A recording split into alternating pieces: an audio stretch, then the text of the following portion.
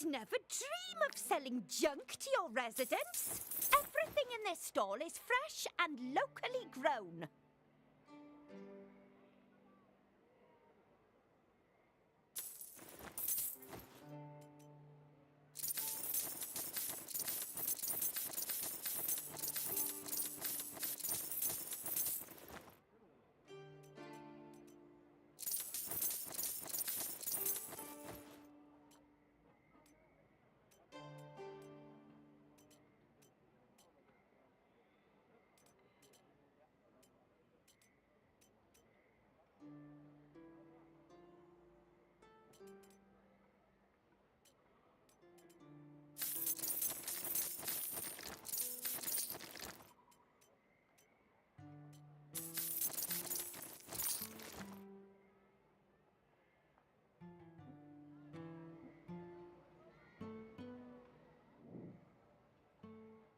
This'll faff, but It shall form the...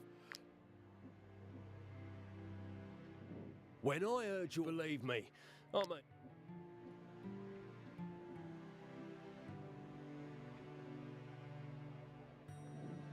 I know every trade, every guild.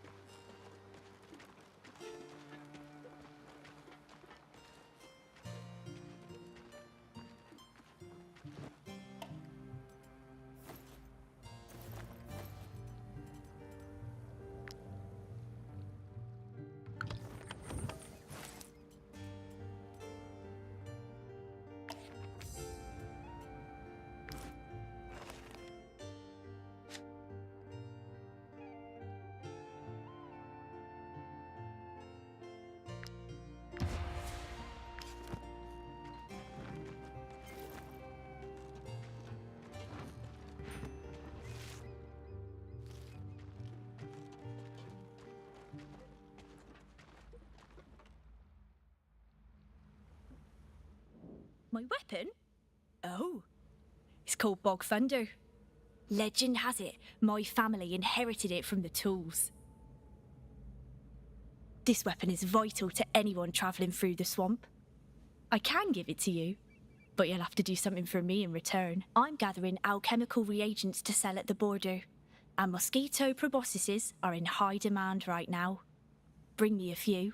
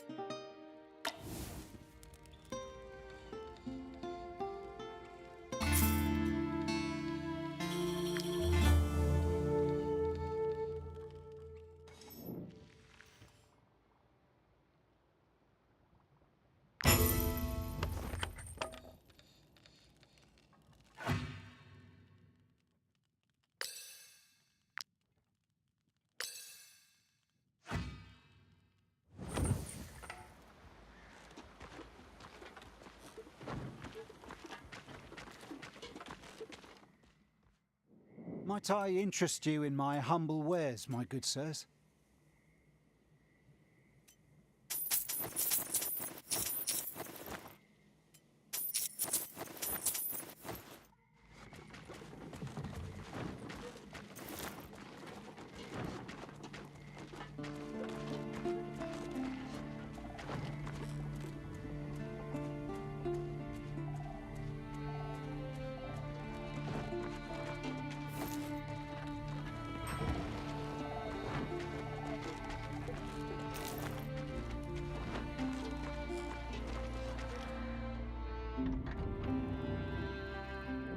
Well, well. It's not every day that we see fighters like you. You're not from around here, are you? Don't worry. Our new champion never turns down a challenge.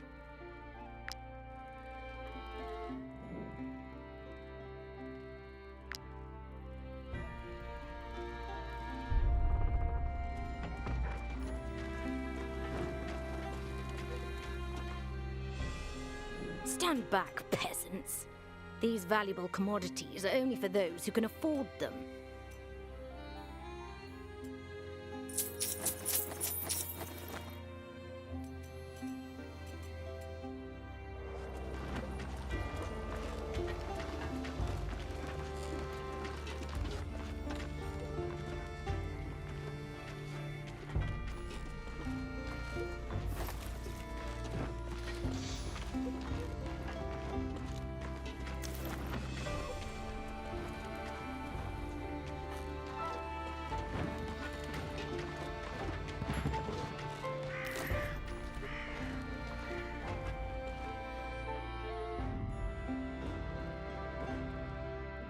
I must find Bion. She deserves to rest in peace. Bion was the greatest tracker in the world, and the best person to ever live in this eye-forsaken kingdom. Why won't they let me help her?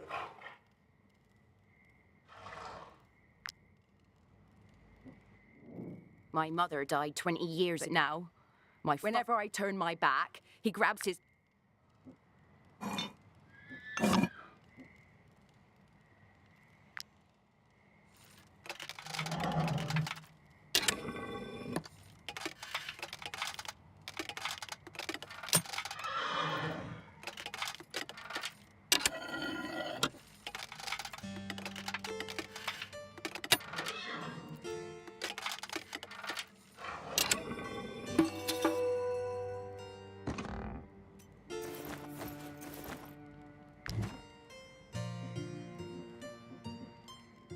Don't let my father-in-law distract you.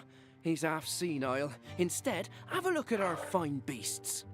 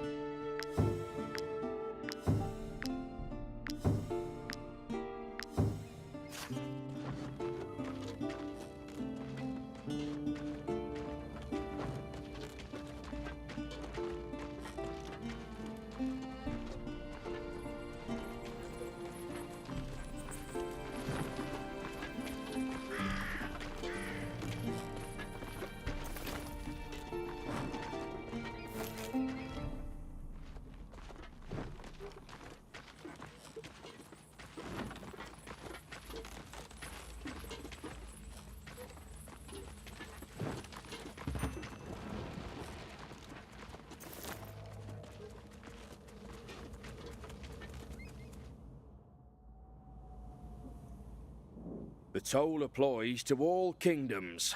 I hope you have enough to pay up. Everything is in order. I beg of you, let me pray in peace. I'm waiting for... I was told to go to the Vitrucian. She should be able to help.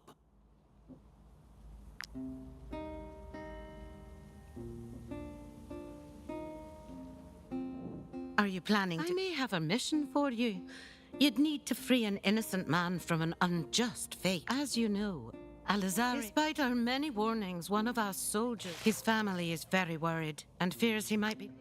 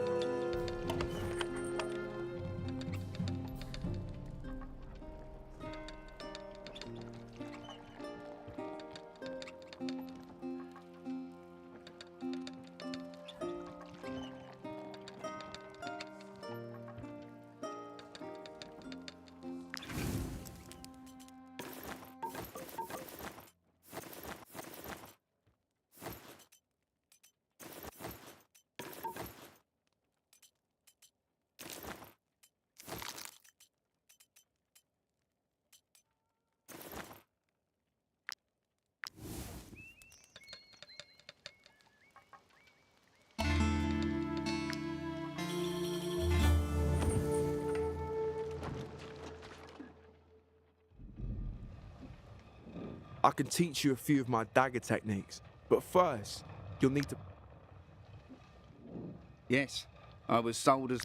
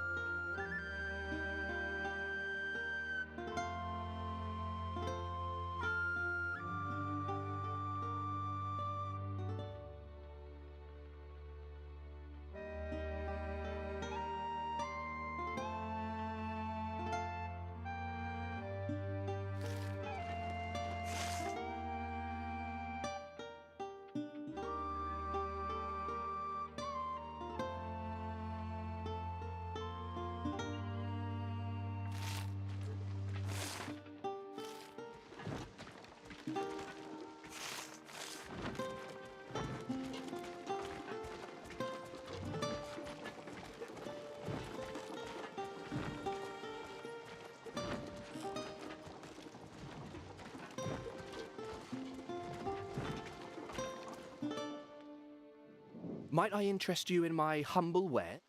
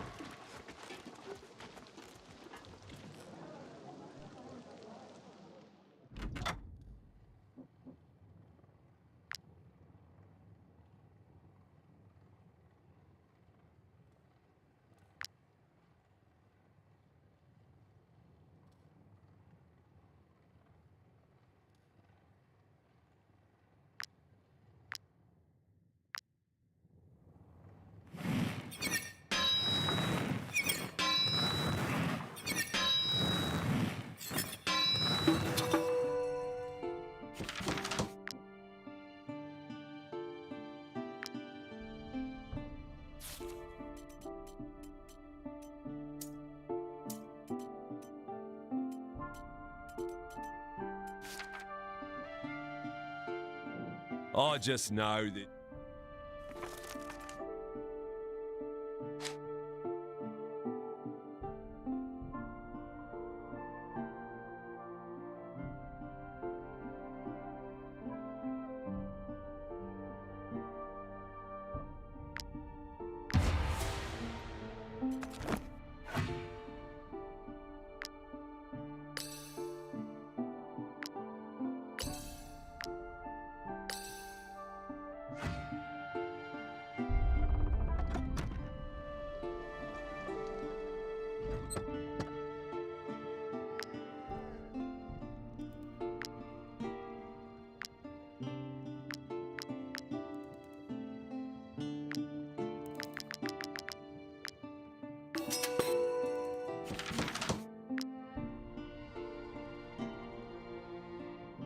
Oh, I've missed this shop.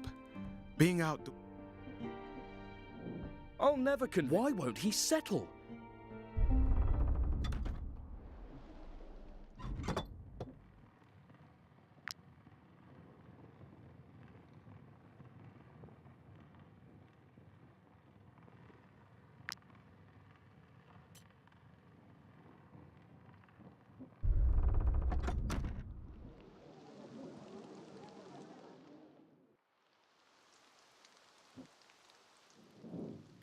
Come, good people of Marheim.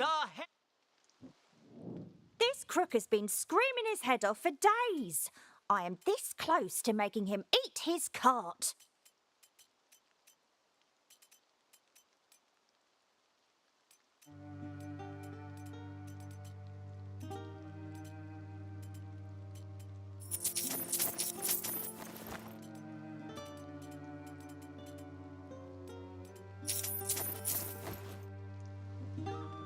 Strange. The market doesn't stink quite as much now. I would offer wine to go with your cheese, but the disease has all but destroyed our vineyards.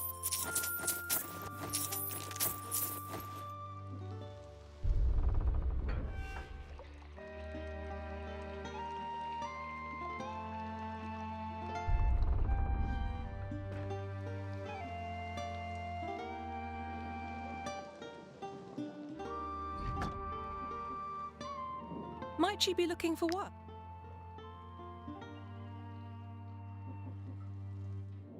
I'm concerned about the vineyard disease.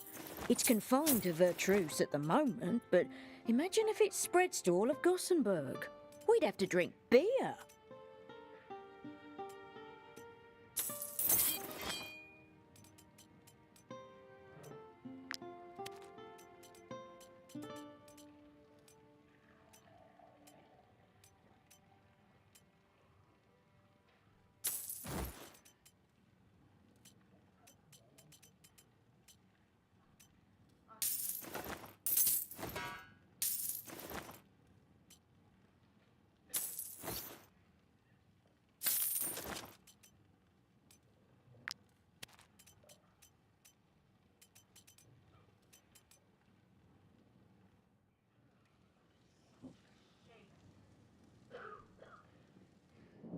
Apologies.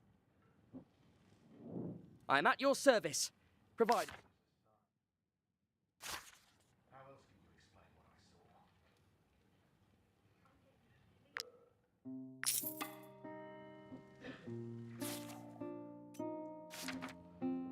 It was after a call me crazy. But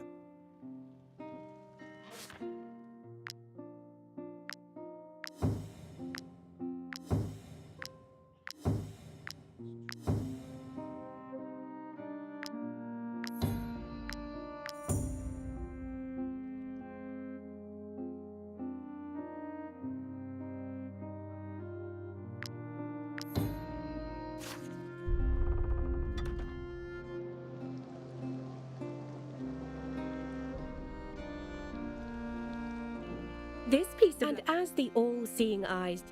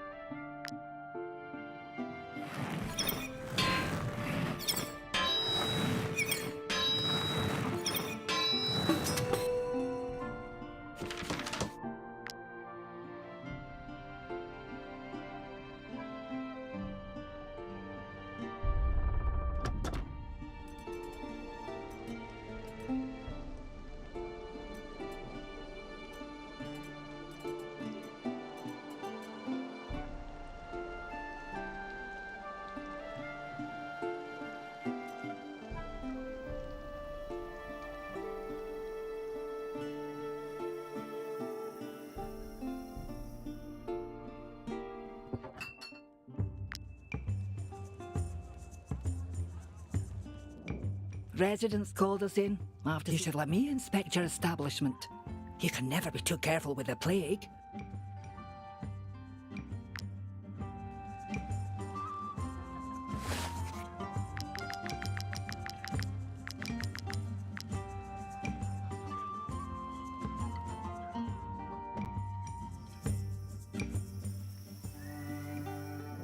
This piece of land, and as the all-seeing eyes general, don't worry, your belongings are in good...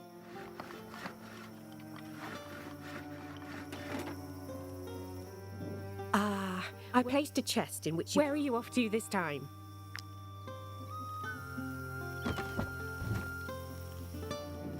Without a trade route, the only things I can sell are local products. Goods that come from afar tend to rot along.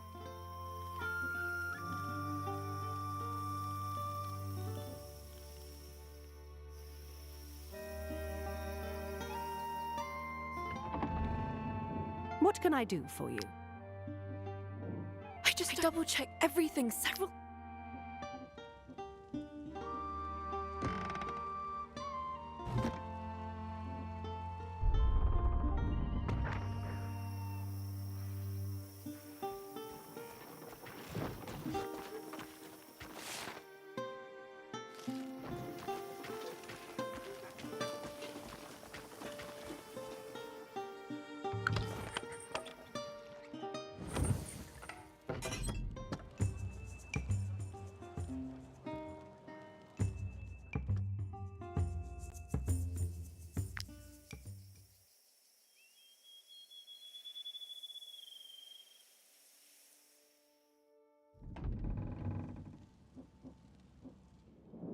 You've restored Old Mount, my lords. Any soldier would be proud. Allow me to assure you of your militias and... The clans of Harrog are too proud. Swamp fever is ravaging the clans, and we don't have enough druids and apothecaries to confront the full scale of the epidemic. I beg of you, my lords, please... You know everything there is.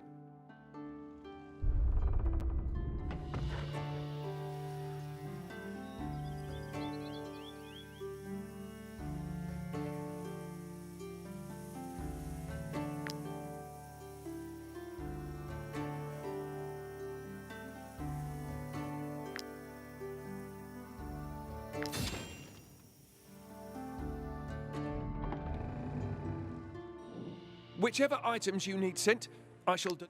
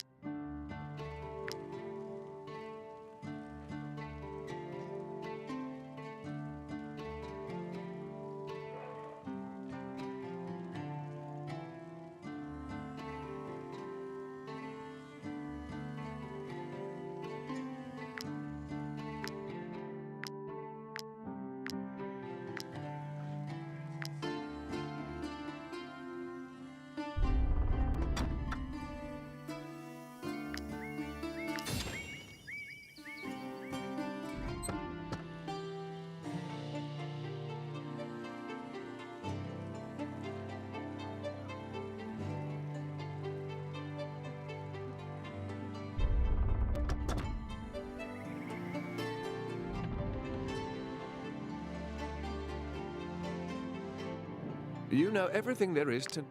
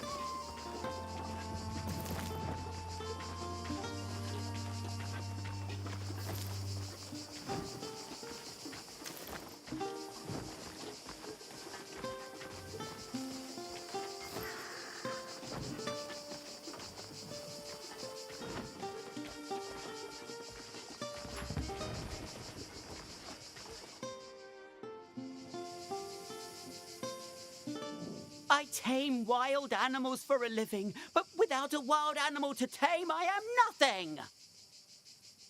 It took me years to perfect this wolf's skills.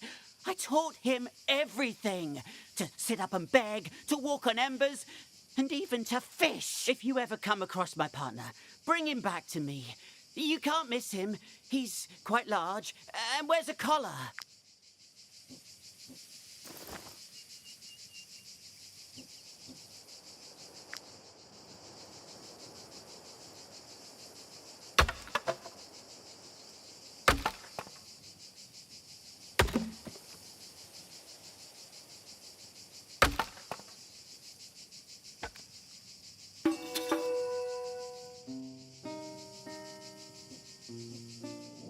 If we don't find the damn wolf, we'll miss the arena clash.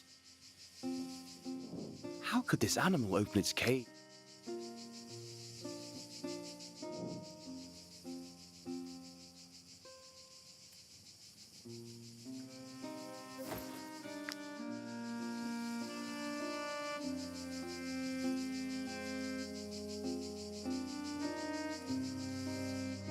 How could this animal open its cage unnoticed? If we don't find the damn... If you ever come across my...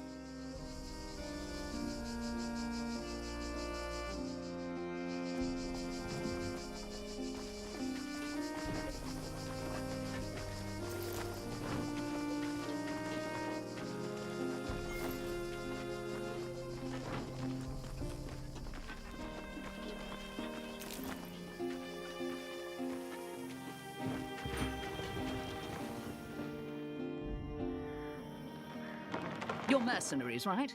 My vineyard's the only healthy one left in the whole, but I was attacked. I can deal with thieves, but murderers?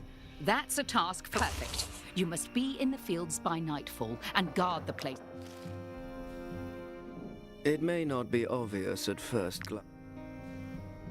Of course we reported the attack. The guards searched the area all day. I saved my mistress by pure risking my life with 2 months.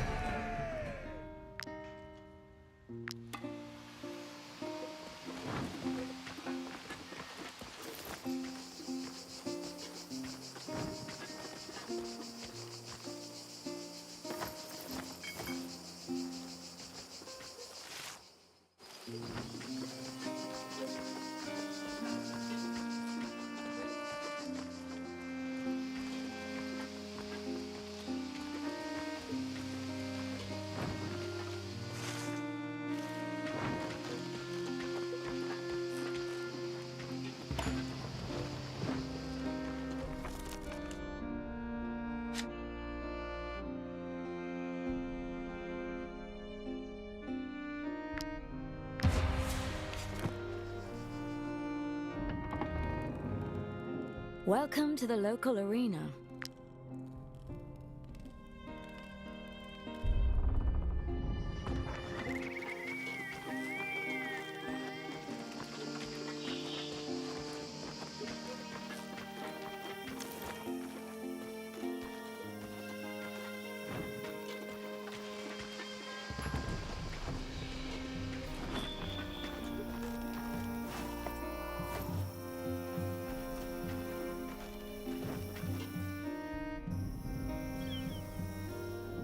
You're not bothering me. I just finished eating my mutton stew.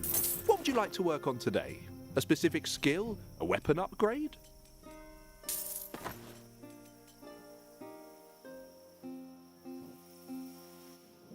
My parent, to be honest, it's a... We're next.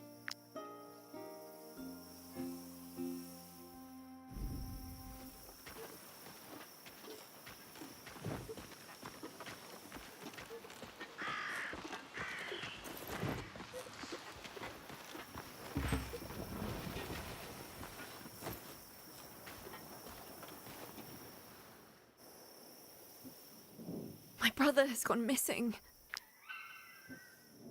It's strange.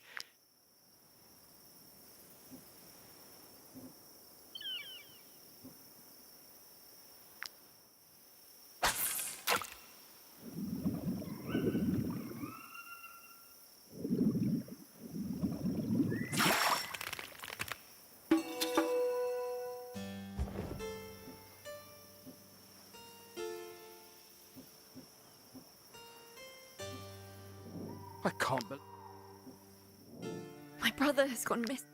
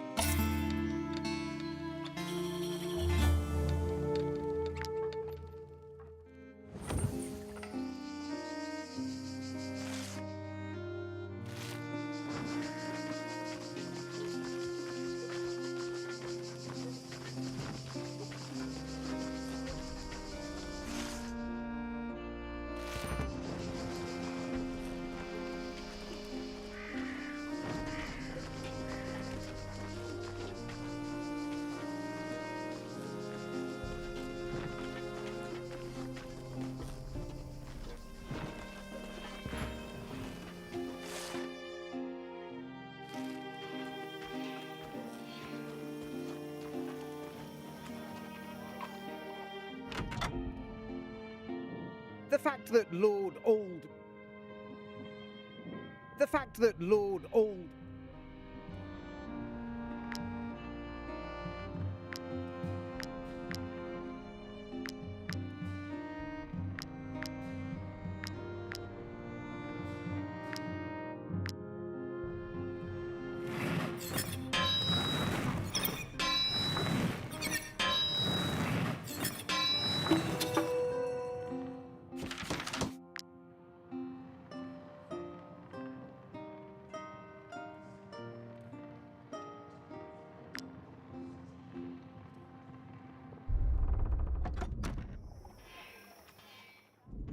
You should reconsider my offer. Without our scholars, you are finished. Vertruse is nothing without its vineyards. Not only do you risk a peasant uprising, but you could also lose everything you have, including your broker title. In light of your situation, my price is more than reasonable. I am well aware of this, Lady Adra Alazar. But I beg of you, give me more time. The decision must be approved by the Broker Council.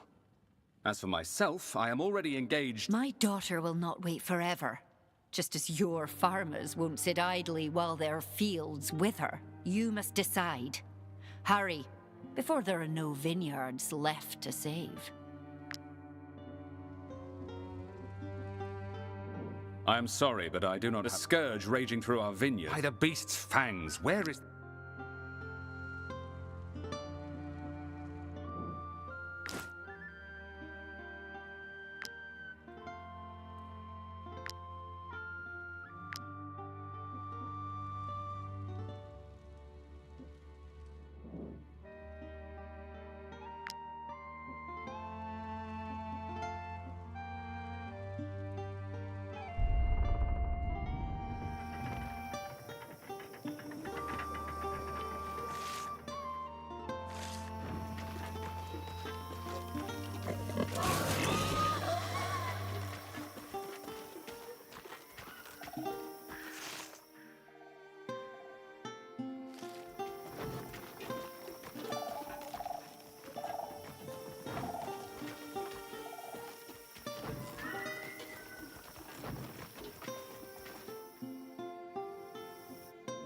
If you ever come across my partner... Oh, I was so worried I'd never... Thank you, mercenaries! Glad to have him back. Ah, glad to see that.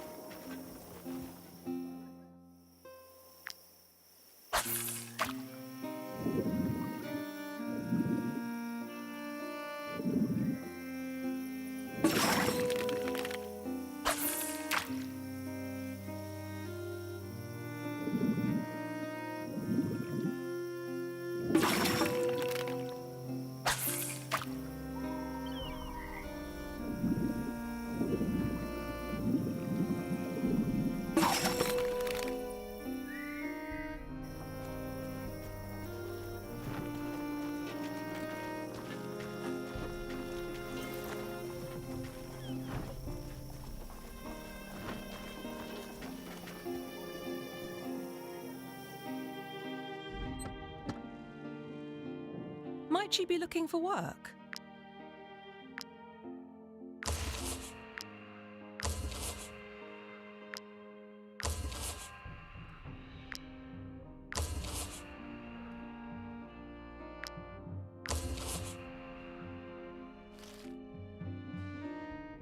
Adventure calls.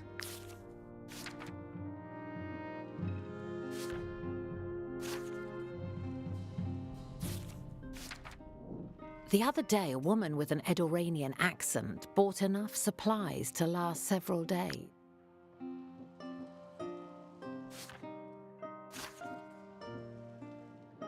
This inn is mostly a rest stop for travellers on their way to Marheim. Most people only stay for one night.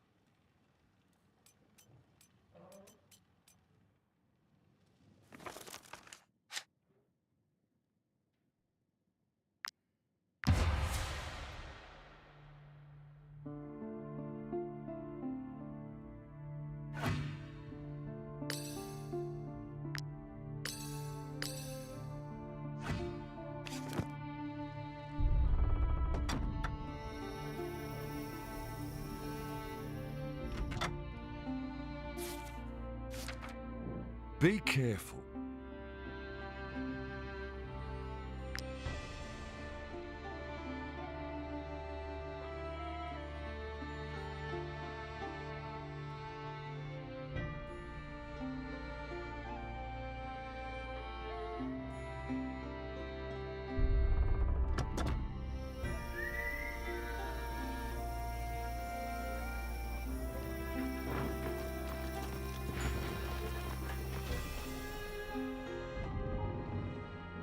I agreed to see you as this meeting could be mutually beneficial for us.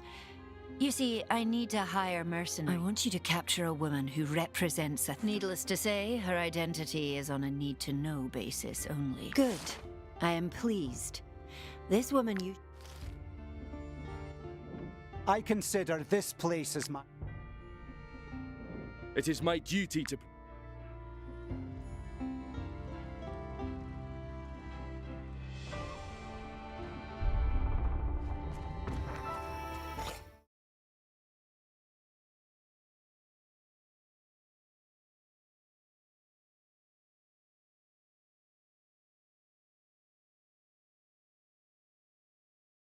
works 1 week may not work in 2 weeks' time. It's already obsolete. So it's a very fluid situation. It needs a constant readjustment because the Russian jamming capability is always increasing. They are jamming different frequencies, and we have to react fast to that to be still capable. You mentioned that you're on the FPV team. Do engineers do a similar role with every one of the unmanned systems in terms of adjusting them based off of the location?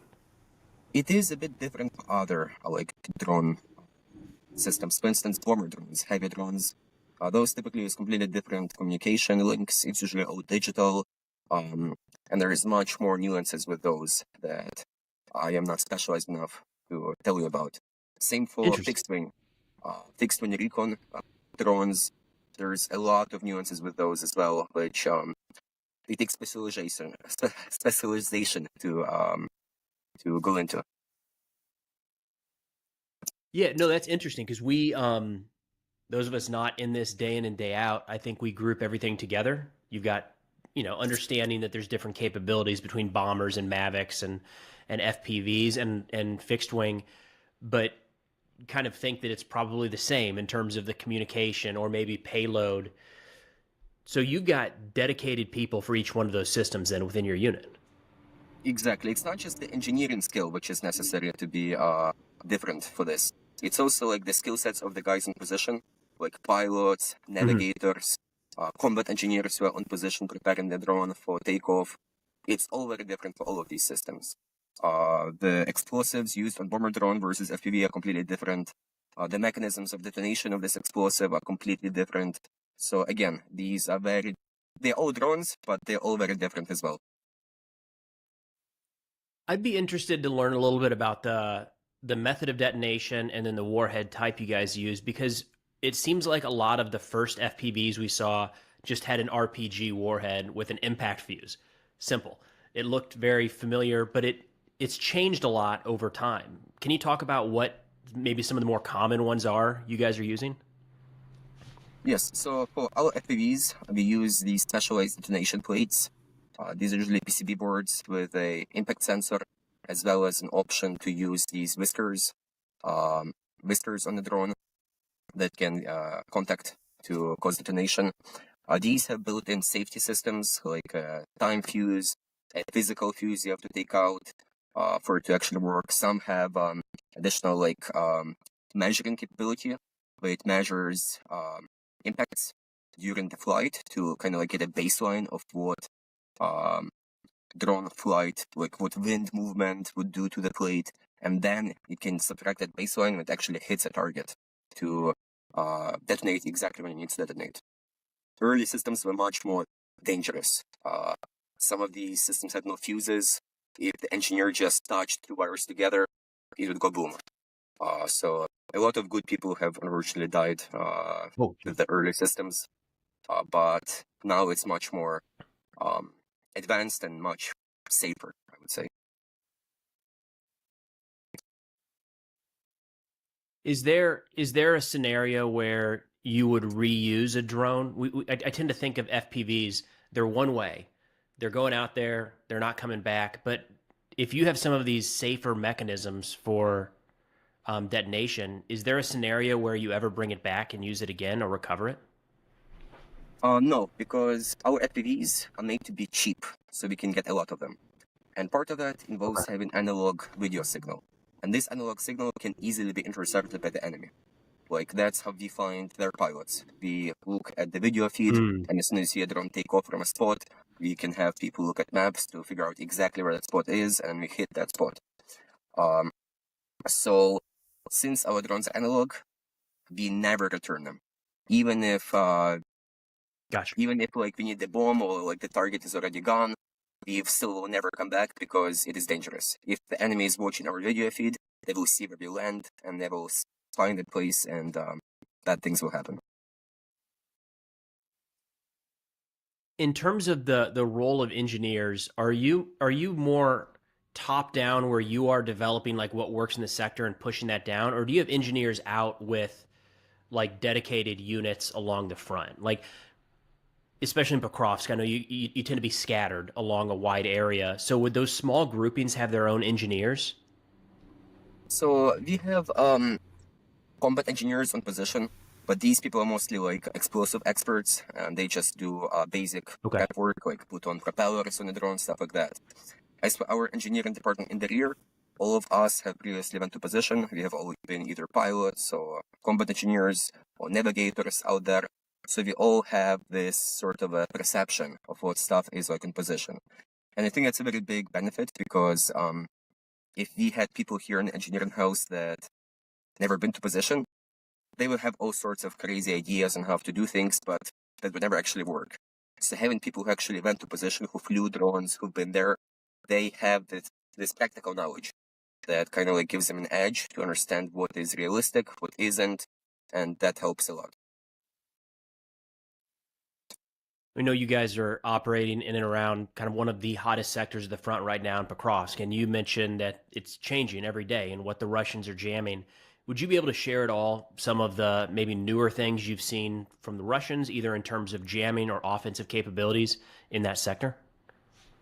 Yes, so Pokrovsk and Myrnograd, definitely their priority right now. And sometime in the late spring, they brought in one of their best drone units called Rubicon into the sector to help with the summer offensive. And the game has changed a lot since then, because these guys, they have some advanced capabilities. They have very good jamming equipment. They introduced a lot more fiber optics and new tactics as well with fiber optics. For instance, one of their most favorite tactic is to have the fiber optic drone land on the road, turn off its motors so it saves battery life, and just wait for hours until a car comes by and hit that car. They also started doing remote mining and other things which we have originally started, but now that they're catching up and hitting us back with the same things we used on them a year back.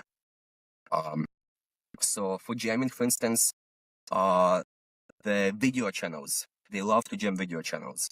Controls, not so much, but for video is a very bad situation right now. Even non-standard frequencies, which not often used, even those, they start jamming them quite fast. For instance, sometime like a month ago, we introduced a new drone with a new video transmitter on a completely different frequency, never used before. For 1 week, we had very good results. We had very good flights. We hit a lot of targets. But after only 7 days, we already introduced jammers to jam that frequency. So they react fast, and that's why we also need to react fast. Well, can you explain the difference? You said video versus control jamming. What's the difference there? Because it seems to me like if the video is jammed, then it doesn't, like, you wouldn't be able to control it. What's that? Yeah.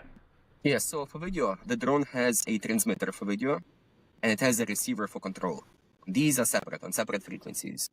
To jam gotcha. video, Okay. yeah, what you need to do is you need to actually jam the receiver, which is where we are located. We are all in Pokrovsk. They know exactly where we are. Well, they know that we're in the city. So all they have to do is just point an antenna towards Pokrovsk, jam our frequency, and now any of our receivers in Pokrovsk will now be blind. For control, it's very different, because they actually need to protect their targets that we're going to hit. And since they're spread over a large area, they would need a lot of these. They would need a lot of control jammers. And these jammers act on the FPV itself, not on our receiver. So to jam control, they would need many more systems. So this is a cheaper way of doing it, to jam a video, and it is quite effective for them.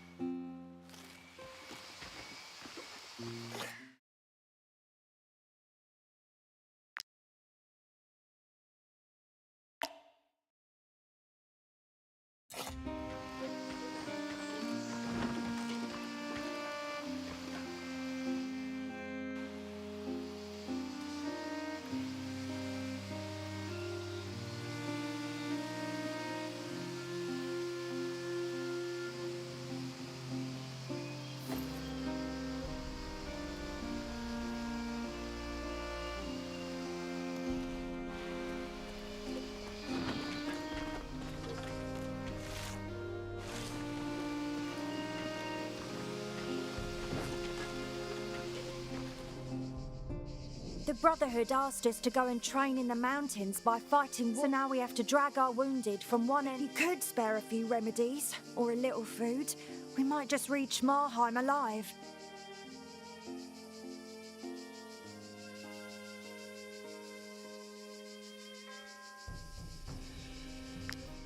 Thank you, mercenaries.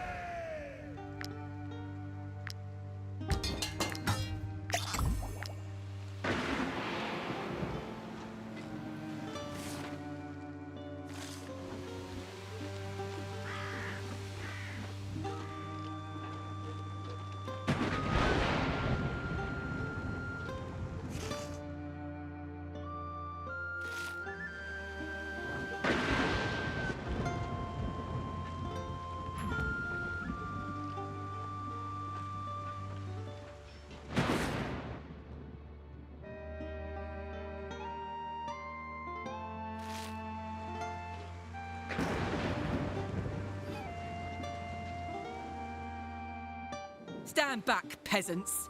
We're not after the Abbey. It's the plague. Nonsense. Broker Old... What does he know, old Mark? You hired mercenaries. That does it. Enough is enough.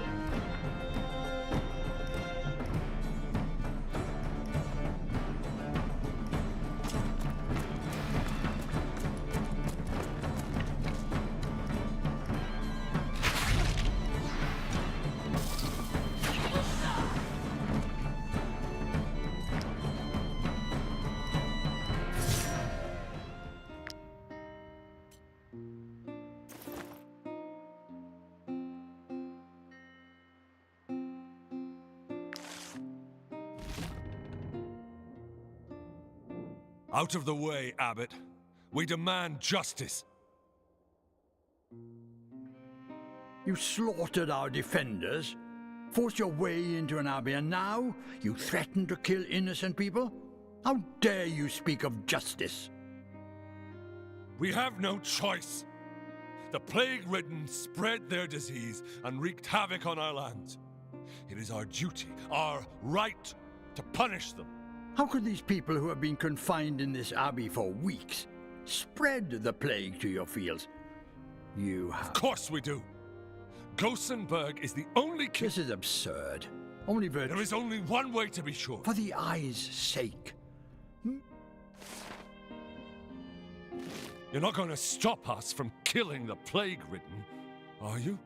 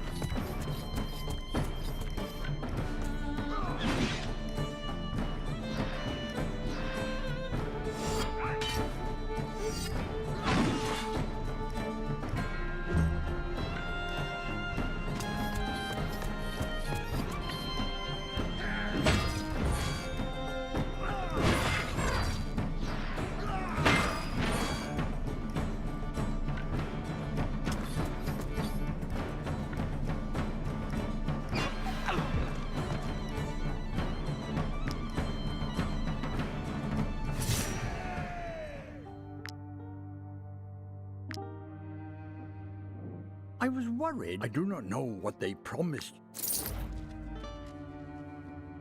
We thought our end had come. Thank you for saving us.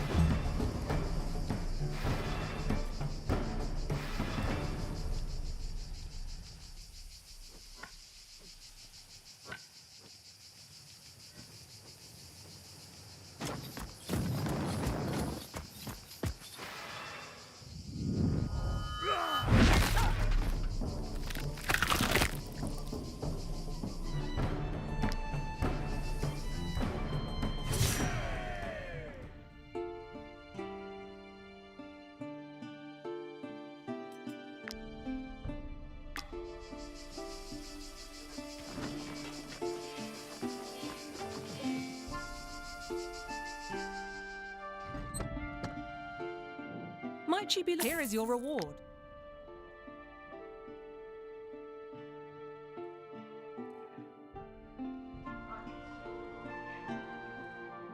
This inn is mostly a rest stop for travellers on the...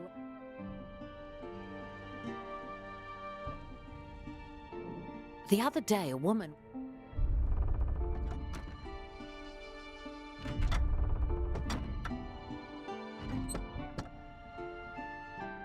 Be careful if you go into the hills south of here. I heard farmers mention plagued rats.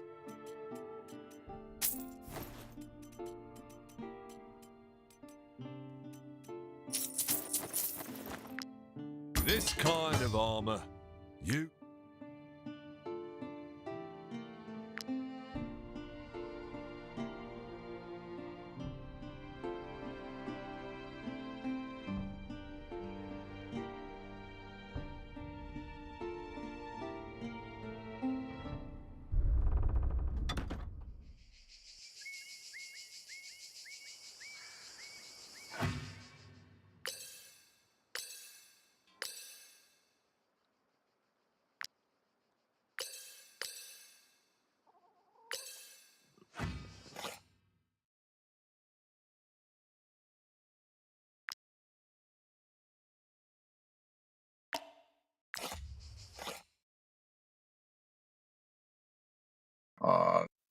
We have to constantly adapt to overcome this obstacle.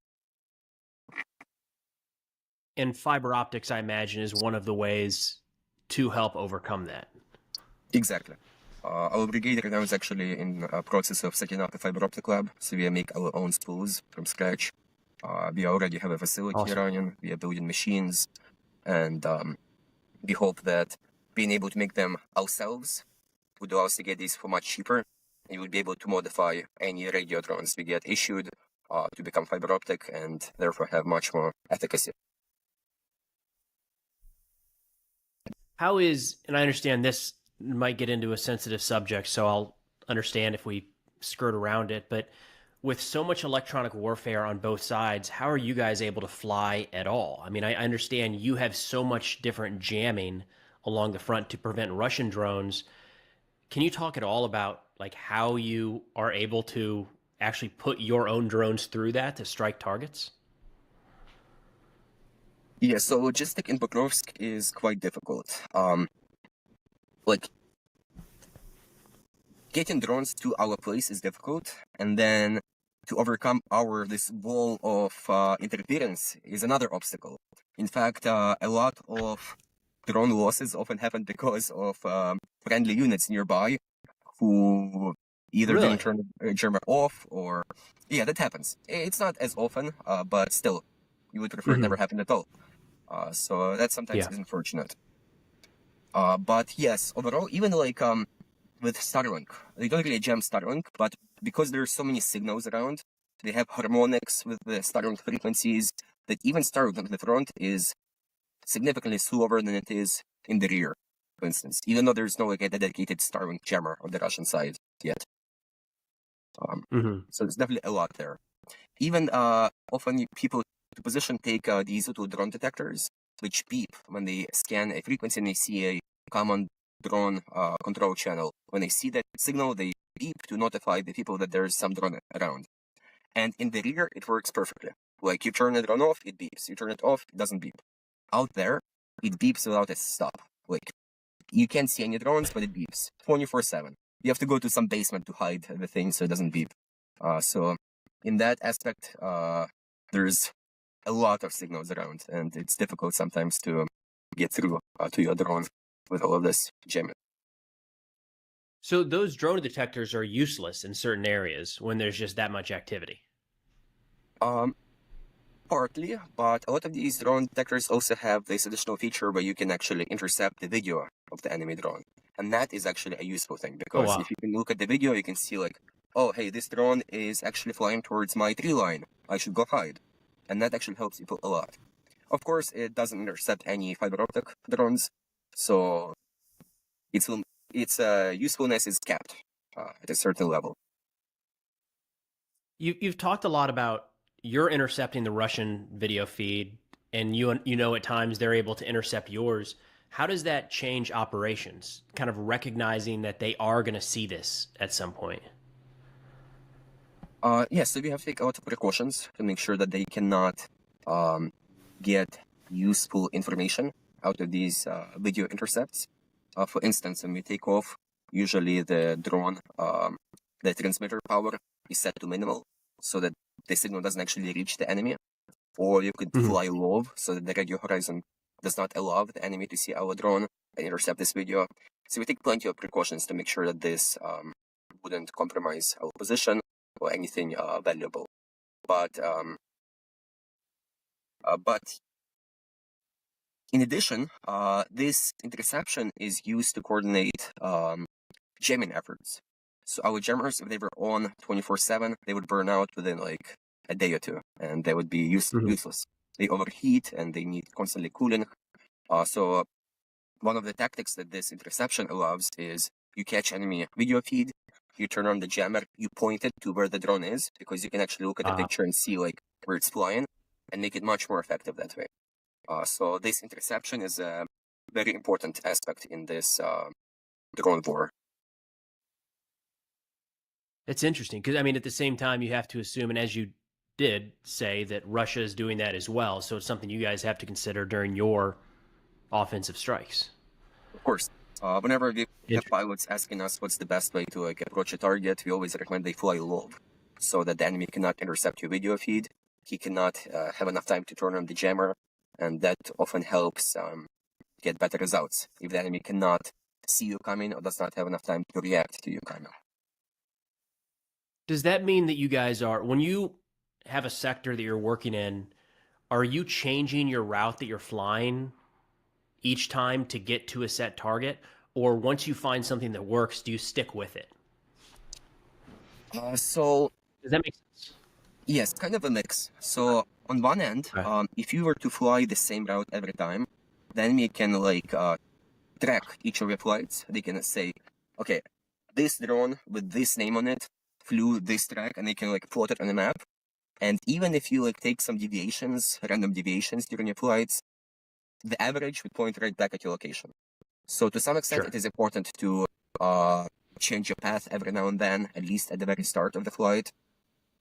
But on the other hand, navigation for the pilot, it's also almost a art in itself. It's often hard to find a target that is 15 kilometers away from you just by looking at the landscape. So often if pilots kind of like have, for instance, a tree line that they follow, they can use that for better navigating and to find the target faster. Because again, navigation, not talk about much, but a good navigator would be able to just look at any picture in the front line within like 10 kilometers of you and know exactly where you are. And this skill is very valuable because if you have another navigator who is lost, what ends up happening is that the pilot has to circle around before the navigator knows where he is, and time passes by, the battery dies, and the drone does not reach the target. So it's a mix of what a navigator can do and safety for the unit. Those navigators are going to have a second career after the war and be in these geoguessers online. Have you seen that? Where it's like a picture of a sign? So, yeah, that's what those guys will do. And think about this. When they jam video, often your video feed is just like constantly blinking. It's like a grayscale. There's always these analog like interference patterns. Sometimes it is literally that you have like literally 2 seconds to look at the picture before it disappears for like 10 seconds, and you have 2 seconds more to look at it. So it's very actually close to what you were describing with these GeoGuessr guys. And they're actually getting it with those like little snippets. Yeah. Sometimes I mean, these guys, they pull on like hundreds of times in some of these villages, know exactly each house. They probably bombed each house like 20 times each before, so they have a lot of experience with this.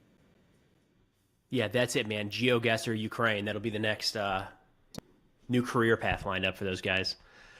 Well, Daniel, I really appreciate you taking the time, man. This is all really informative. I know you're busy. You got a lot going on, and thank you for everything you're doing, and all the best to you and your team, sir. Of course. Thank you. Well, thank you again so much to Daniel, the 25th Airborne Brigade, and of course, Ukraine Aid Operations for helping to facilitate this interview.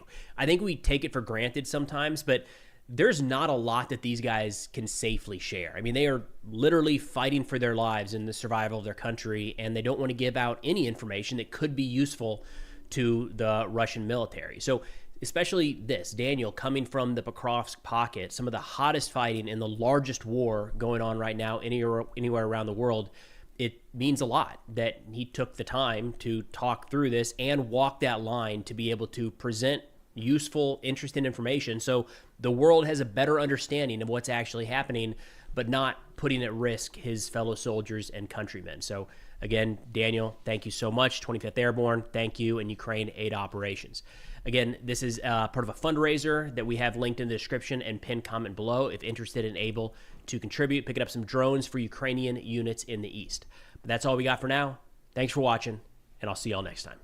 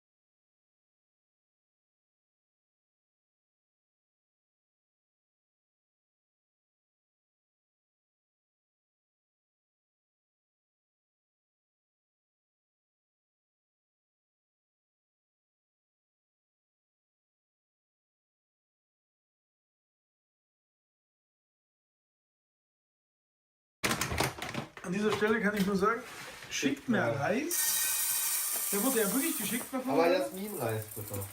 Kein Langkorn-Spitzenreis? Ne, immer Jasminreis. Na gut. Schweinebauch wurde heute erhoben. Natürlich Haltungsform 2. 1 gab es leider nicht mehr. Dafür aber reduziert nur für 4 € das ganze Ding. Sehr geil. Und das Öl ist auch da angekommen, wo es hingehört. Schickt mir Öl. Ja, ich beginne den Vlog jetzt ja nicht grundlos hier. In dem Sinne würde ich eigentlich mal fragen, wie es ums Restaurant steht. Gar nicht. Das ist sehr, sehr schade. Erdrückende Neuigkeiten. Ja, das stimmt. Aber dafür können wir den weiteren Special Guest bei der Party am 15.11. ankündigen. Sophie, oder? Ja. Also wenn das ist keine Breaking News, ist ja mal ein bisschen mehr Begeisterung. Ich bin ein bisschen fixiert. Reis waschen. Es wird zu Gold waschen. Der Reisrausch. Der Reisrausch. Wir sind im Klondike und der Mann hat den Verstand verloren.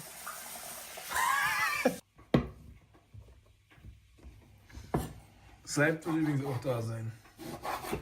Ich weiß zwar nicht, wie ich jetzt drauf komme, aber der wird auf jeden Fall da sein. Übrigens, ab 150 Kilogramm freier Eintritt. Es steht eine Waage am Eingang. Also ich muss wieder eine Waage kaufen. Hast du die versemmelt das letzte Mal? Natürlich. Natürlich! Dann läuft alles richtig. Einsatz. Man gibt einfach. Habe ich nicht zu suchen. Ich habe jetzt fast eine Viertelstunde gecremt.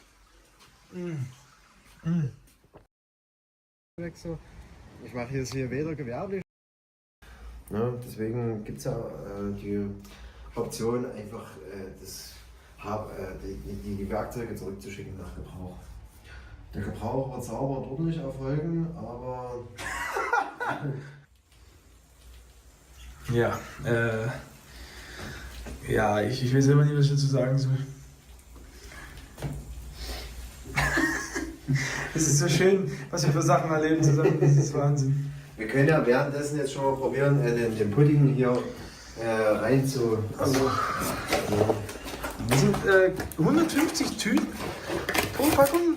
Nee, das ist doch eine nur. Oh, ich dachte, das ist einzeln verpackt. Oh, Alter, ich dachte, das ist einzeln verpackt.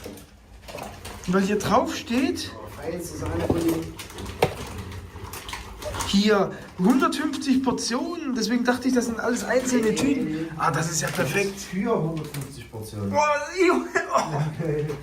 Der riecht schon übelst nach Pudding. Wir kriegen jedes Mal eine neue Lungenproblematik. Wir haben zwar keine Milch, um aus dem Pudding wirklich Pudding zu machen, aber... Boah. Alter, soll ich den hier in der Maschine? Boah, was ist das? Kann das hier eine massive Mehlstaubexplosion geben? Mehlstaubexplosion? Nein, das ist ja eigentlich auch so was ich... Quatsch. Boah. Ja, Stärke kann Mehlstaubexplosion verursachen. Mhm. Nice, naja, man lernt nie aus. Kann ich was probieren? Warte. Ja. Nee, das ist ganz schlecht zu rühren.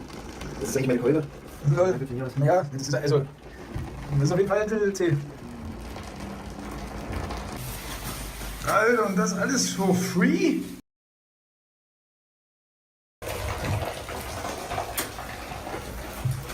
Und das saugt einen an, also hier.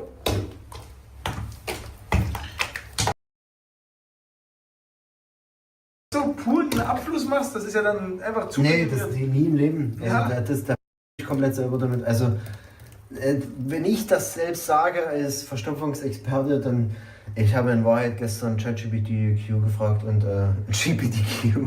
L+. Kannst du bitte nur mal diese Fäden machen? Das sah wirklich schön aus. Also das ist wirklich Kunst. Alter.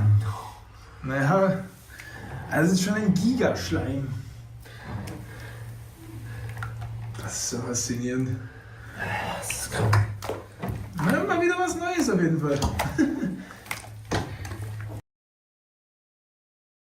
Oh, nee. Was soll ich sonst machen? Wo soll das hin? Dann würde ich es halt noch mit heißem Wasser mehr verdünnen. Dann ist die Wahrscheinlichkeit, dass das... Ich glaube, du hast die Fans jetzt massiv verärgert, dass du mir diesen Tipp gegeben hast, aber... Nee, das ist ja... Naja, die wollen natürlich die Verstopfung. Ja, naja, ja...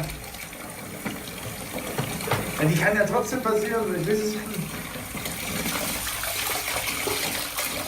Alter. Die Verstopfungsfans. Die Verstopfungsfans. Die Leute wollen natürlich die Verstopfung. Also ich jetzt wirklich hier jeden Krümel, ne? Und diese... Ich muss jetzt hier jeden... Es darf nicht... Abgelaufen im Kirschbier und Speisestärke mit Aromen. Oh, der Rest fließt hier. Doch. Ui. Oh, das ist ja doch noch sehr gut verflüssigt am Ende. Ja, habe ich gute Arbeit geleistet, oder? Oh ja. Das war doch ein spannendes Projekt, oder?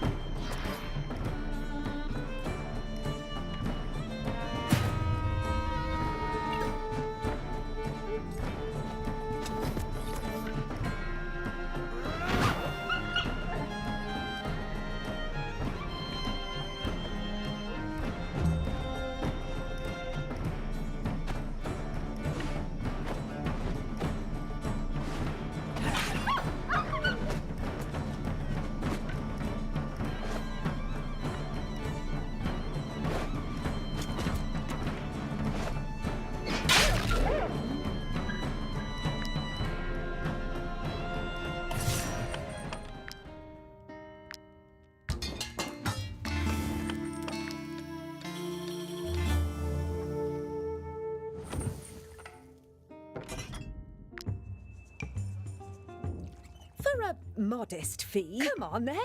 We're not expensive and it'll add a little atmosphere. Just choose which piece you'd like us to put on.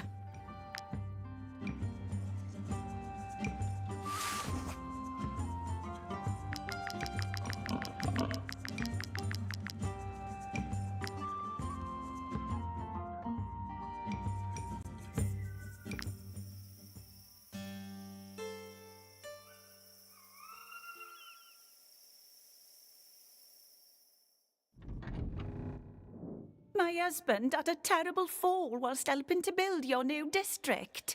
He survived, St. Eliot be praised, but he can't get around on his own anymore.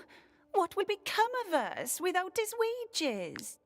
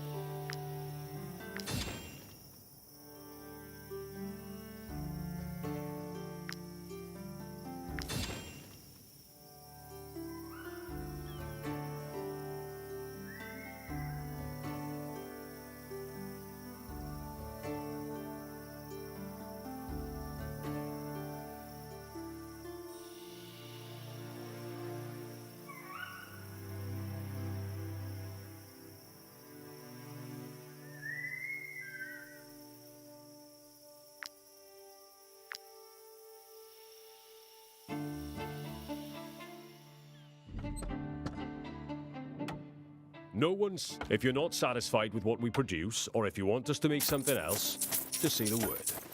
You're the one paying.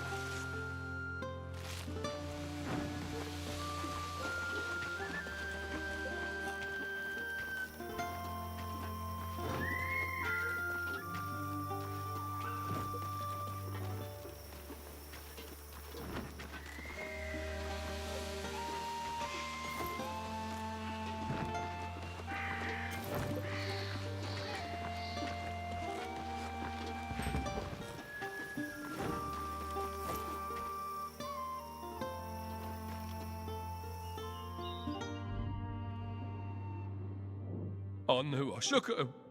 Striking. We work for a pittance all day and sometimes all night, in stuffy galleries that could collapse at any moment. We won't go back to work until the boss agrees to our conditions. We want more crowns, enhanced safety measures, and a day off for the Festival of Light. If you negotiate for us, we will pay you handsomely.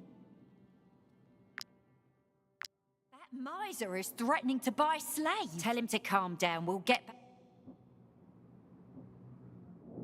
You obviously know how to handle such situations.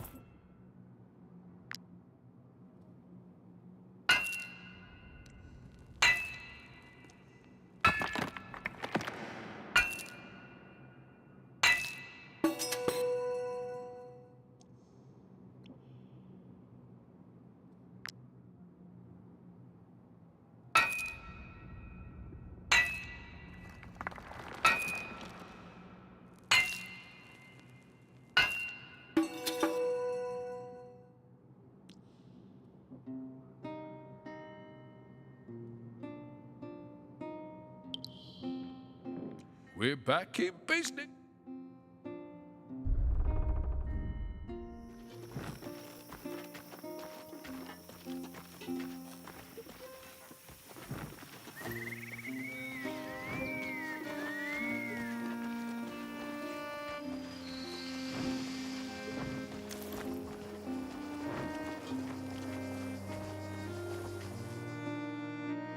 Might I interest you?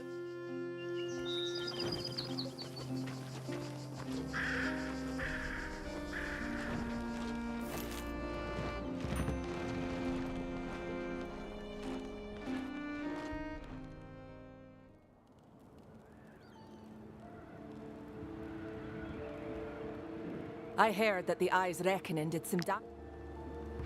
I'm going back to Drawback to look for plague remedies. Do you really want to enter Al-Azhar, despite the Eye's Reckoning? All right, suit yourselves. Do you know how much I have to pay for each? They won't let honest citizens work.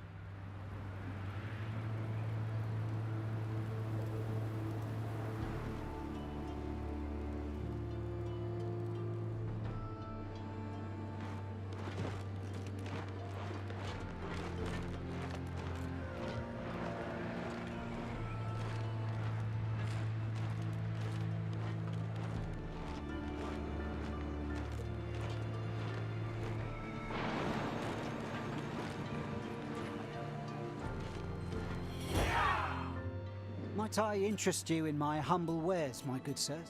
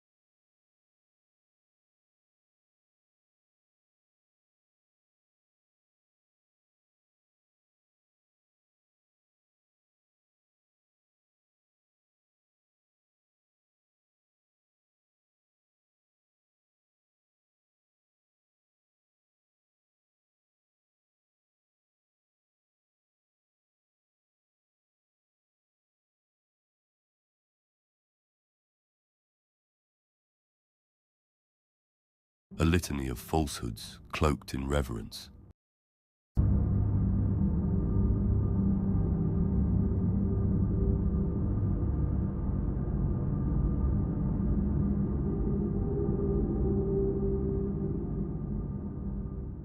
The air of Caldravane was thick with soot and silence, a silence not born of peace but of exhaustion, as though the hive itself had grown weary of breathing beneath its own weight. Towers of cracked adamantium rose from the endless smog like the ribs of a colossal corpse, each one draped in cables that flickered with faltering lumens, casting the upper spires in a perpetual half-light. Far below, where the factory districts churned day and night, whispers moved faster than trade shipments, rumors of visions seen in prayer, of shadows moving in relic halls, of a saint long dead weeping black tears. The administratum scribes dismissed it as hysteria, a byproduct of toxic fumes poisoning the lungs of workers who toiled 18-hour shifts. The ecclesiarchy, however, grew restless, for whispers in a hive this vast were like sparks in a dry field. Left unchecked, they could ignite into heresy. And so, a summons was sent beyond Caldravane, borne on encrypted vox across the void. The call was answered by the Order of the Martyred Veil, one of the sororitas branches most feared for their unrelenting resolve and their devotion to stamping out corruption wherever it slithered. Their leader, Canoness Viridiana, was not known for mercy. Her name carried the weight of burned cathedrals and cults reduced to ash. When she gave her oath to purge a world, she did not leave until even its echoes were silenced. Thus their arrival was like the fall of a blade. Valkyrie gunships pierced the choking skies, their engines roaring over the hive sprawl. Citizens stared upward through grime-streaked windows, crossing themselves, half in reverence, half in dread, for the coming of sororitas meant calamity had already taken root. The Martyred Veil made their way to Caldravane's grand reliquary, a cathedral carved into the upper spire itself, older than memory, its walls layered with soot, yet still marked by etched script and sculpted saints that watched from shadowed alcoves. The reliquary had once been a jewel of faith, its sanctum a place where the Emperor's light was said to burn brightest. But now the priests whispered that the light was dimming. At its heart stood the relic that had brought the sororitas to this world, the broken statue of Saint Meridia, a martyr who centuries ago had perished in the defense of Caldravane against raiders and Xeno's pirates. In her time, she was hailed as deliverer, her name chanted across hab blocks, her sacrifice immortalized in stone. The statue, cracked at the midsection from some forgotten collapse, now leaned upon a crooked pedestal like a sentinel worn by centuries. Yet the faithful claimed the wounds of the stone had changed. It was said that from the fissures of the saint's face, where time had weathered the sculpted eyes, ash trickled like tears, drifting in small black motes across the altar floor. Priests claimed to sweep it daily, yet always the tears returned. And worse, novices sworn to the reliquary began to confess visions. Some claimed they saw the saint moving, leaning forward, her lips parting as though she whispered. Others said they dreamt of her rising from the broken plinth, robes burning, hands outstretched to embrace the people. To the desperate workers of Caldravane, burdened with endless quotas and unending toil, it was not blasphemy, but hope. A sign, they said, that the saint had returned to deliver them. To the ecclesiarchy, it was dangerous heresy, for saints who returned in dreams and ashes rarely served the emperor alone. Canoness Viridiana stood before the reliquary doors on the evening of her arrival, her crimson cloak heavy with travel dust, her eyes as cold as iron beneath the flicker of sanctified torches. Around her, armored sisters of the Martyred Veil waited in silence, their bolters resting across their breastplates, their helms crested with the sigil of their order. In the shadows, local clergy shifted uneasily, watching as the sororitas prepared to enter the sanctum. Let no rumor go unanswered. Viridiana spoke, her voice carrying like a commandment carved in stone. If the saint weeps ash, then we shall see it with our own eyes. If visions plague the faithful, we shall cut out their root. The Emperor protects, but only through those willing to wield his fire. The reliquary doors groaned open, revealing a hall drowned in incense smoke and dim lumen glow. The broken statue loomed at its end, half shrouded in shadow, half lit by flickering candles placed by trembling hands of pilgrims. The smell of burnt wax and damp stone pressed against the senses. A hush fell as the sororitas entered. The faithful who had gathered scattered to the far walls, bowing their heads, their eyes wide with fear and reverence. A priest knelt before the cracked statue, sweeping at its base. He paused, held up his broom, and revealed a faint smear of black ash that clung to its bristles. The murmurs began again, whispers threading through the chamber like a second incense smoke. Viridiana approached the statue with slow, measured steps. She gazed up at the broken face of Saint Meridia, the cracked marble lips frozen in silent scream, the hollow eyes staring down like empty sockets. And there it was, a faint drift of ash, black as char, falling soundlessly from the fissures, vanishing as it touched the floor. The sororitas around her stiffened, murmurs of prayer rising instinctively. The canoness did not move, her hand resting upon the hilt of her blessed blade, her gaze fixed upon the statue's face. "This is no miracle," she whispered. "This is corruption." Her words struck like thunder in the silence. The clergy flinched, their whispers choking into silence, but still the ash fell. Hours later, as the cathedral bells tolled the call for prayer, a group of novices gathered before the reliquary once more. They prayed, their voices hushed, their knees pressed into the cold stone floor. One novice, Sister Elaine, lingered long after the others departed, her pale face bathed in candlelight, her lips trembling as she whispered desperate pleas for deliverance. Her eyes fixed on the cracked statue, on the faint stream of ash descending like tears. And then, something changed. She leaned forward, drawn by a pull she could not name. The candles guttered as though in sudden wind. Shadows deepened across the reliquary walls. Elaine whispered the saint's name and swore she heard a voice answer. When the clergy returned at dawn, they found the reliquary empty. The candles had long since burned to pools of wax. The novice's prayer book lay open upon the altar, pages blackened at the edges as though licked by fire. And scattered across the floor, in place of footprints or blood, was only a thin trail of blackened feathers, brittle and sharp, leading into the shadow at the base of the broken statue. The novice was never seen again. The sky above Caldravane's main spire was a storm of ash and steel. Toxic clouds swirled in endless coils, tinged red by refinery fires and the glare of lumen towers that struggled to cut through the suffocating haze. Across the spire's jagged peaks, vox horns blared hymns that dissolved into static, their verses praising the Emperor while the tone beneath them trembled with unease. Citizens paused in their labor when the shadow of the incoming Valkyrie gunship fell across the upper platforms, its roar shaking loose dust from the worn ferrocrete. Some bowed, some crossed themselves, and others whispered prayers under their breath, for when the Adepta Sororitas descended upon a world, it was never without blood.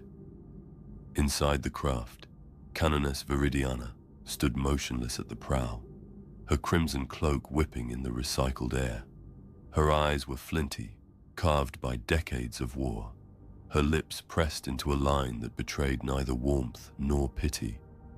Around her, a dozen sisters of the Order of the Martyred Veil murmured their litanies. Their voices blended into a low chant, half song, half incantation, the promise of steel and faith bound together. Each clutched a bolter, rosaries clinking faintly against ceramite. The Valkyrie rattled as winds buffeted its hull, but none of the sisters flinched. Viridiana's thoughts were fixed not on turbulence, but on the summons that had drawn them here.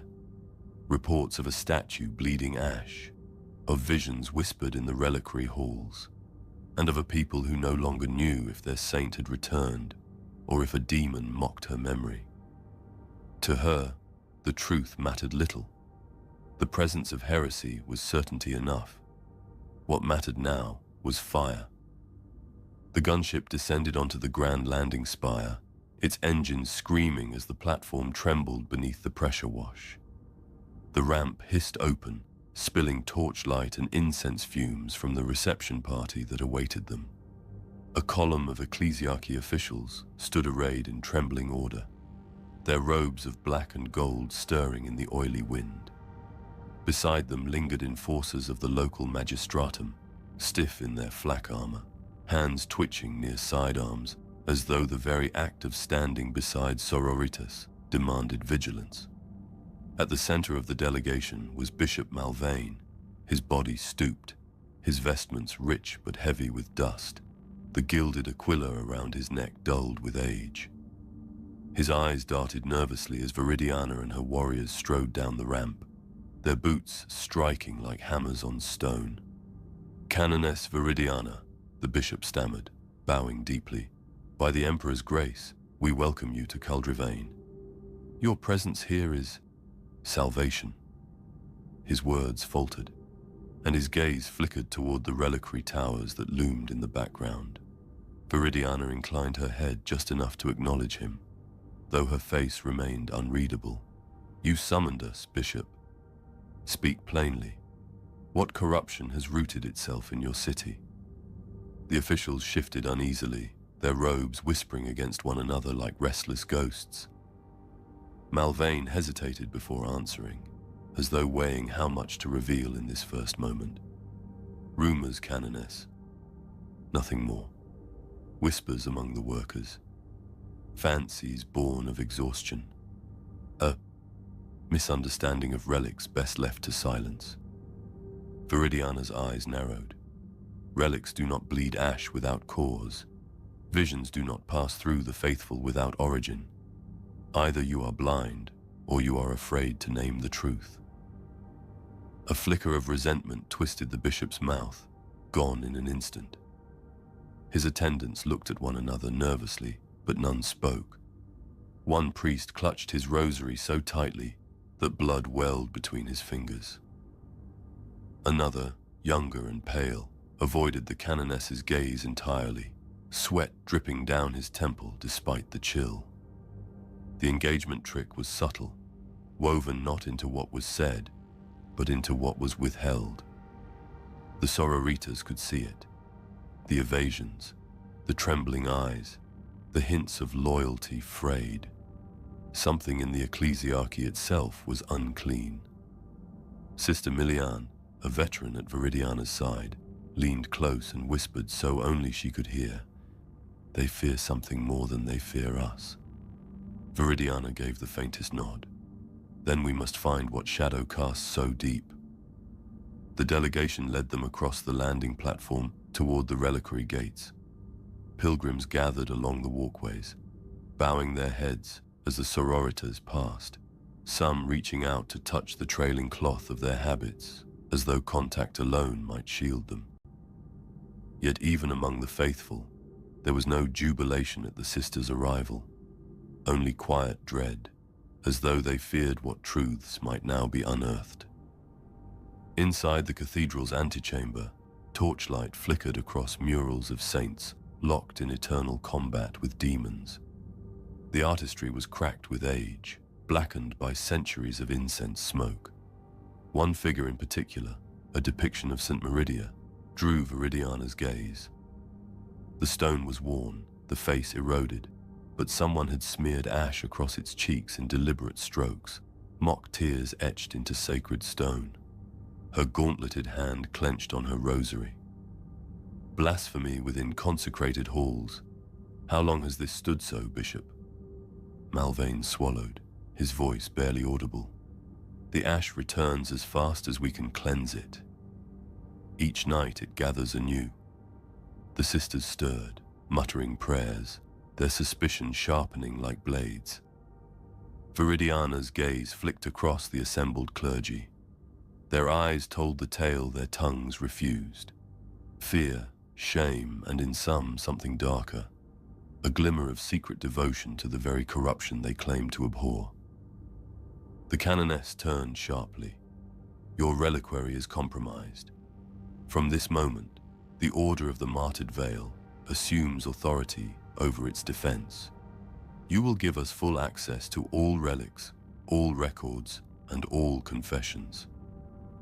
The bishop bowed again, though his hands trembled visibly. As you will it, canoness. Only, I beg you temper your judgment. These people are fragile. Their faith is strained. Her eyes bored into him like augers. Faith does not strain. It endures, or it fails. The words silenced the chamber. For a long moment, only the crackle of torches and the distant toll of hive bells filled the air. Then, from the edge of the delegation, a frail voice broke the stillness. An old cleric, his face gaunt, his eyes sunken with sleeplessness, leaned forward as though unable to hold his secret any longer.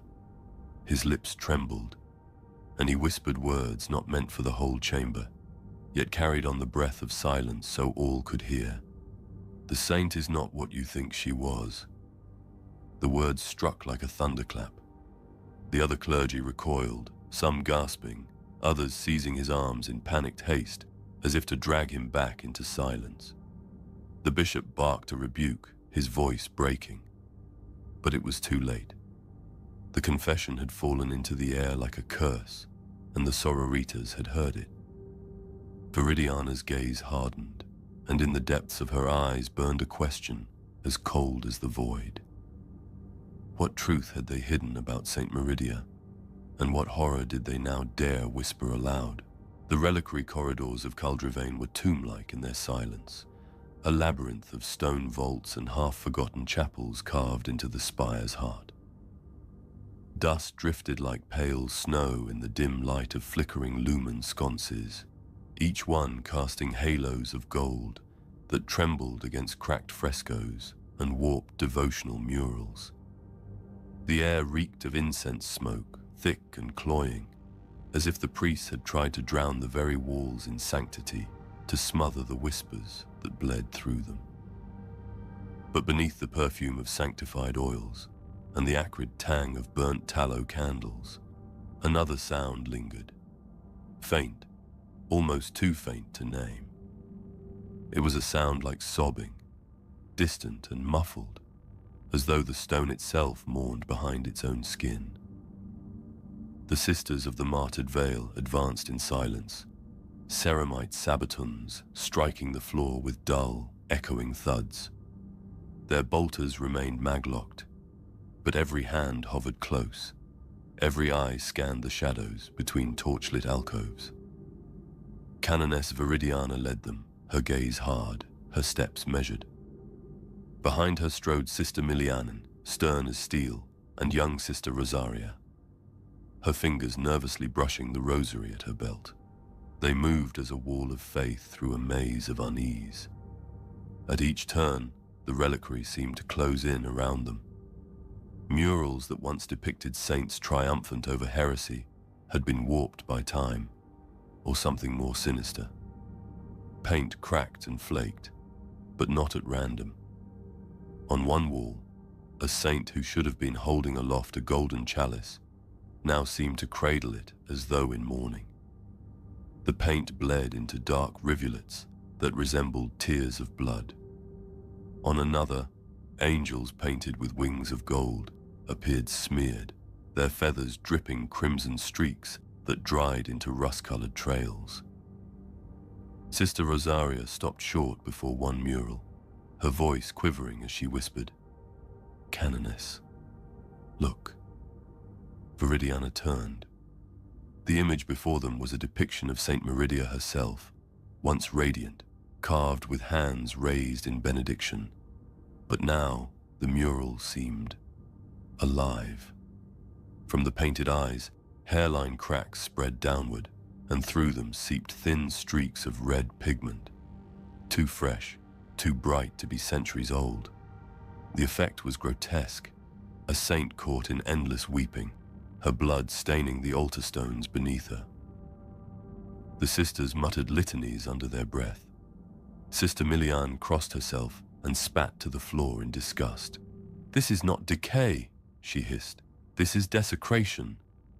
Viridiana reached out, gauntlet hovering near the bleeding mural, but stopping short of touch. The crimson sheen glistened in the candlelight, as if still wet. "We will not call it miracle," she said quietly. "The Emperor does not return his saints in shadows and sorrow. This is corruption's hand, wearing faith like a mask." The faint sobbing sound grew stronger as they pressed deeper. It no longer seemed distant, but close, woven into the very air. Sister Rosaria flinched when it passed near her ear, though no one else seemed to react at the same instant. To one sister it was a whisper, to another a moan, to a third a child's cry. Each heard something different, and each grew pale as realization set in. The walls were speaking, and they were listening. They rounded a bend into a wider vault, where candles guttered low, their wax pooled thick upon the stone floor.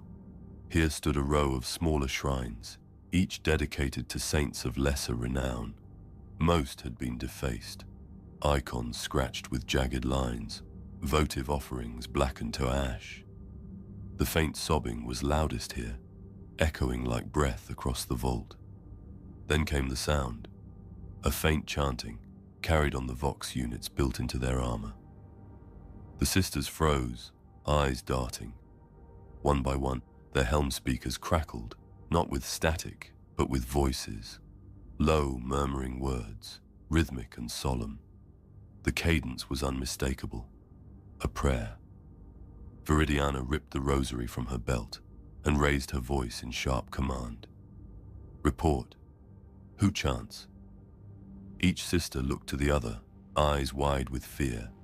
None had spoken, none had moved their lips. Yet the voices continued, rising and falling in measured tones, echoing from the vox systems within their armor.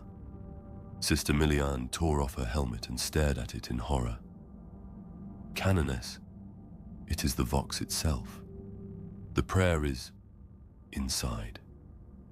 The chanting grew clearer, no longer a blur of sound, but words, though warped and broken. "Weep, beloved children. Weep for the saint. Her blood is your freedom. Her tears are your deliverance." The voices were female, multiple, overlapping, but wrong. Hollow, echoing as though they spoke through the chambers of a corpse. Rosaria trembled, her hand tightening on her bolter. That was her voice. I know it. The saint's voice. Viridiana's eyes flashed with cold fire. No, it is not her. It is a lie, a shadow, a theft of her name. Still, the chanting persisted. Some verses stuttered and repeated, caught in loops, while others warped into inhuman tones that clawed at the edges of sanity. A few sisters clutched at their ears despite the armor, shaking their heads as though to dislodge the sound. And then, as suddenly as it had come, the chanting ceased. Silence fell, thick as lead. Only the candles sputtered, their flames bending as though drawn toward some unseen breath. Viridiana lowered her rosary slowly, eyes narrowing. Mark this vault. No relics remain undefiled here. Whatever presence dwells in these halls, it toys with us. We will not give it purchase. The sisters moved on, each step heavier than the last. Their prayers whispered louder now, as if to drown out the memory of the voices. They passed more murals, each more grotesque than the last. Saints bleeding, angels crumbling, imperial victories inverted into blasphemous parodies. The sobbing returned in pulses, fading and returning like a heartbeat that was not their own. As they reached the final arch of the corridor, the Vox units crackled once more. Just a single phrase, spoken in a voice clear and cold, echoing in every sister's ear alike. "She weeps for you." Every sister froze. The corridor stretched ahead, dark and silent. No figure moved, no lips had spoken. Yet the words had settled into their minds like hooks beneath the skin, pulling at the fragile boundary between faith and fear. Viridiana clenched her teeth, her voice steady, though her hand gripped her blade with iron force. "Stay the course. Whatever shadows walk here, they will not drive us to doubt." But in her heart, even she could not deny the lingering dread. The voice they had heard sounded achingly like the hymns once recorded of Saint Meridia herself. And though the corridor lay empty, each sister swore they could still hear faint weeping in the stone, echoing with them as they marched deeper into the reliquary's dark. Midnight came to the reliquary like a shroud, a darkness so complete that even the great stained glass windows seemed swallowed by the void. Candles guttered in long rows, their flames bending and twitching in draughts that had no source, their smoke rising like pale fingers into the vaults above. The faithful of Caldrivane had gathered despite their fear, pressed shoulder to shoulder in the cavernous nave, their voices raised in trembling hymns that echoed against the stone like water in a cavern. The midnight mass was meant to be an anchor, a proclamation of faith in the face of growing unease. But to many, it was a desperate plea, a grasping for certainty in a world where whispers outpaced prayer. The statue of Saint Meridia, broken and blackened, loomed above the altar at the nave's end. Her carved eyes, cracked and hollow, seemed to follow the gathering with sorrow. At her feet, the ash had returned again, scattering across the polished floor like brittle snow. The Adepta Sororitas stood among the congregation, their crimson and black armor gleaming in the wavering candlelight, their helms reflecting the glow of 1,000 flames. Canoness Viridiana watched from the transept, her eyes fixed on the faithful, her ears attuned not to the hymnals, but to the sound beneath them. The restless shuffling of feet, the whispered sobs of those who did not sing, the faint hiss of fear moving like smoke between lips. The mass continued. The led ecclesiarch, Father Altum, a man heavy with age and trembling hands, raising his voice in supplication. His tones wavered, yet the crowd clung to them, their voices swelling to join his. He lifted a golden staff, its head crowned with the aquila, and proclaimed the Emperor's light eternal. Then he faltered. His eyes rolled upward, whites flashing in the glow of votives. His voice dropped into a guttural rasp that was not his own, and he cried out, "The saint walks again." Before anyone could move, before the sororitas could react, Father Altum seized a ceremonial blade from the altar. With shocking strength, he drove it deep into his own chest, the blade crunching between ribs, blood spraying across the altar's steps. But it was not mortal blood that fell. The crimson droplets hissed as they struck the stones, igniting into warp flame, a blue-green fire that crawled outward like living oil. The congregation screamed as the flames licked toward them, though no flesh was consumed. Only faith, only certainty, seared from their hearts. The nave collapsed into chaos. Pilgrims shoved and trampled one another in panic, their hymnals falling to the ground, their prayers dissolving into cries. Children wailed, elders stumbled, and the faithful clawed to escape the phantom fire that clung to their vision. The sororitas moved as one. "Stand firm." Canoness Viridiana's voice cut through the terror like a blade. She raised her power sword, its sanctified hum a defiance against the warp taint. Sisters surged forward into the crowd, herding the faithful back from the spreading fire. their armored forms pillars of certainty amid madness. Sister Milian slammed her bolter into the air, its holy seals gleaming as she barked commands. On your knees. Pray, do not flee. The Emperor shields those who stand. Her words steadied some, but not enough. The flames leapt higher, feeding not on oil or wax, but on fear itself. Wherever panic was loudest, the warp fire shimmered brightest, crawling up the walls like veins of light. Sister Rosaria pressed forward, her flamer roaring, jets of holy promethium surging across the altar. The warp fire hissed and recoiled, twisting in colors unnatural, before retreating from the sanctified flame. The air filled with acrid smoke, the mingled stench of incense, promethium, and burning lies. At the altar's base, Father Ultum collapsed, the knife still buried in his chest. His mouth moved, but his words were slurred nonsense, fragments of prayer and blasphemy woven together. She walks. She weeps. She delivers. Then his body convulsed, back arching, blood hissing into flame once more. The sororitas closed ranks around him, their voices raised in harsh hymns of denial, each word a weapon to blunt the psychic force that lingered. Sister Hospitaller Severine knelt at his side, her hands steady even as the ground beneath her cracked with veins of pale fire. "Hold him down," she commanded. Two sisters obeyed, pressing his thrashing limbs against the floor as Severine cut open the blood-soaked robe with her shears.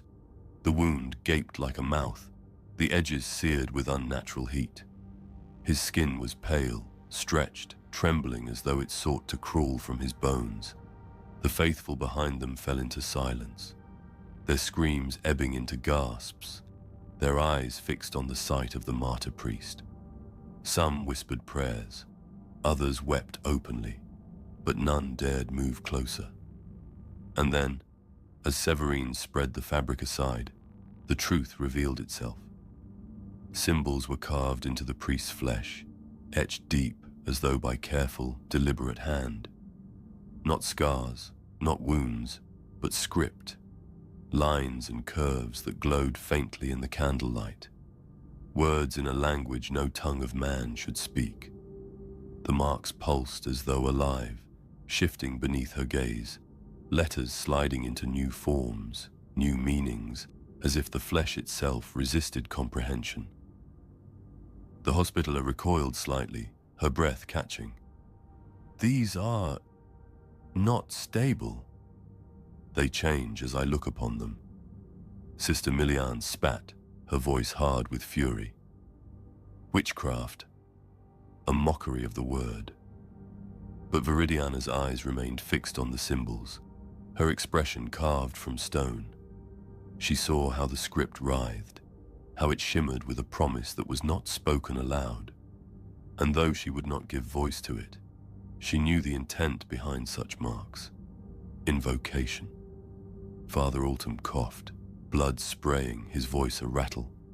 His eyes rolled back, but his lips formed one final phrase, words that echoed not in his voice, but in 100 voices layered atop it. The saint walks again. And then he was still. Silence crushed the nave. The warp fire guttered and died, leaving only smoldering ash across the altar stones. The faithful cowered in their pews, trembling, eyes wide with disbelief and terror. Canoness Viridiana stood slowly, her blade dripping with sanctified condensation from the battle against the warp's touch. Her voice carried cold and sure. This was no miracle. This was no saint. This was corruption. Yet as she spoke, Sister Hospitaller Severine's hands trembled over the priest's body. The script beneath his skin writhed still, glowing faintly, reshaping itself as if written by an unseen hand. And in the hush of the reliquary, every sororitas present swore they could hear the faint sound of scratching, like quills on parchment, as though the priest's very flesh continued to write new words beneath their eyes. The aftermath of Father Ultum's death hung heavy over Caldrivane like a pall. Word of his bloody proclamation spread through the hive faster than the tolling of the cathedral bells. The saint walks again, he had screamed with his last breath, and though the sororitas denounced it as heresy, the faithful whispered it in corners, muttering it like prayer. By the time dawn broke, half the hive already believed a miracle had occurred. The other half feared damnation. Canoness Viridiana knew both halves were dangerous.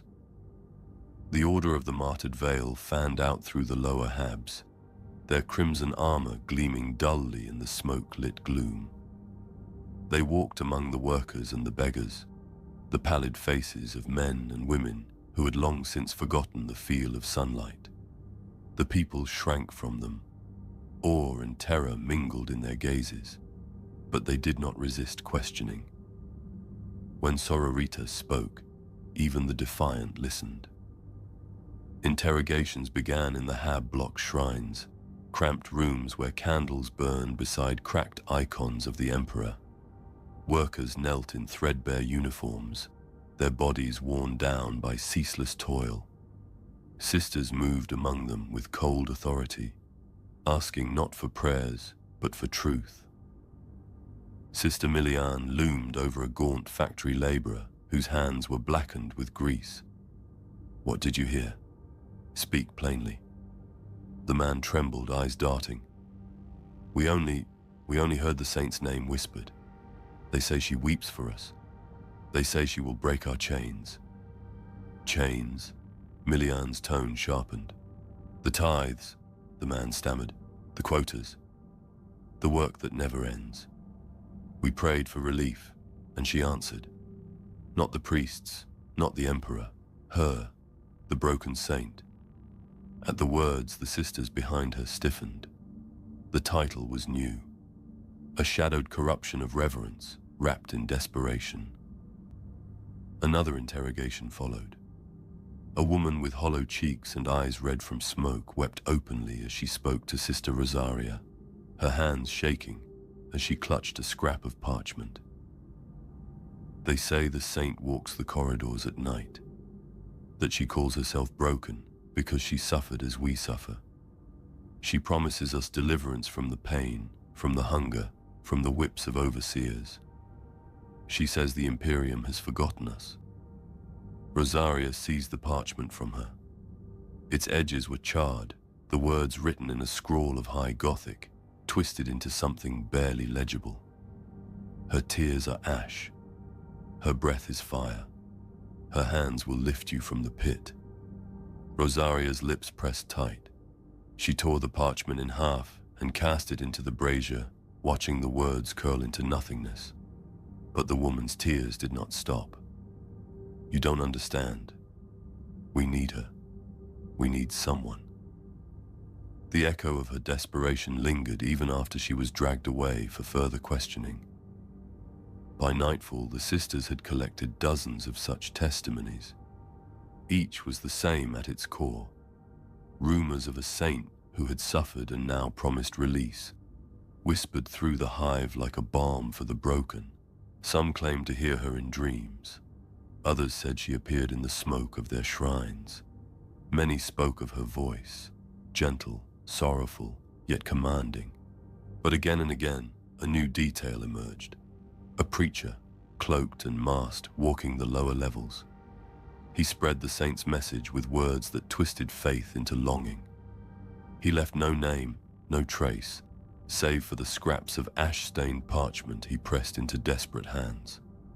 Always masked, always veiled, his face unseen. In the reliquary's candlelit chamber, Canoness Viridiana listened to her sister's reports in silence. Each account layered upon the last, painting a picture not of scattered hysteria, but of an organized cult. "Their rhetoric is too precise," Milian said grimly. "It is no idle rumor.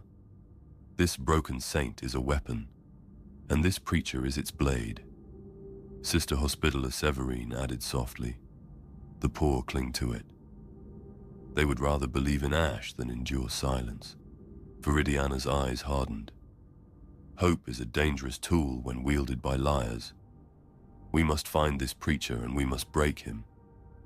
Her command was met with resolute nods, but beneath their discipline, unease gnawed at the sisters. The hive was vast, its underlevels endless. To hunt one masked figure in such a sprawl was to chase smoke through a storm.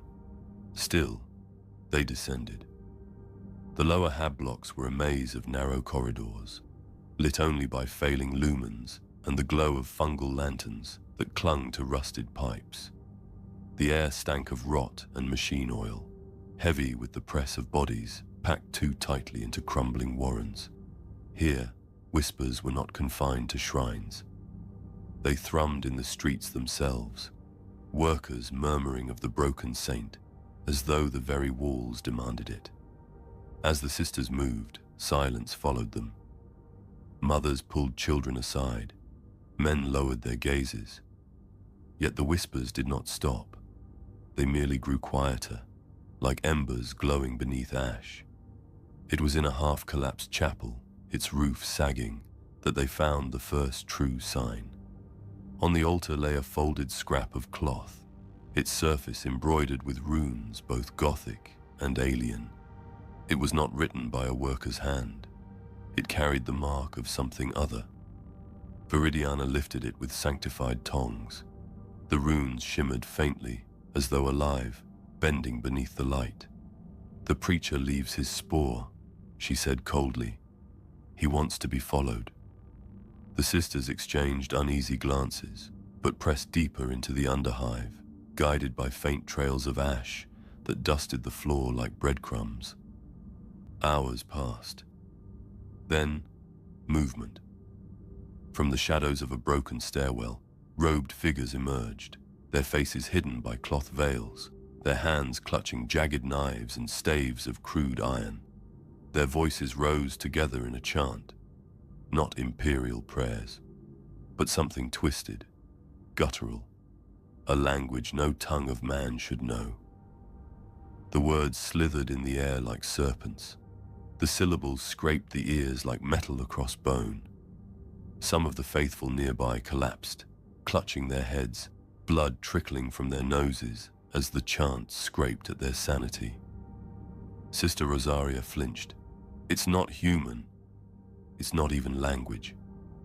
The zealots surged forward, knives flashing, eyes gleaming from beneath their veils with unnatural light. Canoness Viridiana drew her blade, its edge singing as it crackled with power. For the Emperor, no quarter. The sororitas met the charge in a thunderclap of steel and faith, bolters roaring as the zealots screamed their inhuman chants. The corridor erupted into chaos, blood and fire mingling with echoes of words not meant for mortal throats. And above the din, faint and mocking, the sisters swore they heard another voice, softer, sorrowful, a whisper carried on the air. "Rejoice, my children. I am coming." The tunnels of the underhive stretched like veins beneath Caldrivine, pulsing with rot and shadow. Rusted pipes groaned with every breath of the hive, dripping foul water onto ferrocrete floors, etched with graffiti that glowed faintly in the half-light. The stink of machine oil and old blood clung to the air, heavy and suffocating. Somewhere beyond the pipes, the hum of industry echoed like a dirge. But here, in the depths, another rhythm throbbed, a cadence of voices, hushed yet insistent, like the heartbeat of a blasphemy. The sororitas followed it. Canoness Viridiana led the squad with bolter drawn, her crimson cloak brushing the walls of corroded metal. Behind her came Sisters Milian, Rosaria, and Severine, each moving with the precision of steel forged in devotion. The faint sound grew louder as they advanced, voices murmuring prayers, but twisted wrong, words that almost resembled imperial litanies, yet carried an undertone that made the flesh crawl. They reached a bulkhead door, half-welded, the sigil of the Aquila scratched into its surface until the wings were mangled into claws. A sickly light bled from the cracks around its frame. Viridiana raised her fist. The squad halted, weapons ready. She whispered a prayer, then gestured. The breaching charge boomed, the door crumpling inward with a scream of torn metal. The shrine lay within. Once, it had been a chamber of worship, a humble place where the hive's poorest offered prayers. Now it was a pit of corruption. The statue of the emperor at the far end had been mutilated, its face gouged smooth, its arms twisted into unnatural poses by sculpted additions. Across its surface crawled glowing runes, faintly luminescent, shimmering like oil on water. Candles burned in filthy clusters at its base, their wax pooling into obscene shapes. The air smelled of incense soured with blood, and the statue wept. From the hollow sockets of its gouged eyes, molten wax dripped in thick streams. Each drop hissed as it hit the floor, and as it pooled, faint whispers rose, low, murmuring voices that spoke in prayer. Not prayers to the emperor, but parodies of them. Each word was twisted into blasphemy, a litany of falsehoods cloaked in reverence. Sister Rosaria clutched her rosary, whispering a counter-prayer through clenched teeth. Emperor, shield my ears from the lies. Cultists knelt in a semicircle before the statue, their bodies hunched, their robes filthy and torn. Some turned in shock at the breach, their mouths falling open in terror. Others merely smiled, lips wet with fervor, their eyes wide and glassy. By the Emperor's authority, Viridiana declared, her voice cold as steel, this shrine is desecrated. Abandon your heresy and face judgment. For a moment, silence held. Then the cult split in two. Half of them collapsed to the ground, hands raised, weeping for forgiveness. We didn't know, one woman cried. We only wanted hope, deliverance from the toil. Forgive us, we were deceived. Their tears streaked grime-stained cheeks, their voices breaking in desperation. But the other half laughed. It was not laughter born of joy. It was jagged, mocking, like glass breaking. Faces twisted unnaturally as they laughed, their flesh shifting as though masks had been peeled aside to reveal new visages beneath. Eyes elongated, mouths widened, and in some their features blurred altogether, as though reality itself struggled to remember their true shapes. Rosaria staggered back, her bolter trembling. Their faces, they're changing. The laughter grew louder, echoing off the walls, weaving with the statue's whispered prayers into a tapestry of madness. Sister Milian raised her bolter, voice thunderous. Repentance is not found in lies. She opened fire, explosive rounds tearing through the laughing zealots. Blood sprayed across the shrine, mingling with molten wax in sizzling rivulets. But the laughter did not cease. It only deepened, as if each death was another note in their obscene hymn. The weeping cultists scrambled, crawling toward the sisters. They clutched at their boots, begging through tears. Save us! Burn this place! End it! Their cries rang true with terror, yet even as they spoke, the statue's runes flared brighter, as though feeding on despair as much as devotion. Canoness Viridiana strode forward, her blade humming with sanctified energy. She fixed her gaze upon the warped effigy of the Emperor, upon the false prayers spilling from its molten eyes. With a single gesture, she commanded, "Sear it to ash." Rosaria unleashed a blast of promethium.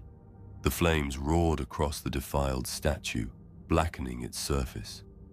Wax bubbled and hissed, the whispers turning into screams as the molten streams twisted into faces. Faces of the cultists themselves, weeping, laughing, pleading, before dissolving into smoke. The runes writhed, glowing furiously, then splintered into sparks as the stone cracked. The shrine trembled. Some of the weeping cultists fell to the ground, convulsing as if possessed.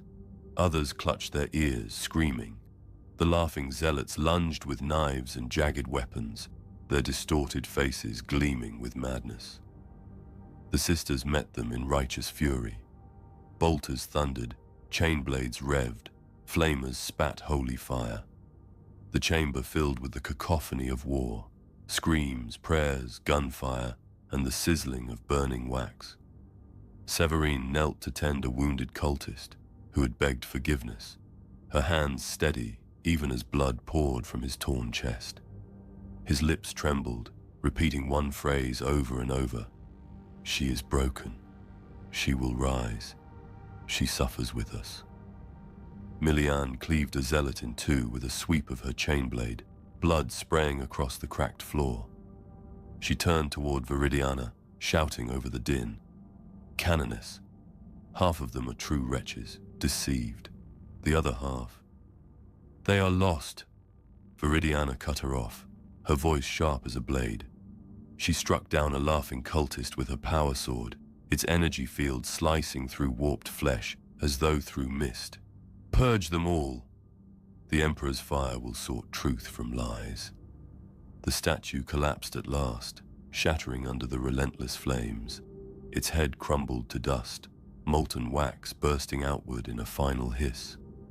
For an instant, the whispers rose into a unified cry, a prayer warped beyond recognition, a plea to something vast and unseen. Then it died, leaving only smoke and silence. The remaining cultists fell with it. Some wept as they died, their tears mingling with blood. Others laughed until their last breath, their faces still shifting even in death, as though chaos itself could not decide what they had once been. Silence returned to the shrine, broken only by the crackle of flames devouring what remained. The air reeked of ash and charred flesh. Sister Rosaria lowered her flamer, her face pale.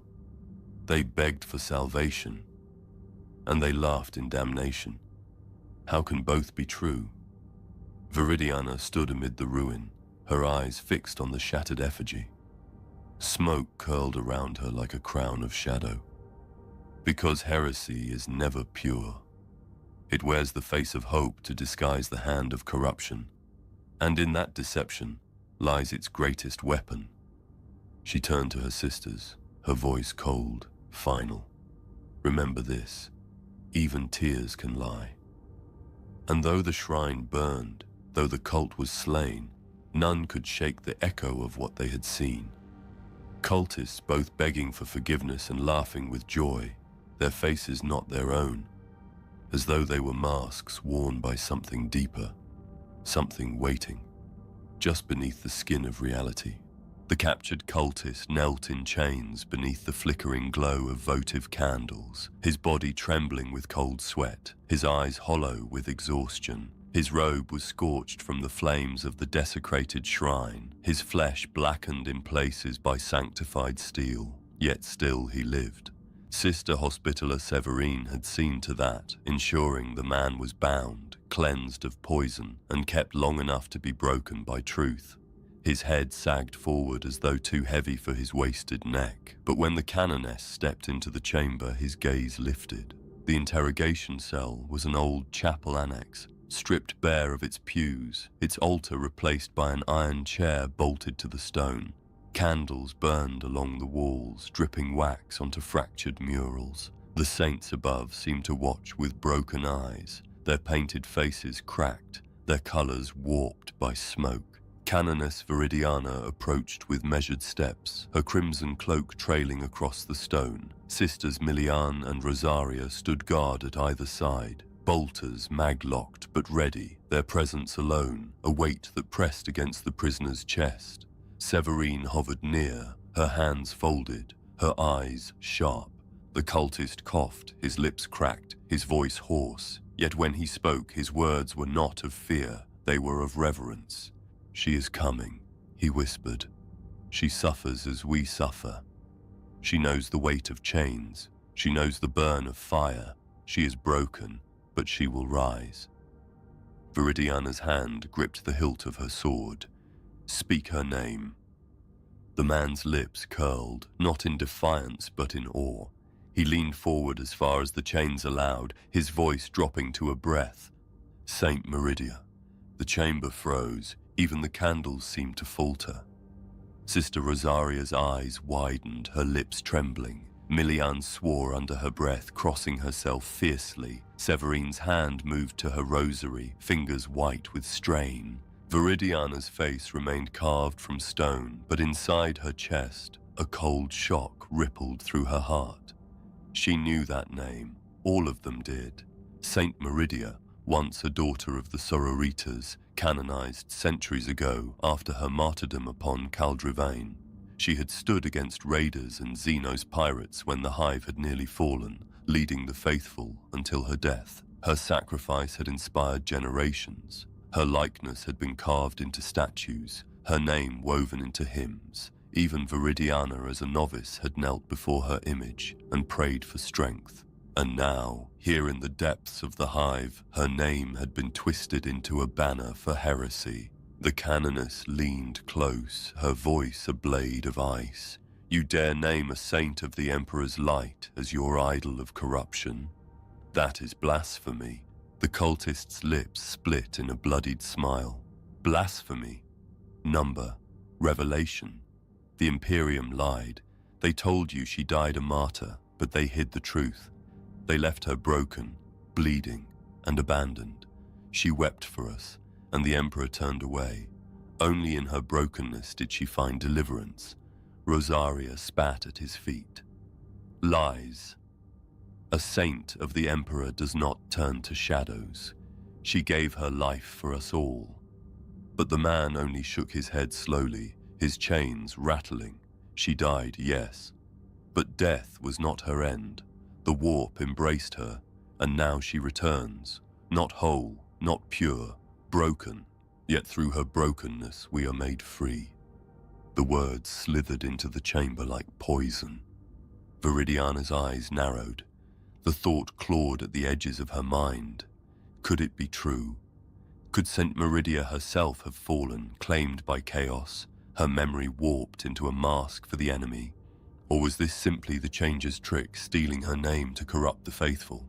The canoness's faith flared against the doubt. She drew her blade and pressed its humming edge against the man's throat. If you speak falsehood, the Emperor will silence you with this stroke. Tell me, who taught you this? Who speaks with her voice? The cultist did not flinch. His eyes shone with fanatic light. A preacher walks among us. He wears a mask of sorrow, his face hidden in ash. He is the voice of the broken saint. Through him, she speaks. Through him, she promises rebirth. Milian snarled. Where is he? Where does he hide? The prisoner chuckled softly, a ragged sound that scraped the ears. Everywhere, nowhere. He moves through shadow. He comes in dreams. You cannot catch him, for he is smoke and sorrow. The canoness's grip tightened. She leaned closer, her words a hiss. And yet we will burn him. Tell me where he gathers his flock. The man's smile widened. In every heart that despairs. That is his chapel. That is his altar. You cannot burn despair. Viridiana's eyes hardened. Watch us. She raised her sword to strike, but then it came. The chamber shuddered. A sound ripped through the air, not from the man's lips, not from any throat, but from the walls themselves. A scream, piercing and psychic, resonated in the stone, vibrating through marrow, rattling teeth. The murals cracked wider, flakes of paint falling like scabs. Candles guttered out in an instant, plunging the cell into half-darkness. The cultist threw back his head and laughed, his voice swallowed by the scream. She hears you, he cried. She weeps even now. Sisters clutched their helmets, their ears ringing, their hearts pounding. Rosaria staggered back, nearly dropping her bolter. Severine fell to her knees, whispering frantic prayers.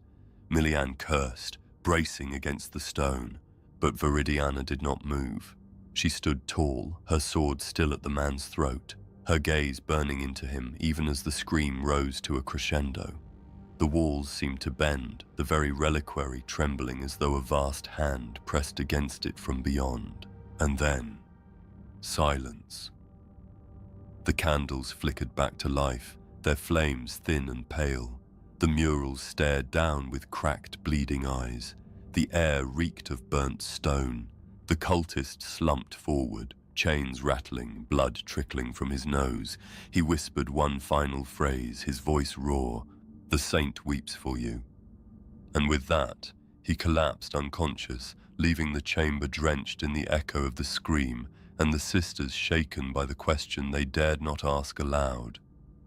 Had they just heard the echo of St. Meridia's soul, or the laughter of a demon wearing her name? The reliquary's library was a labyrinth of shadow and dust, its shelves towering into vaulted darkness, heavy with centuries of parchment, vellum, and ink pressed into bindings of cracked leather. Here, the words of faith were preserved against time's decay, every sermon and decree catalogued in order, every hymn etched and archived. Yet, as the sisters of the martyred Vale entered, their footsteps echoing across the marble floor, it became clear that something here had been tampered with. Scrolls lay unfurled, pages scattered like leaves torn from scripture, candles burned low on altars, their wax long, pooled and blackened, and in the center of a reading table sat a book, alone, deliberate as if placed in offering. It was bound in dark hide, its cover embossed not with the sigil of the Aquila, but with something twisted, a haloed figure, its hands broken at the wrists, its head bowed, from its eyes flowing rivers of ink.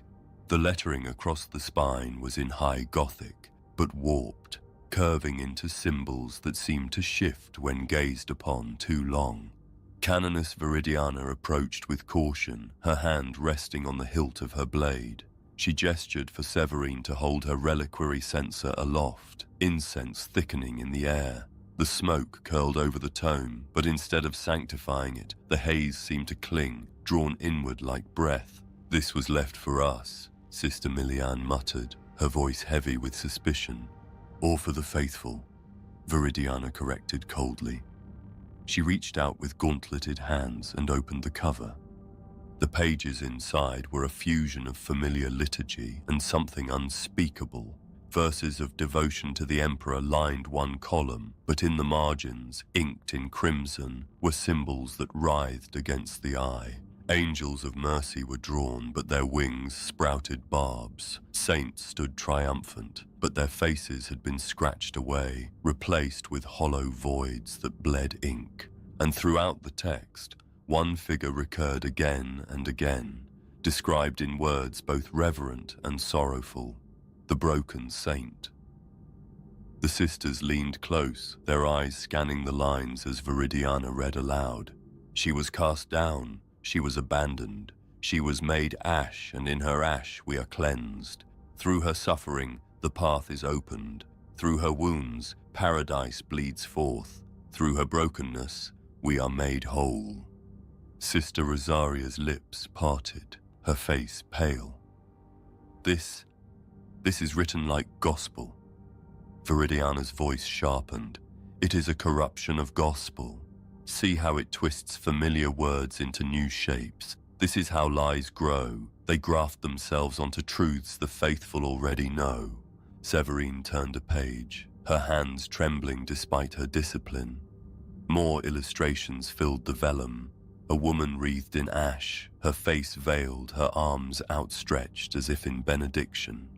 Her hands dripped with blood that turned into flowers of black thorns. Around her, figures knelt, their bodies dissolving into trails of smoke that curled upward into her mouth. Milian growled. They worship her as if she were the Emperor himself. Worse still were the final chapters, where ritual instructions had been written in stark detail, chants, diagrams, and lists of offerings. A single phrase repeated across the pages, scrawled in increasingly frantic hands: the rebirth. The rebirth. The rebirth.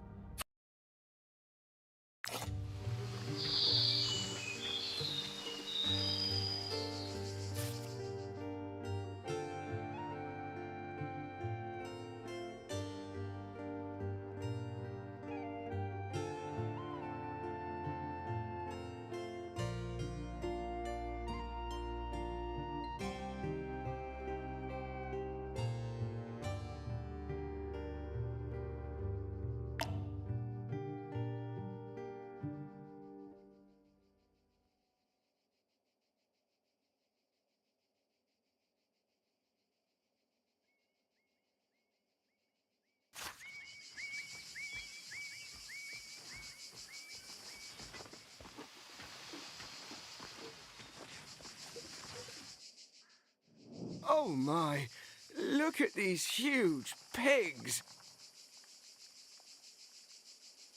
It reminds me of my parents' pigsty back in the day. As a child, it was often up to me to feed the beasts. Come here, you little piggies. My eyesight isn't what it used to be.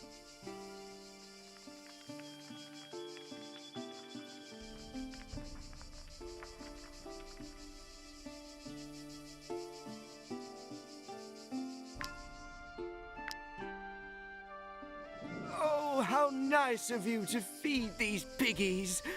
I didn't have anything to give them.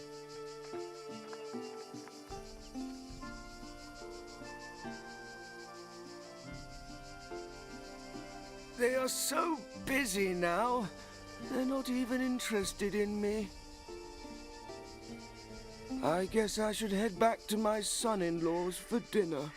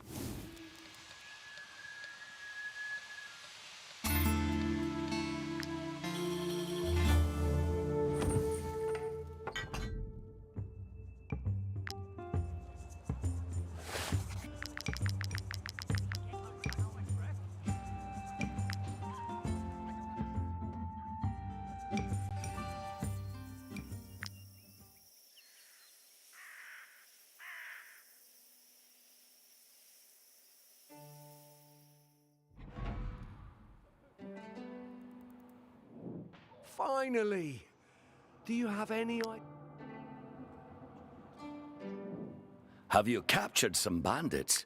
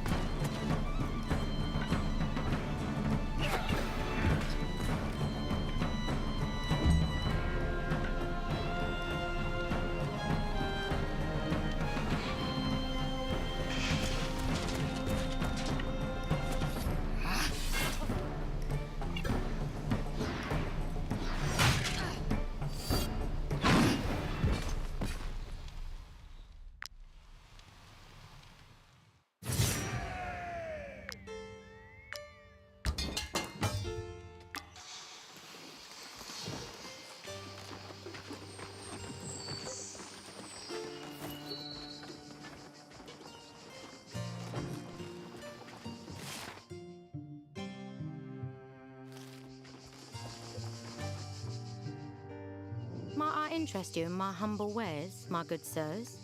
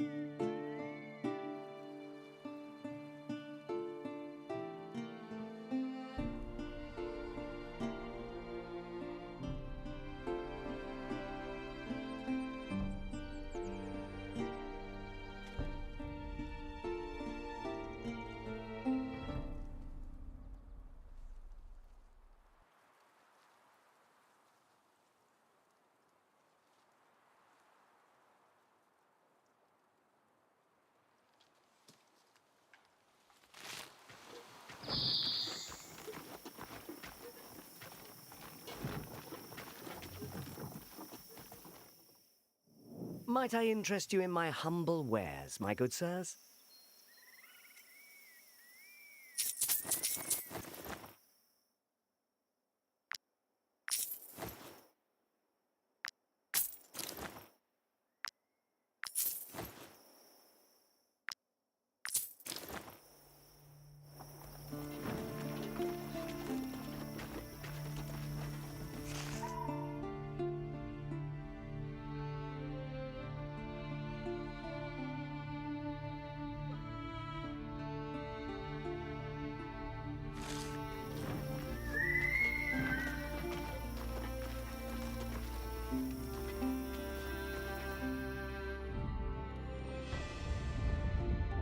What business have you here, mercenaries? Never mind. How would you like to poison a well? Vanalis is down to his last well. You won't get another chance, and we'll make it worth your while, believe me. Oh, come now, why so glum? It's not a heroic deed by any stretch of the imagination. It'll be easy as pie, you'll see. Just throw any old carcass in the water. We brought this one, but you can use one of yours.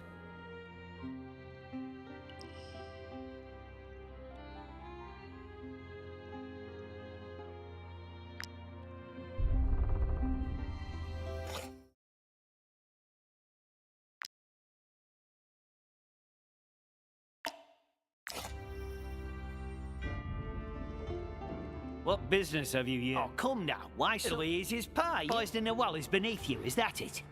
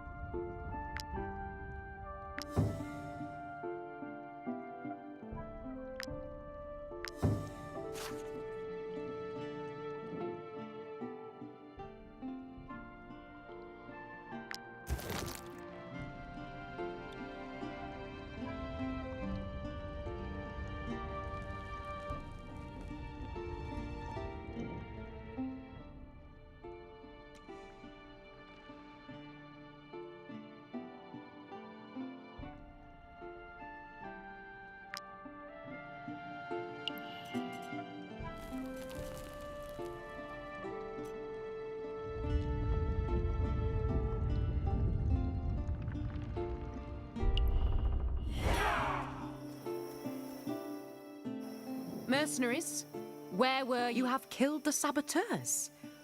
Unbelievable. I take this. Well done, mercenaries. I am glad I hired you.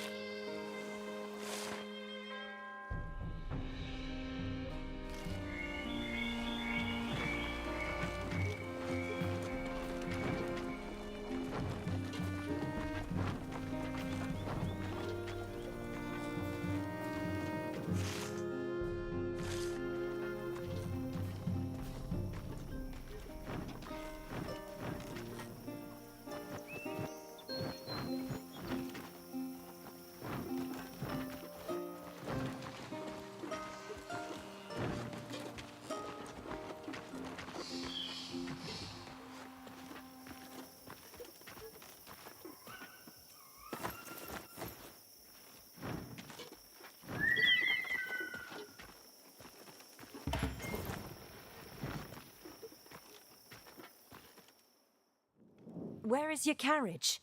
Are you here by chance? Where is your carriage?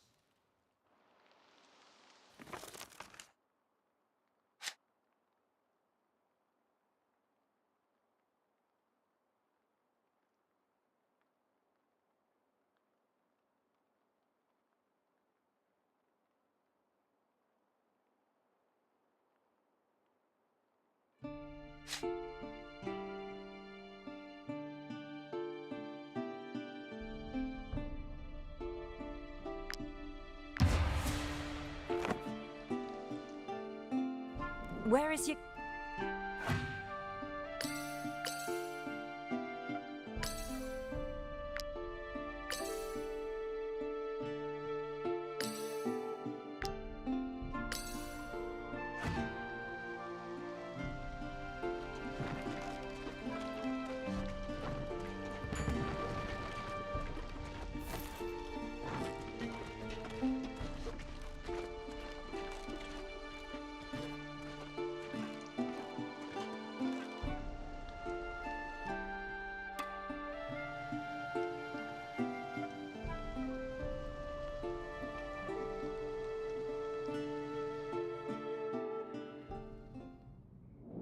I wanted to go back down and look for my friends, but my leg...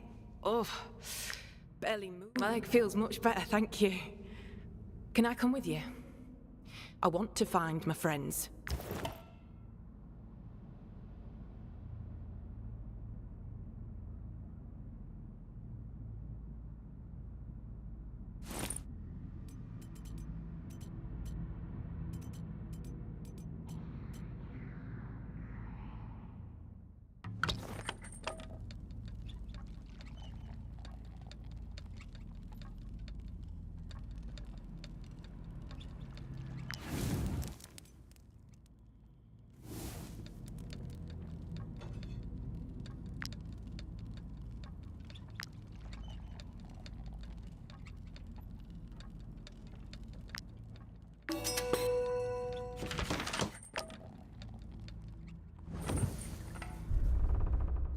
I am sorry, but I cannot come with you.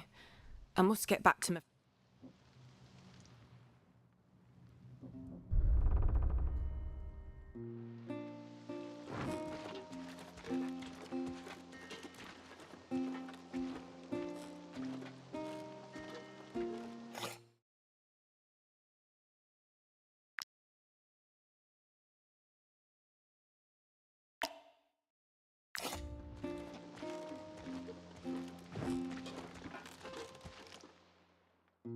Exploring the... We are exhausted. We beg you, please don't leave.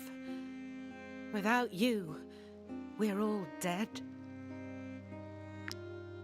Oh, blessed be the eye. Thank...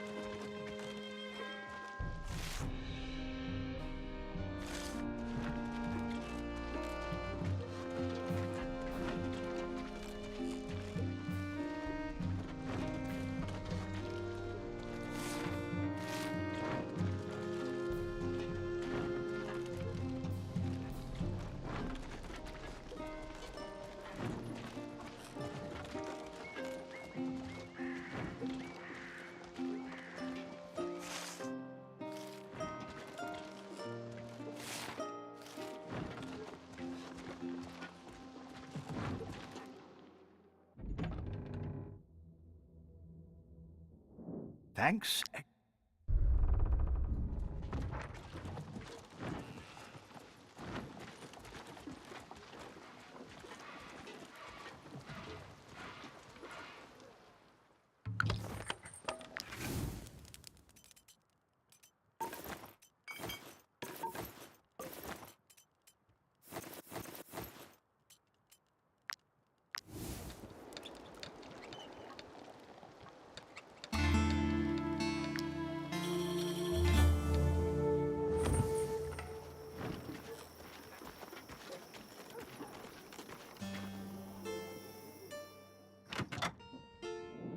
Usually, I'm only allowed to tend to the... All bright-eyed.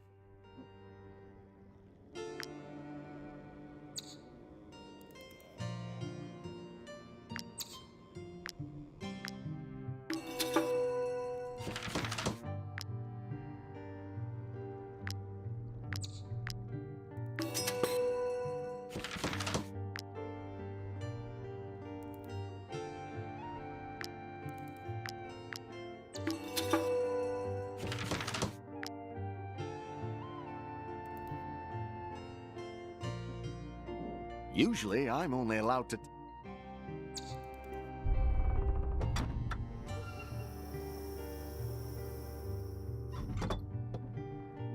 There were 2 of us working here until Count Lahat. That should do the trick.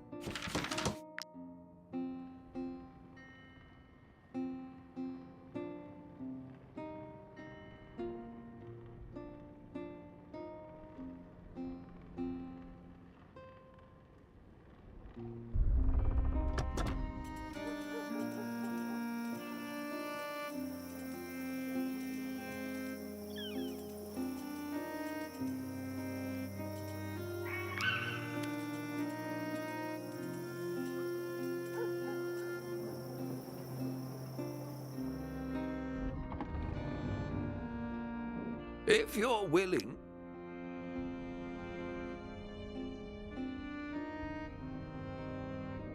I pray each day.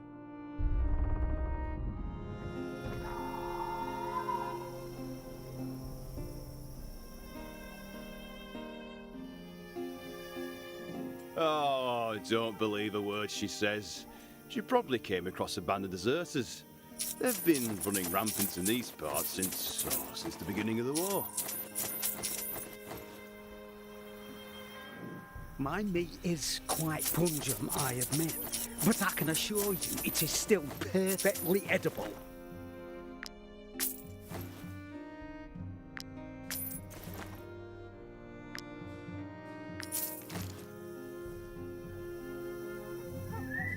The war drags on, and Lahat and Vernalis requisition anything they come across.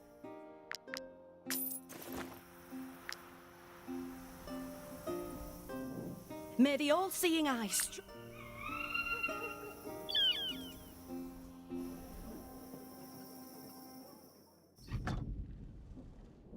Might she be looking... Here is your reward.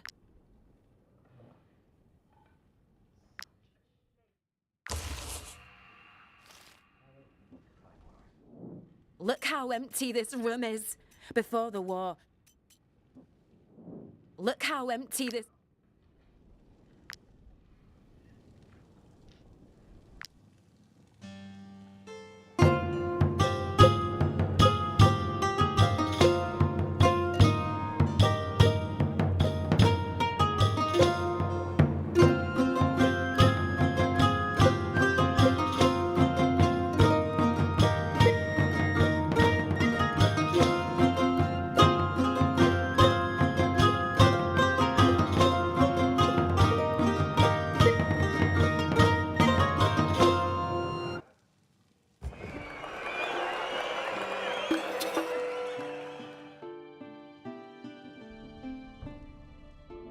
Unfortunately,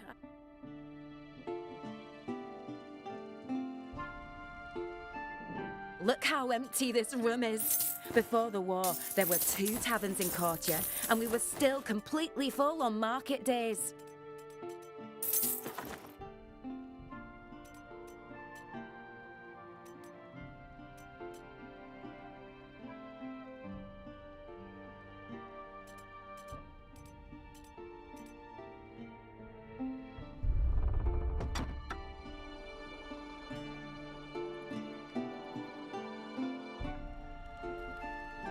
Where would you like to go? Without a trade route, the only things I can sell are local products. Goods that come from afar tend to rot along the way.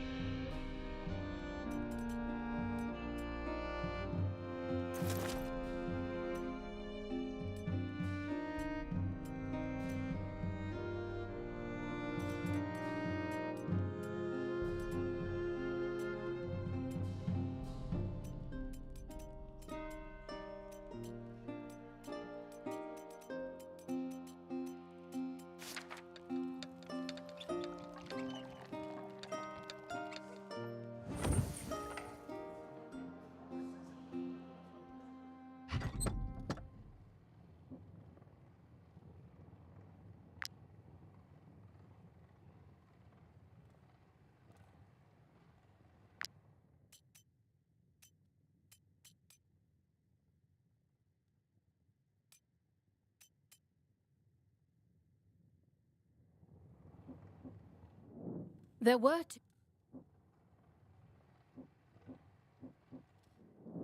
were two of us working here until Count Lahart enlisted my cousin in his army. I haven't heard from Clay since.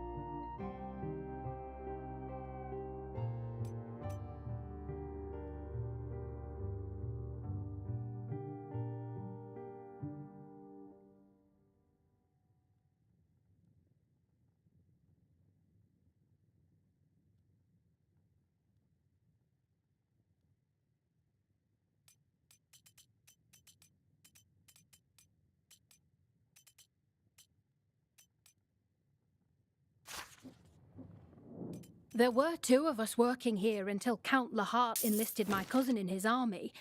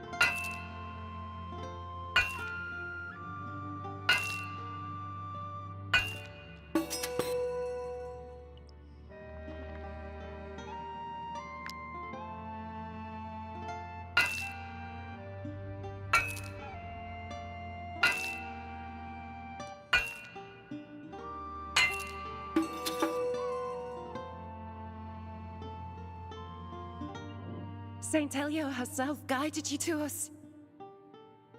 We thought that we were done for, that everyone would be too busy with the war to ever bother with us. But our holy The light from those blasted torches.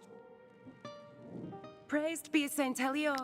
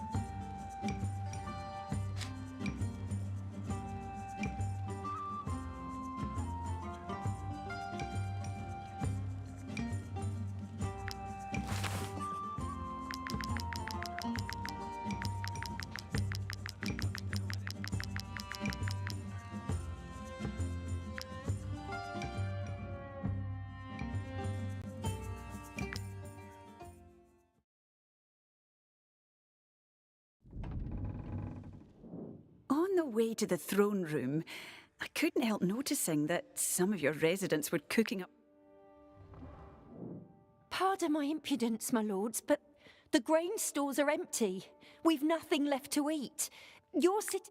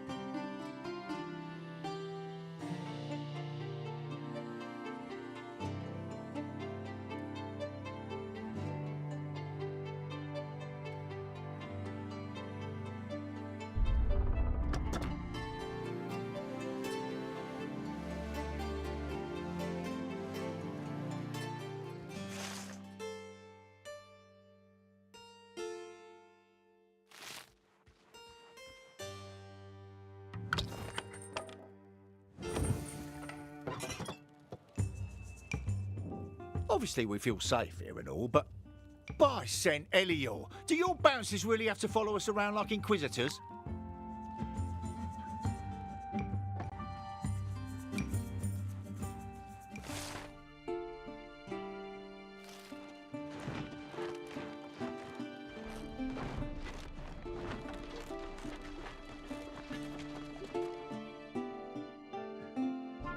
If one of your companions does... If one of your companions...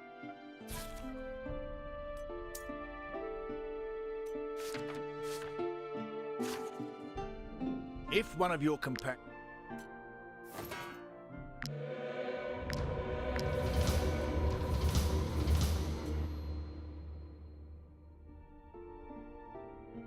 If one of your companions doesn't carry their weight, don't be afraid to teach them new skills. We can help you with that. For a price.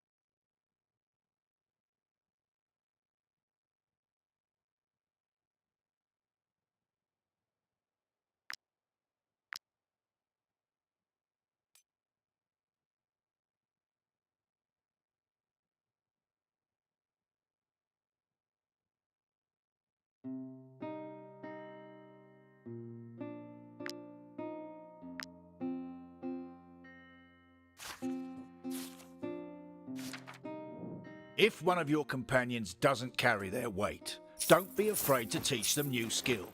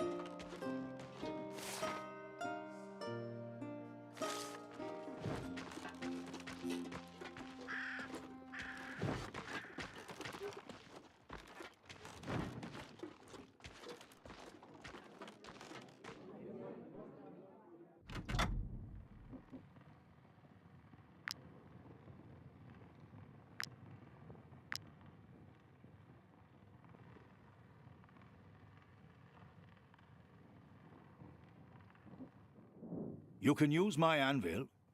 I can also repair your armor.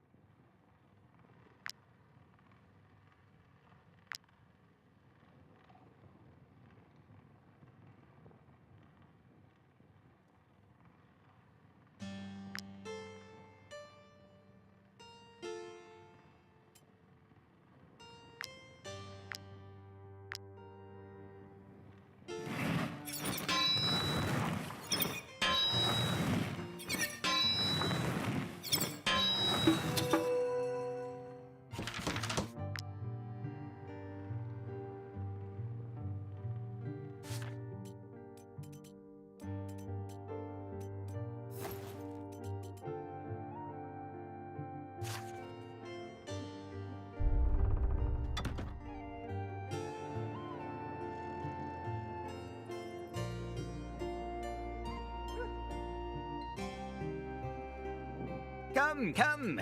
Take a look at my wares!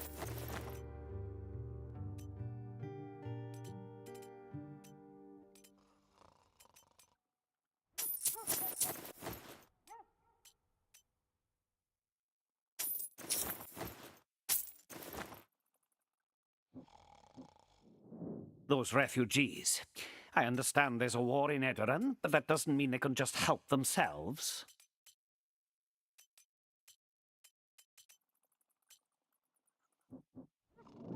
You touch it, you...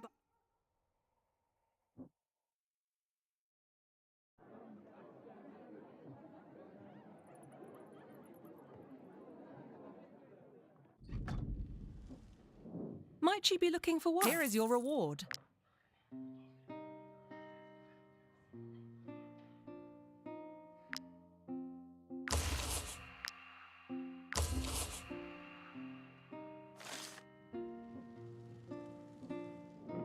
I have no further information.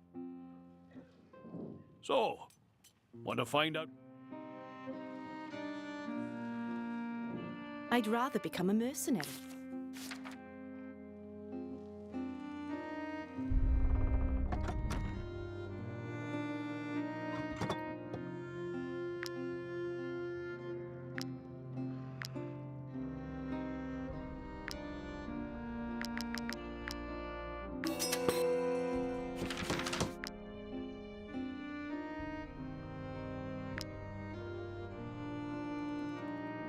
My concoctions can heal the most grievous injuries.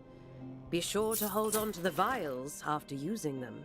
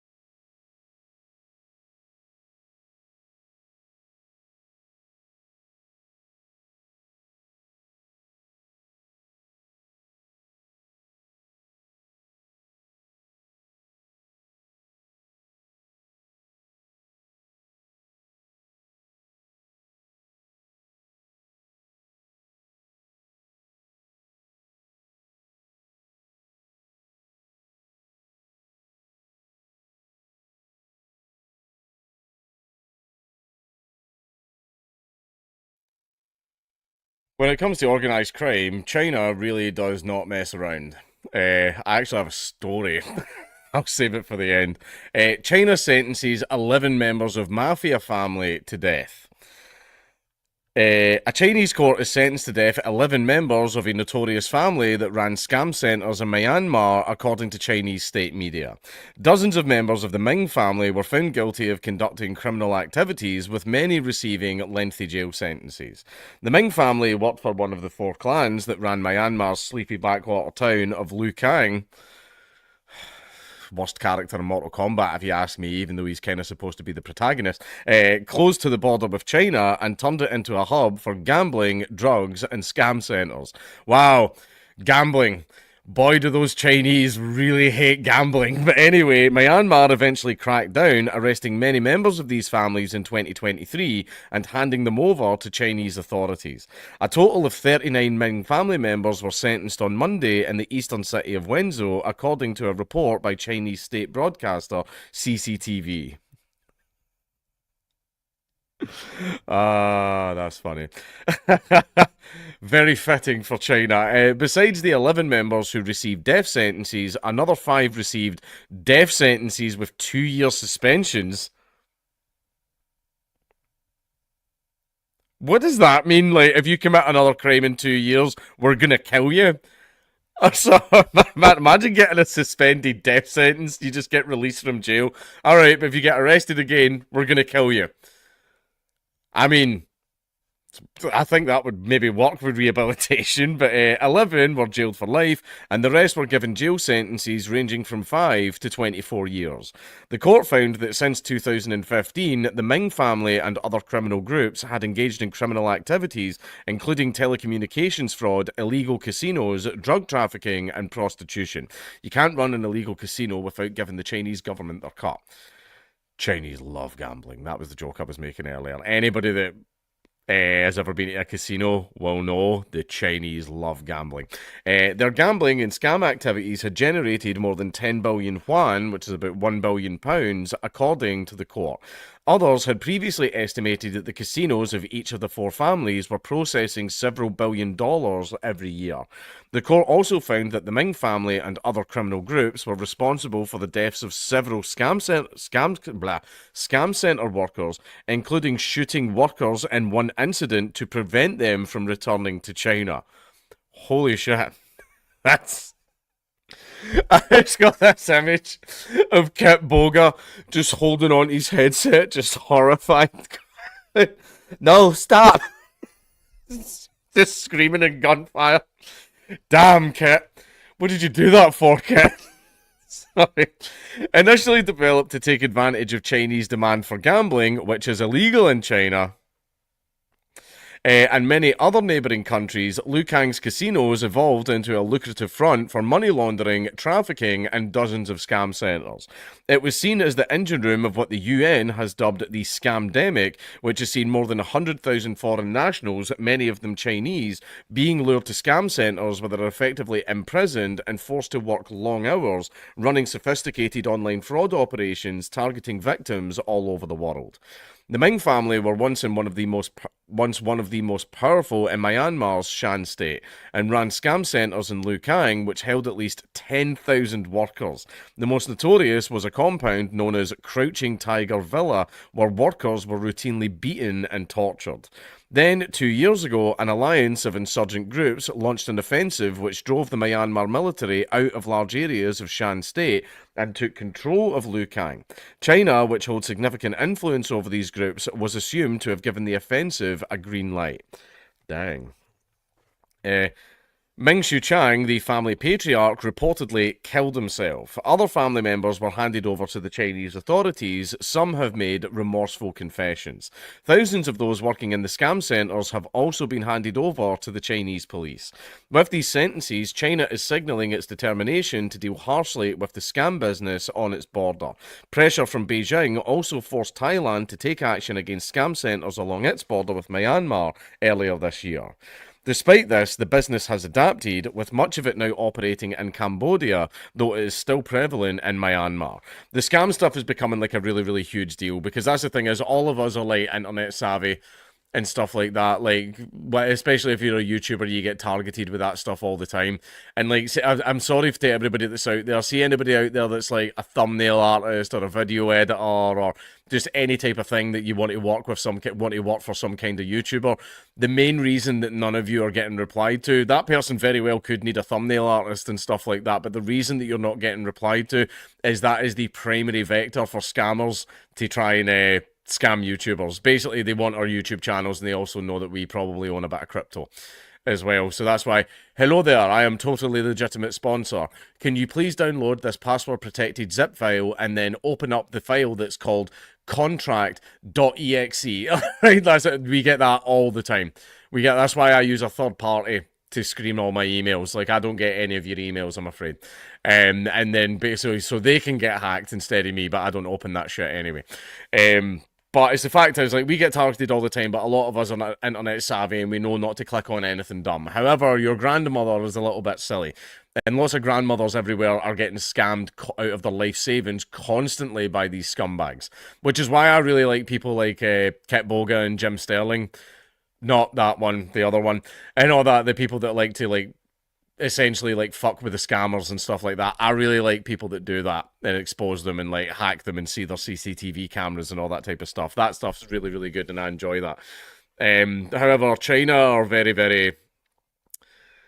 They like their death penalties. They really like their death penalties, to the point where, and this is a thing, you can Google this if you don't believe me, because a lot of areas in China are very, very remote, whenever they hand out the death penalty in these areas, they don't actually have, like, the specific facilities to properly carry out the death penalty. So they have death penalty vans.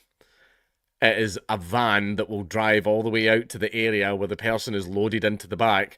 They are then euthanized. And then the body's immediately handed back to the family.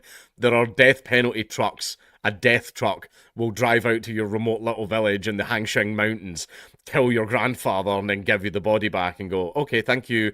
Beep, beep, beep. You're reversing away. Yeah, that's the thing. But also, the story that I was going to tell, there was a girl that I used to work with, and she told me this story, and I didn't believe her. And then she brought in documentation from the Chinese consulate proving this. She was on holiday in China, and she had like, she was a very, very glam girl, and like she had like a Louis Vuitton bag, she had like the latest iPhone, she had like all of this stuff on her, and a guy in the street actually mugged her. He tried to grab her bag. She fought back and held on to the bag. Then the guy got vicious, started punching her in the face. When she fell to the ground, like holding onto the bag, the guy started stomping on her and stomping on her face and all that, and he ran away with the bag. So she was all busted up and everything, like she had her nose broken and all that stuff. She was like really badly fucked up. The Chinese police like came in, took her to the hospital, fixed her up, all expenses paid for and everything, and like the Chinese government was like extraordinarily over the top apologetic to her, because it's a weird thing where they take crimes against tourists like really fucking seriously in China. So basically she get given a brand new iPhone because hey ho, China, they've just got those lying around and all that, right? And they basically compensated her for everything that she'd lost, sent her on her way and everything, and they were even phoning up and checking up on her for the rest of the trip, all that type of stuff. They were even offering her, do you want to come back in for a quick little checkup before you go back home? You know, instead of waiting 9 months in the NHS, you can just get seen here really quick and everything. They were like over the top, being really, really nice to her. She then goes back home, and about 3 weeks later, she gets a letter from the Chinese consulate saying, we've now caught the guy, and he's now been charged. And she was like, oh, that's great, that's lovely, they caught the guy. And then, I think it was only a month later, they replied back going, the man has been found guilty, and he was executed at 9 AM on the 27th of August. That man, and when she told me that story, I went, there's no fucking way. She then brought in the official documentation from the Chinese consulate, giving her all of this fucking information. So yeah, a girl I know got a guy fucking killed.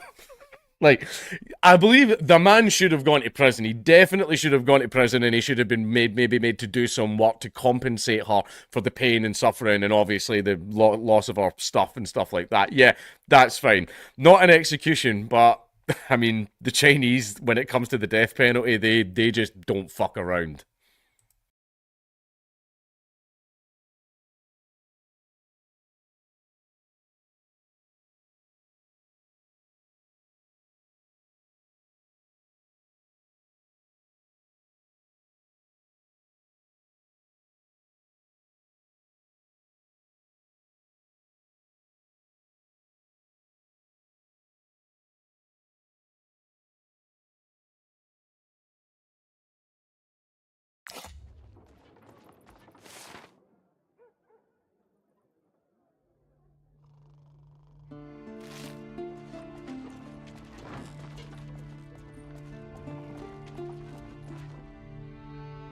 Are you bandits? We have nothing. We are only... Oh, thank you so much.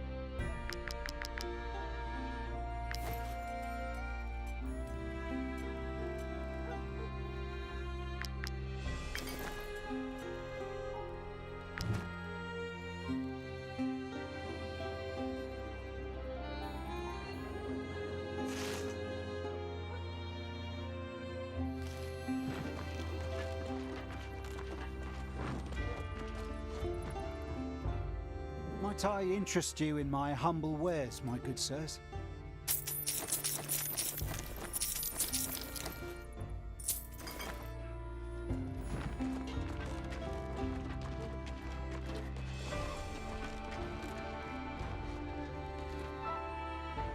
Are you bandits? We have nothing. Thank...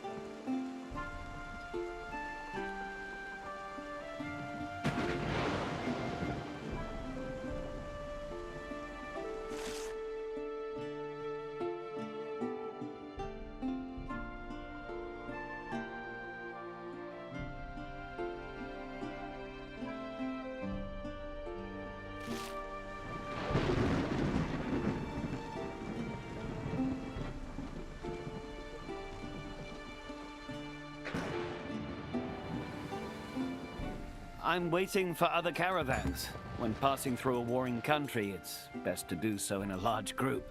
It discourages bandits, and you can all pitch in to pay mercenaries.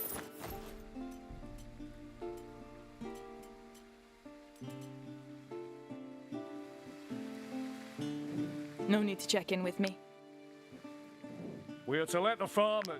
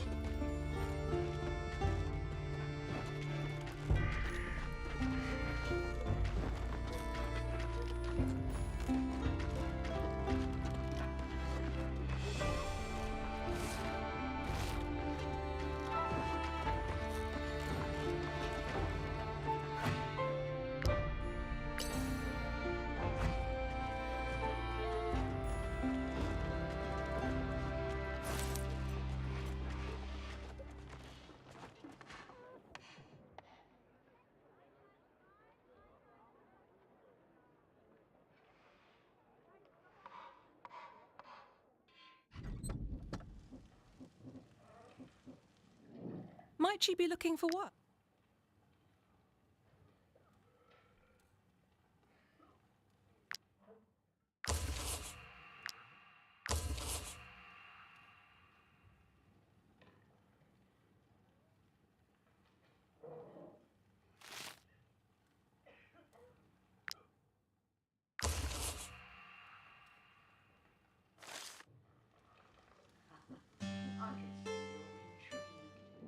Look how empty this room is. Before the war, there were 2 taverns in Courtier, and we were still completely full on market days.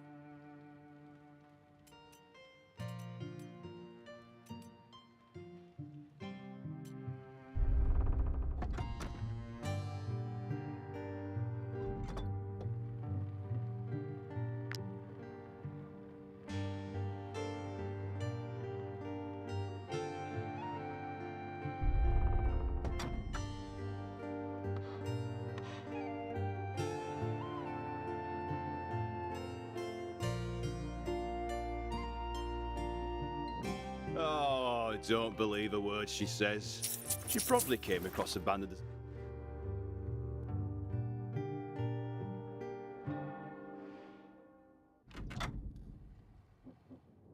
There were 2 of us working here and There were 2 of us working here until Count Lahart enlisted my cousin in his army.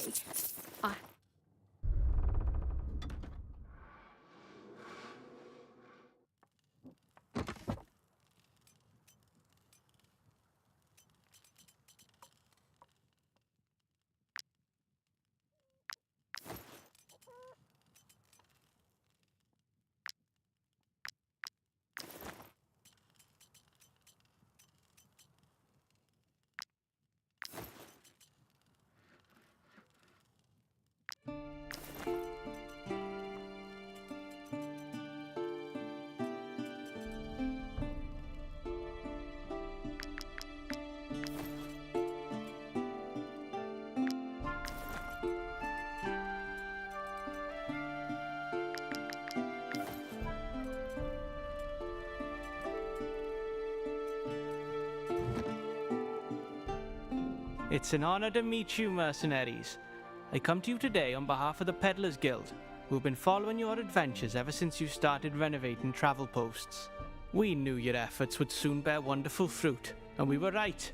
You've made such a reputation for yourselves that several local leaders are willing to let you build a trade route. Thanks to this technological advancement, our guild could transport exotic wares between different regions. Sounds great, doesn't it? Brilliant! Then let's build the first route of your future trade network. As your reputation grows, villagers will beg you to build more. Now you just have to pay. Choose a road connecting 2 towns with a travel post, and we will start supervising the construction right away.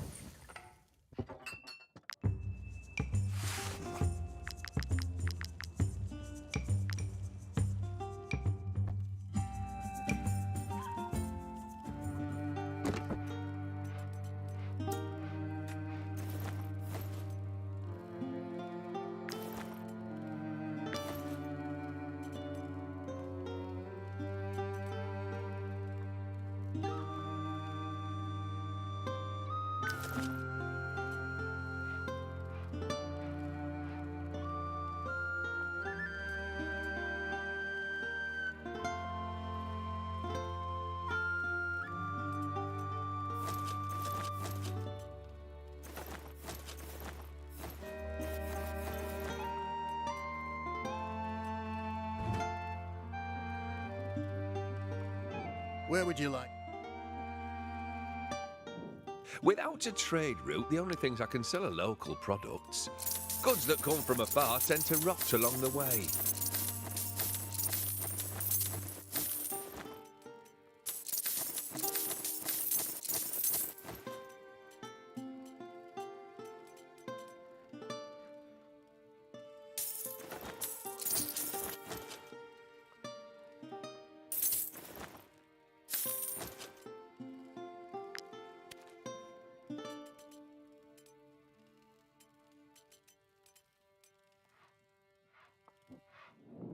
Now you just have to pay.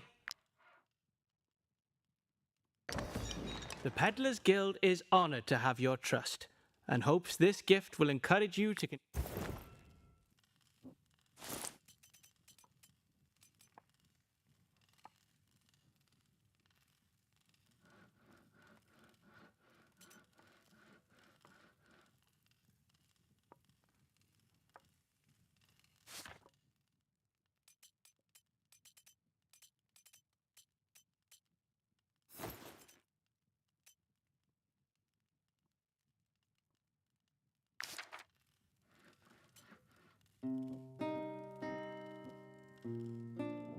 I trust that you will find our trade routes to be satisfactory.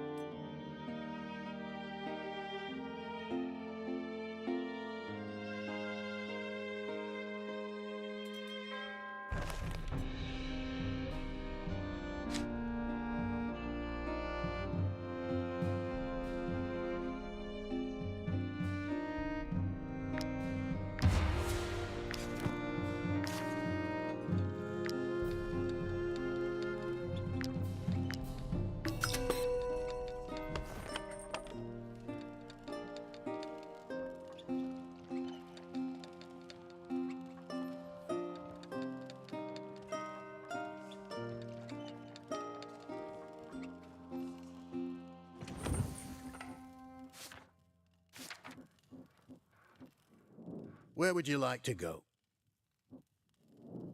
Are you looking for exotic wares? Then you won't be disappointed, mercenaries. Thanks to the trade routes you opened, I can now sell you everything you might need.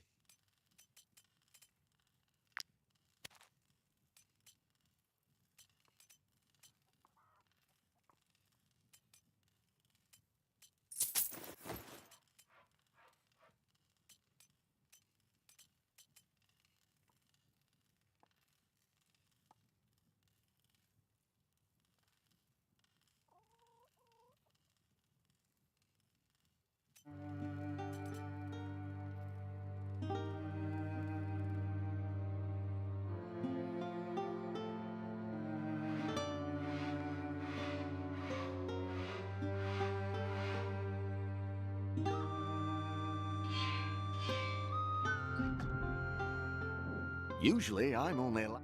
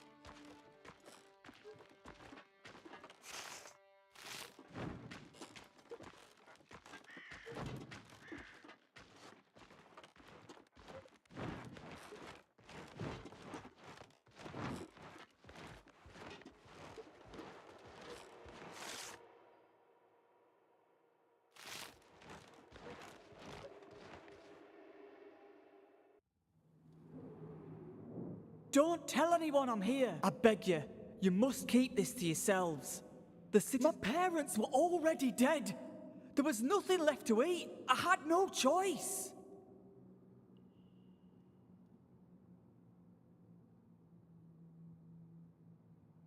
Really? I must go. Thanks for letting me know.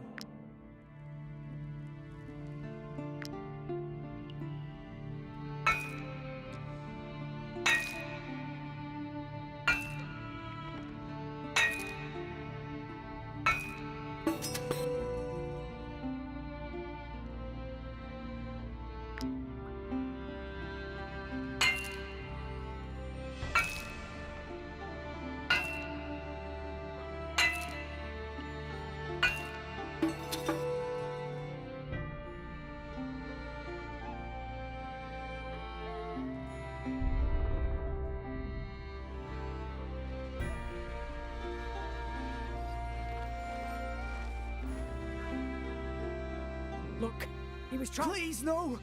I am not sick! Let me go! Don't listen to him. He ate his own parents. If we don't kill him now, he will hurt someone else. I didn't kill anyone!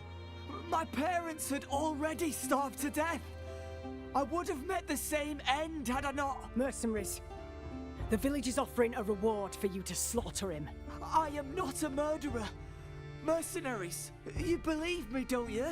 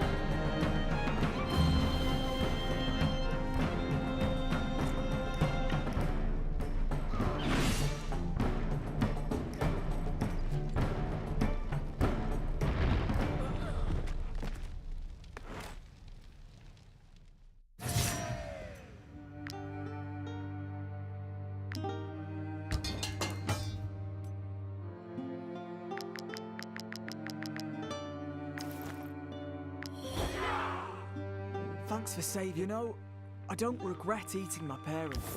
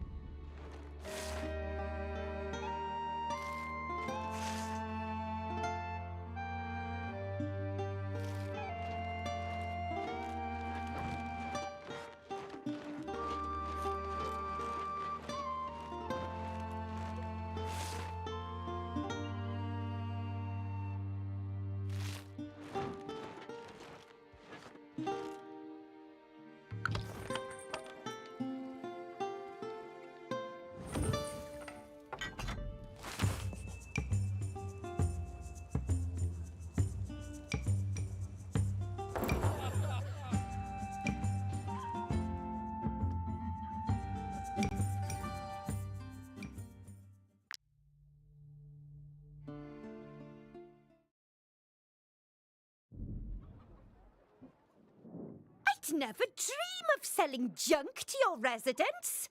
Everything in this stall is fresh and locally grown.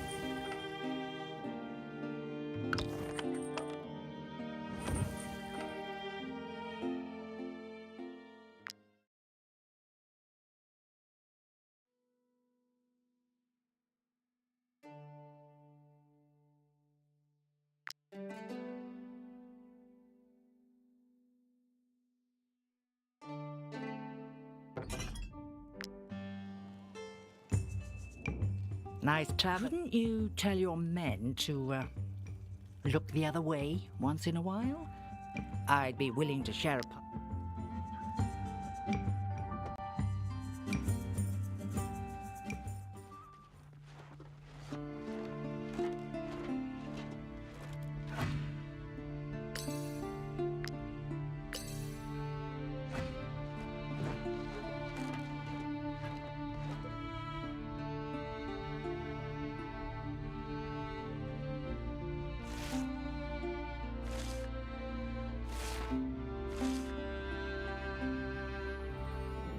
Pretending to be scholars exploring the Tumawi mercenaries. Steal yourselves. People often go missing in there.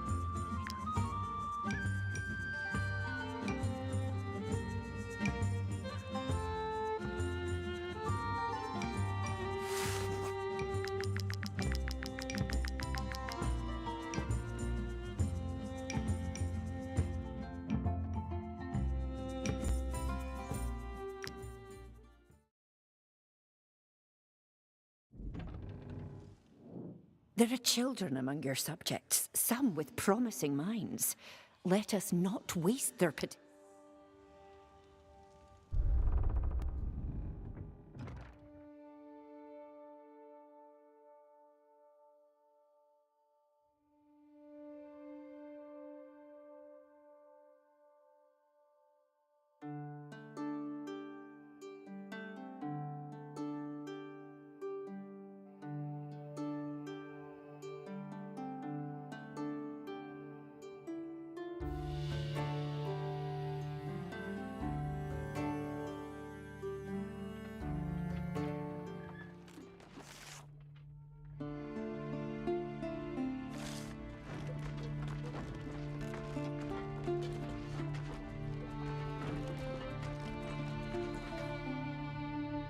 Help us, please!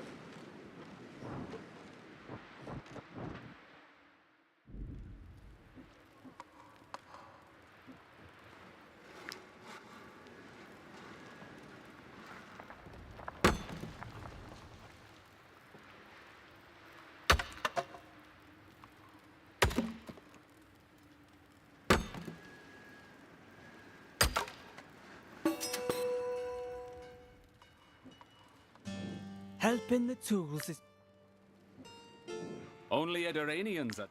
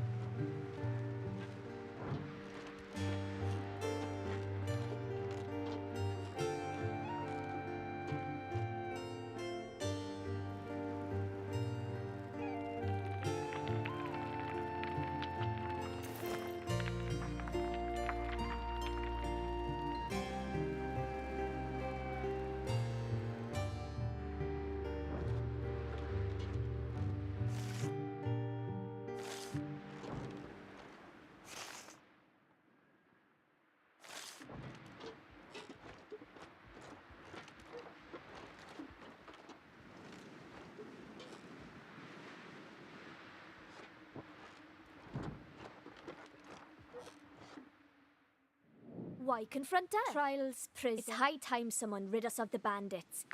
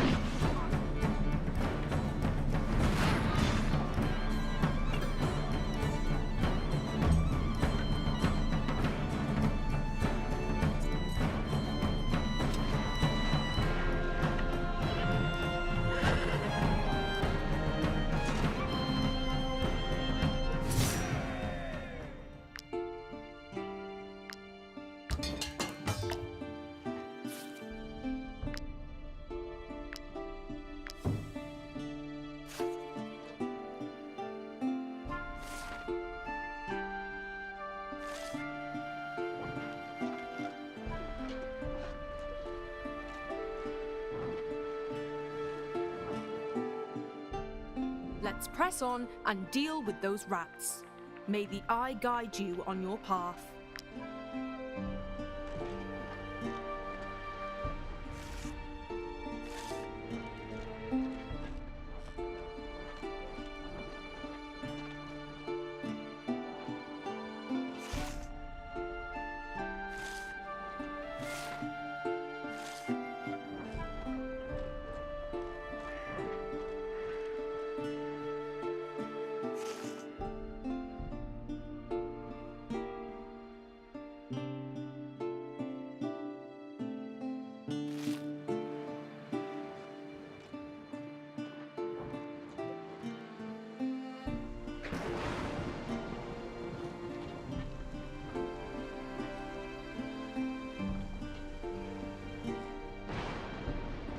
Might I interest you in my humble wares, my good sirs?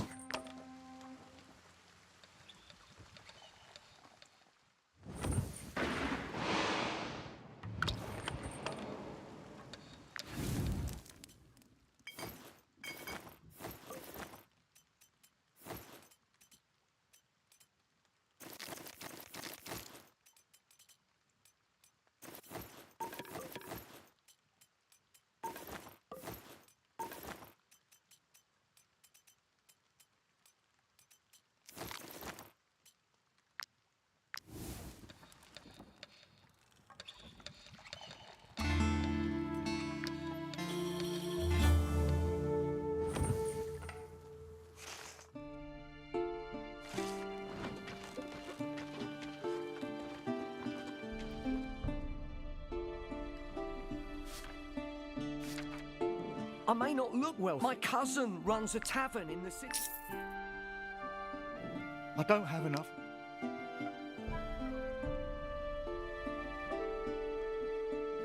Everything is in order.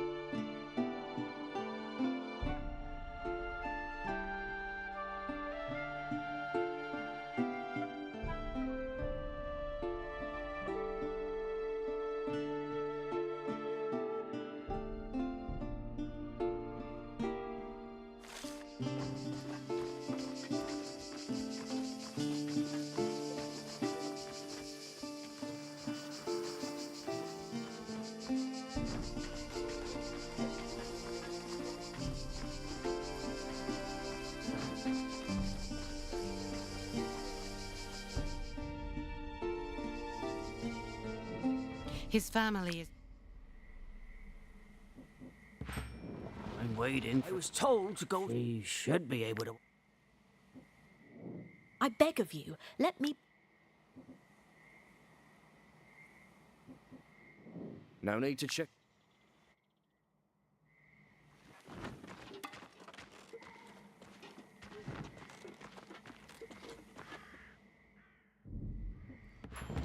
My mother died 20 years ago, but now, whenever I turn my back, he...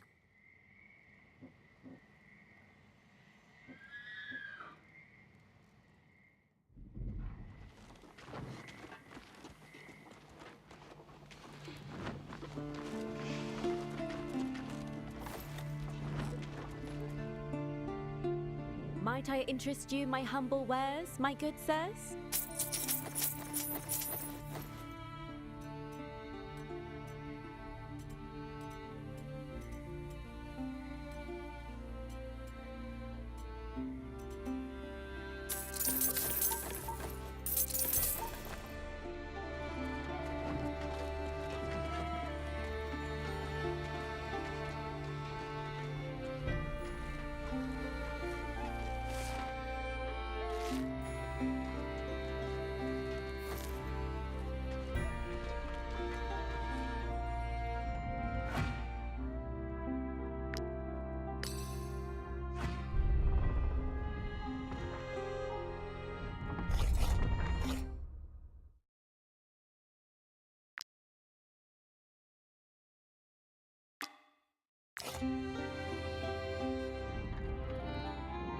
Well, well.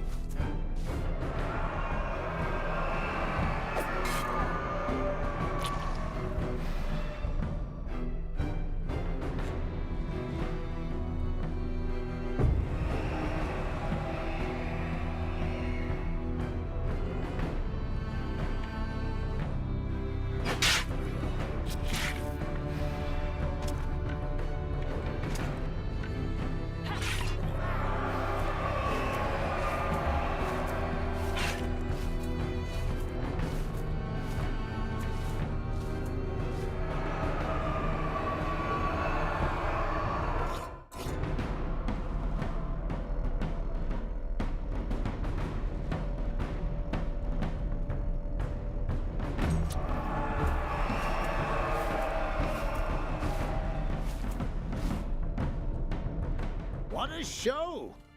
Too bad.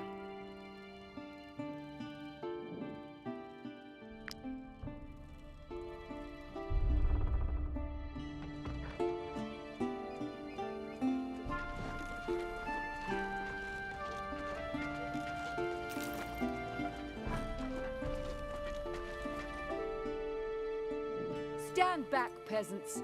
These valuable commodities are only for those who can afford them.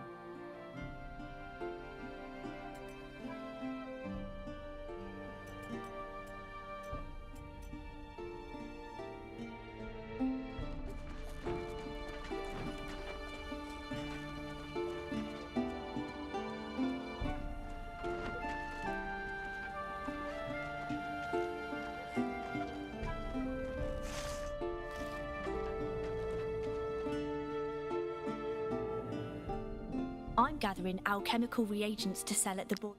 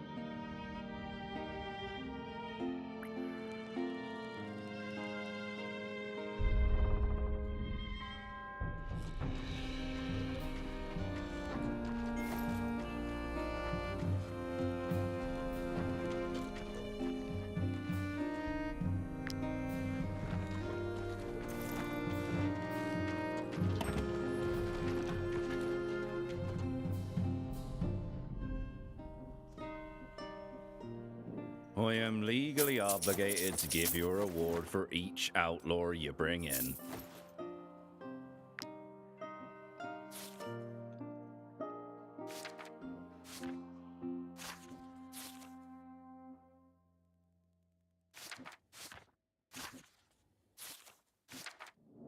These heretics get me out of here, and I swear by the all-seeing eye that I will pledge to you everything the Inquisition... I am legally obligated to give you a reward for each outlaw you bring in.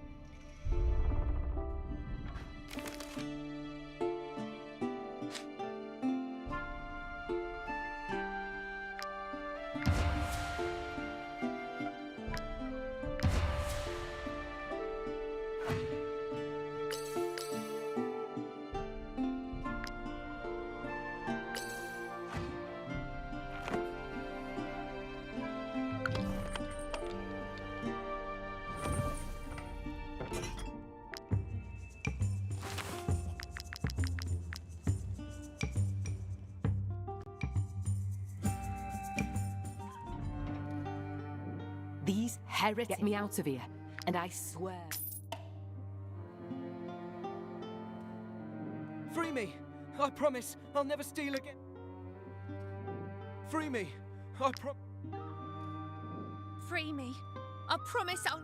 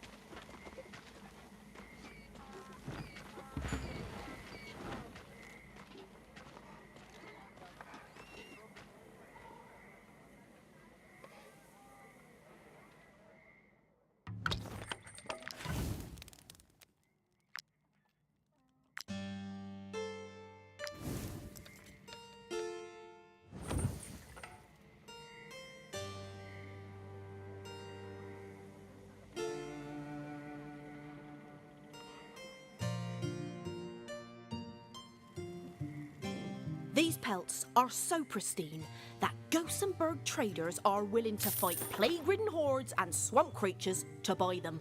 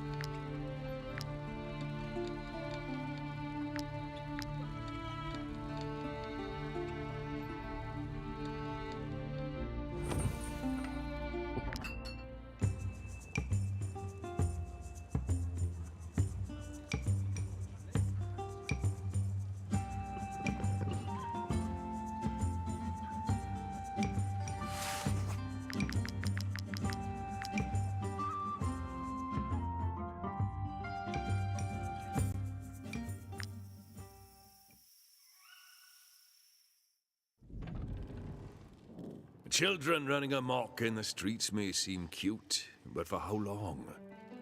Idleness will soon turn them into drunkards and thieves. Send your... Finding homes, unfortunately, I worry they might pose a bit of a fire hazard.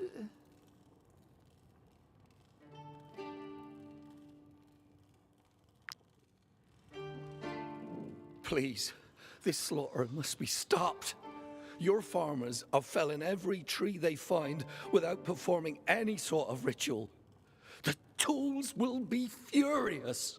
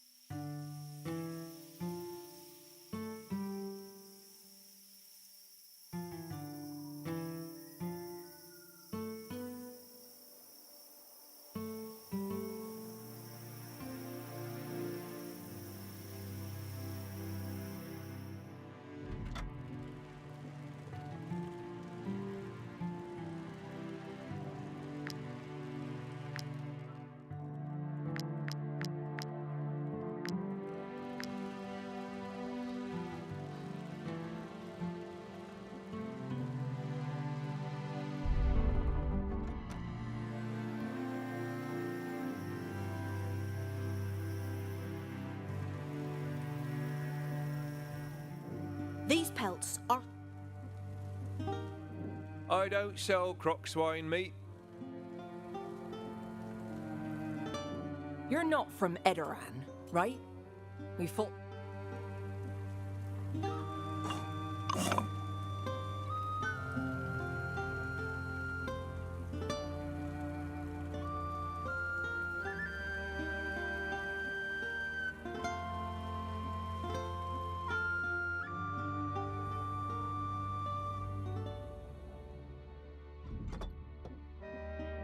You won't find any plague remedies in this shop. Alazar refuses to give us any. Try the smugglers.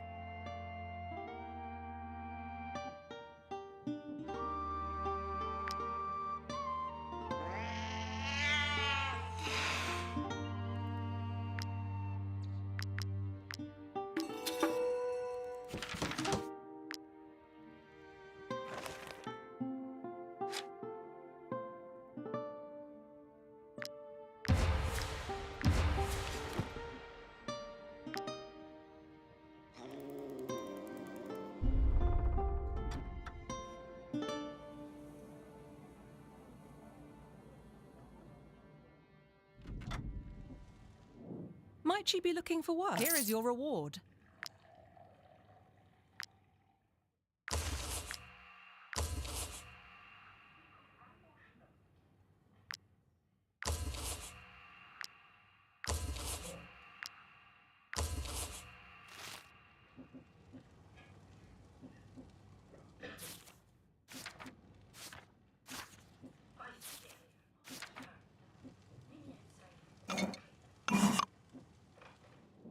Ludern is probably the most hostile, dangerous region you'll ever see.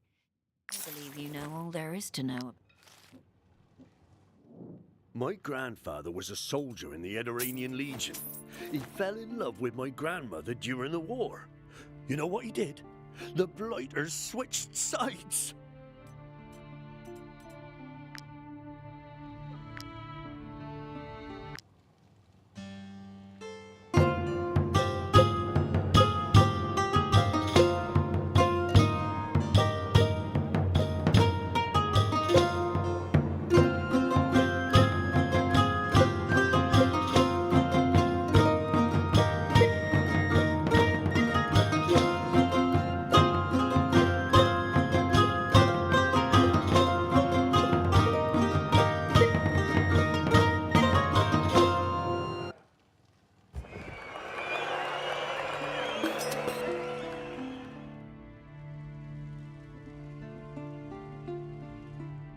My grandfather was a...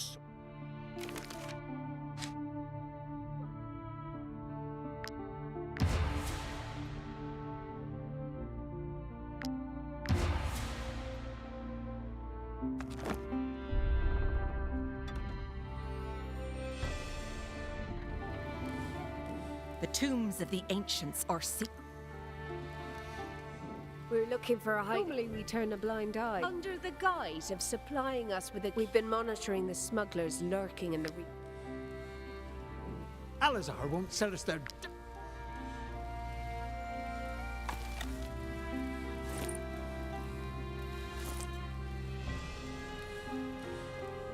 Oh, sheesh. What with the plague-ridden hordes and the croc swines? We already had a lot on our plates, but smugglers too?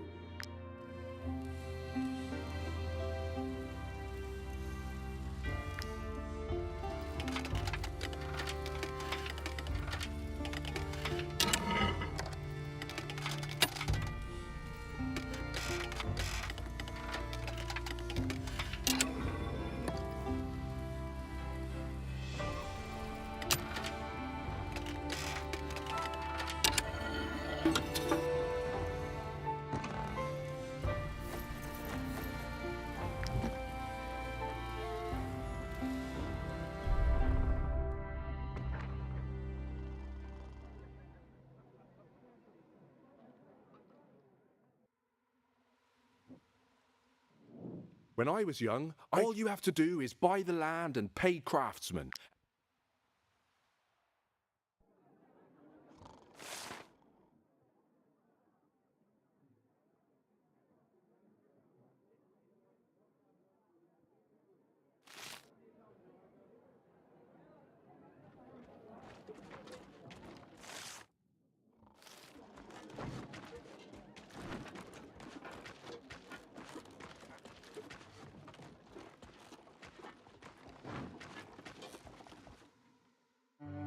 Might I interest you in my humble wares, my good sir?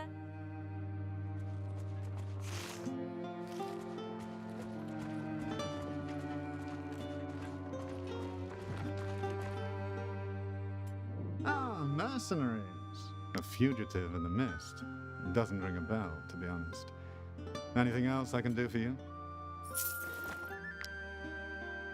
Such flattery. Although it is true, we have a knack. We did see some bloke getting The two of them went around the hill behind the Moritega farm, straight to If you decide to go after them, you'll need what we're selling. The place is crawling with plague-ridden monsters.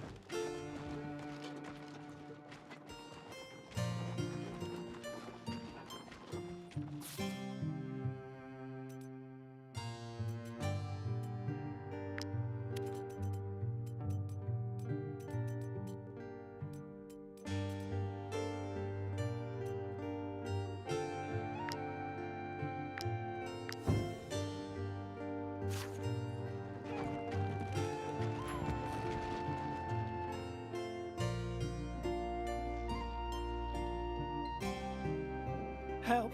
Help!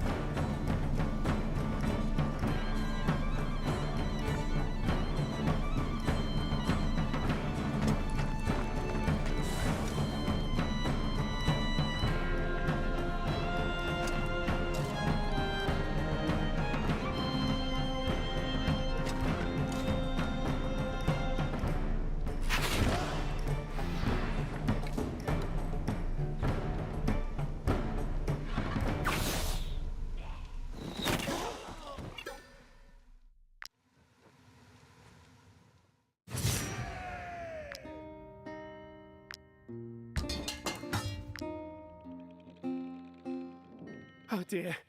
I thank thee. I'd like to give you a token of my gratitude. I just need a moment to gather my wits.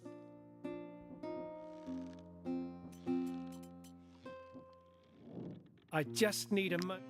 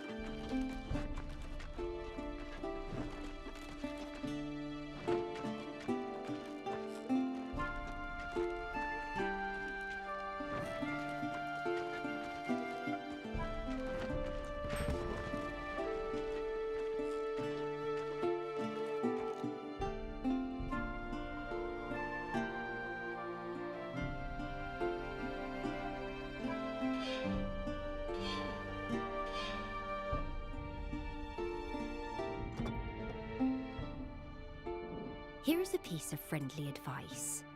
Maintain your armor properly. The Cardinal Mosquito of Luder.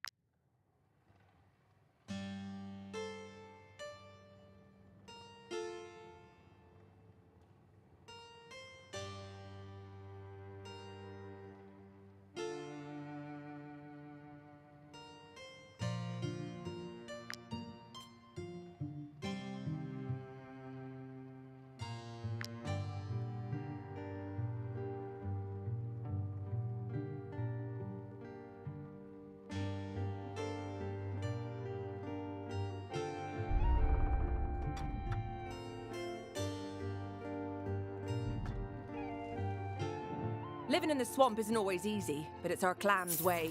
The elders say what doesn't kill you makes you stronger.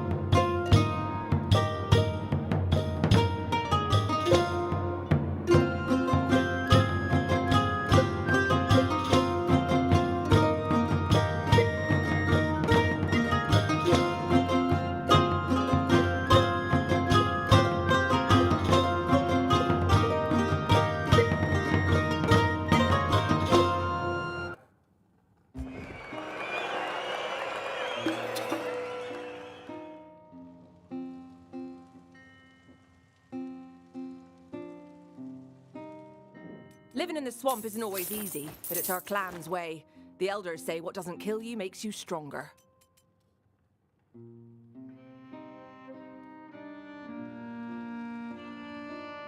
Might she be looking for work?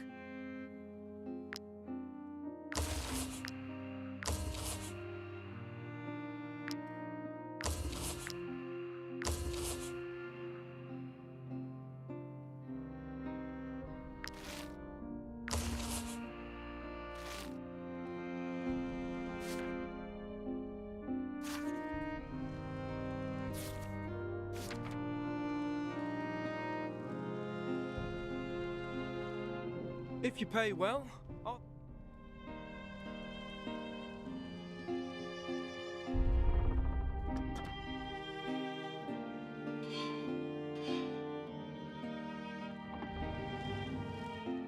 A refugee?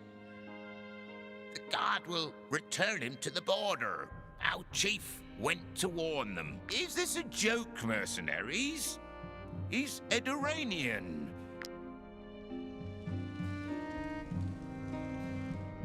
I crossed Artes. I'm on my last legs. Take pity, mercenary.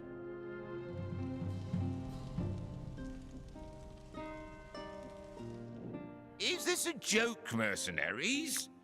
I dare say your reasoning makes sense, mercenaries. All right, we'll keep him. But trust me, life is hard in Ludern. He said I could stay. Here, this is the only thing still connecting me to my old life.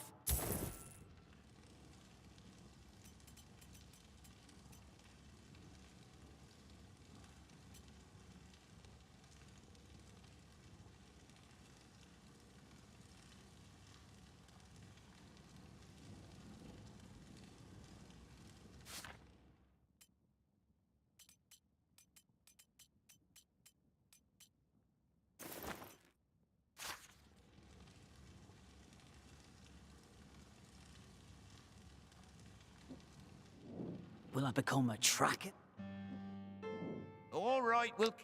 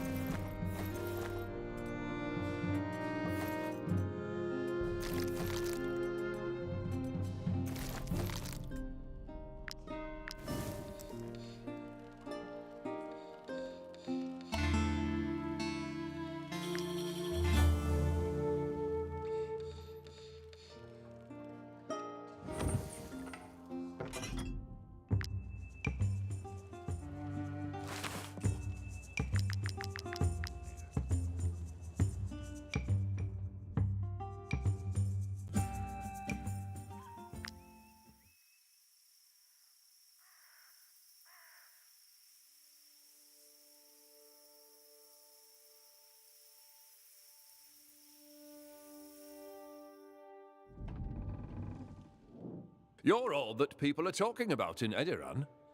I'd love to be your advisor. May I?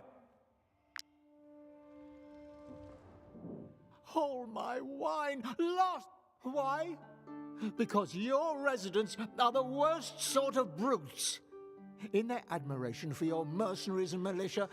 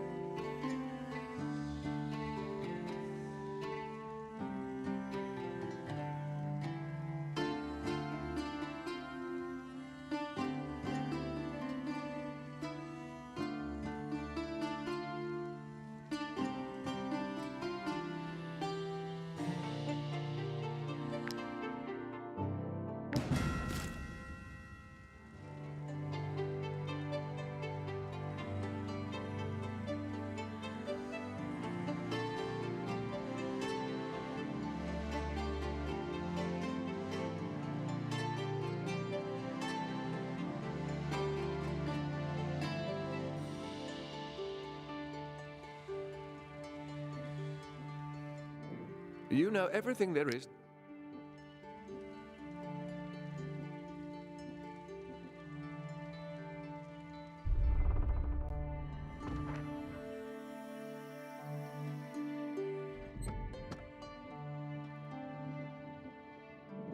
It's an honor to serve you, my lords.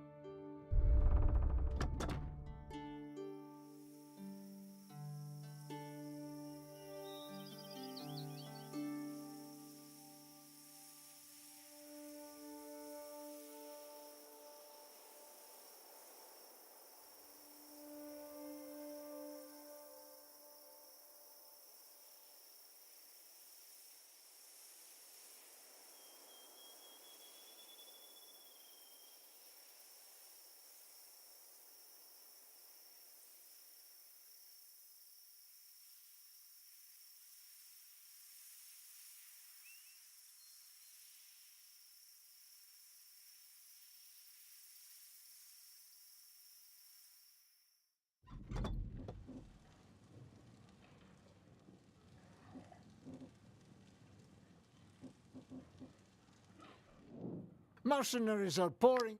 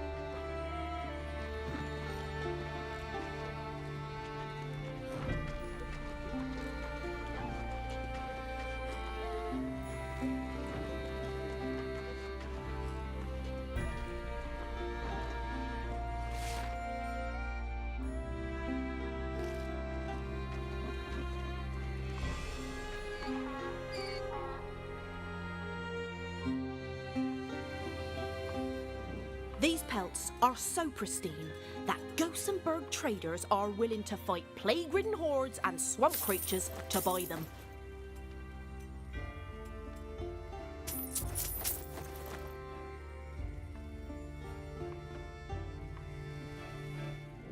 I don't sell croc swine meat. It tastes like swamp. You're not from Edoran, right? We fought those vermin for 30...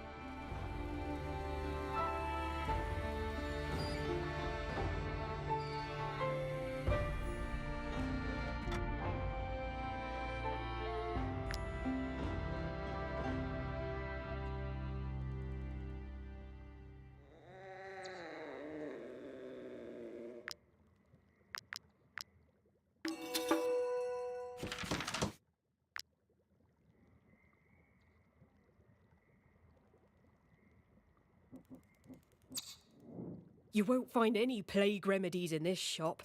Alazar refuses to give us any. Try the smugglers.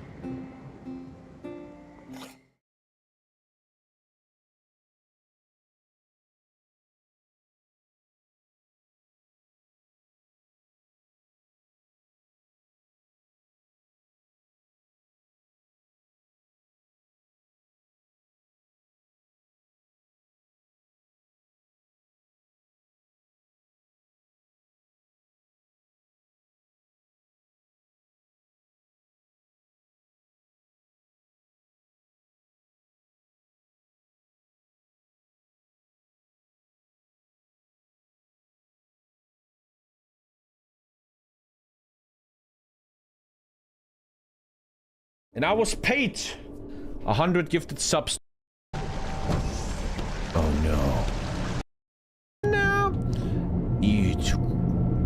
close the instruction. Left mouse to interact with a button. Whoa. Pick up an item with the left mouse. An ID card. I'm taking them all.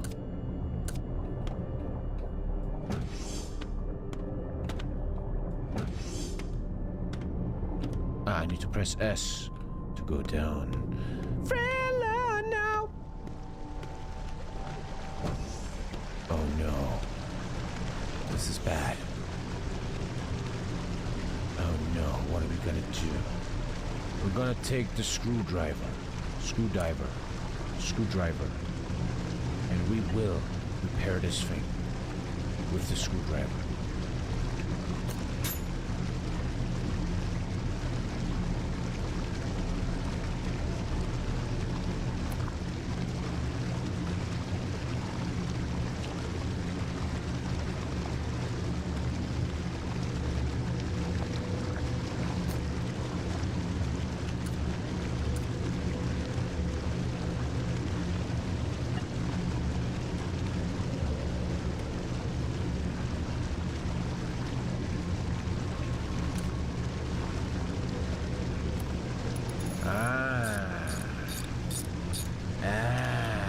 Easy game.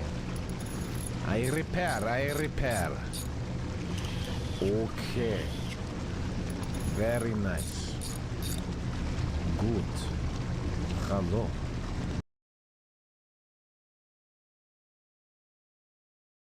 If you guys have been paying at least a little bit of attention to what is currently happening in the country of Russia, then just keep watching, okay? Yaroslav first became famous thanks to his participation in the Factor Show, and there he was noticed by Alla Borisovna Pugacheva, the same one who is today in opposition to the government and himself a shaman then, until something happened at the end of 2019.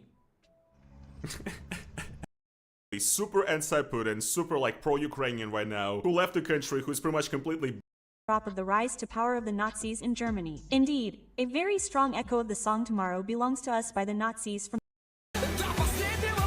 because shaman is I don't know, guys. I don't know. Something is sus here, okay? Like, what the fuck did he mean by this? This is either the big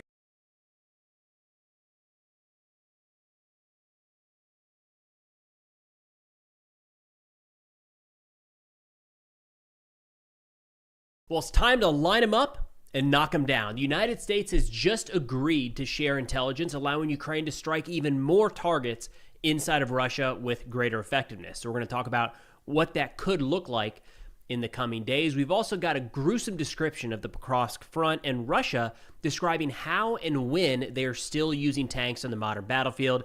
Turns out, contrary to a lot of experts on the internet, the tank is still viable in certain contexts. But first things first, fundraiser update. We were picking up drones for Ukrainian units in the east defending Kramatorsk.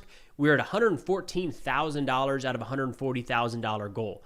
Now, this is a 501c3 Ukraine aid operations that we're running this through. So every one of your donations is tax deductible. And we actually have a 1-to-1 donor match. So every one of your contributions has double the impact at the front. If interested and able, the link to contribute will be in the description below.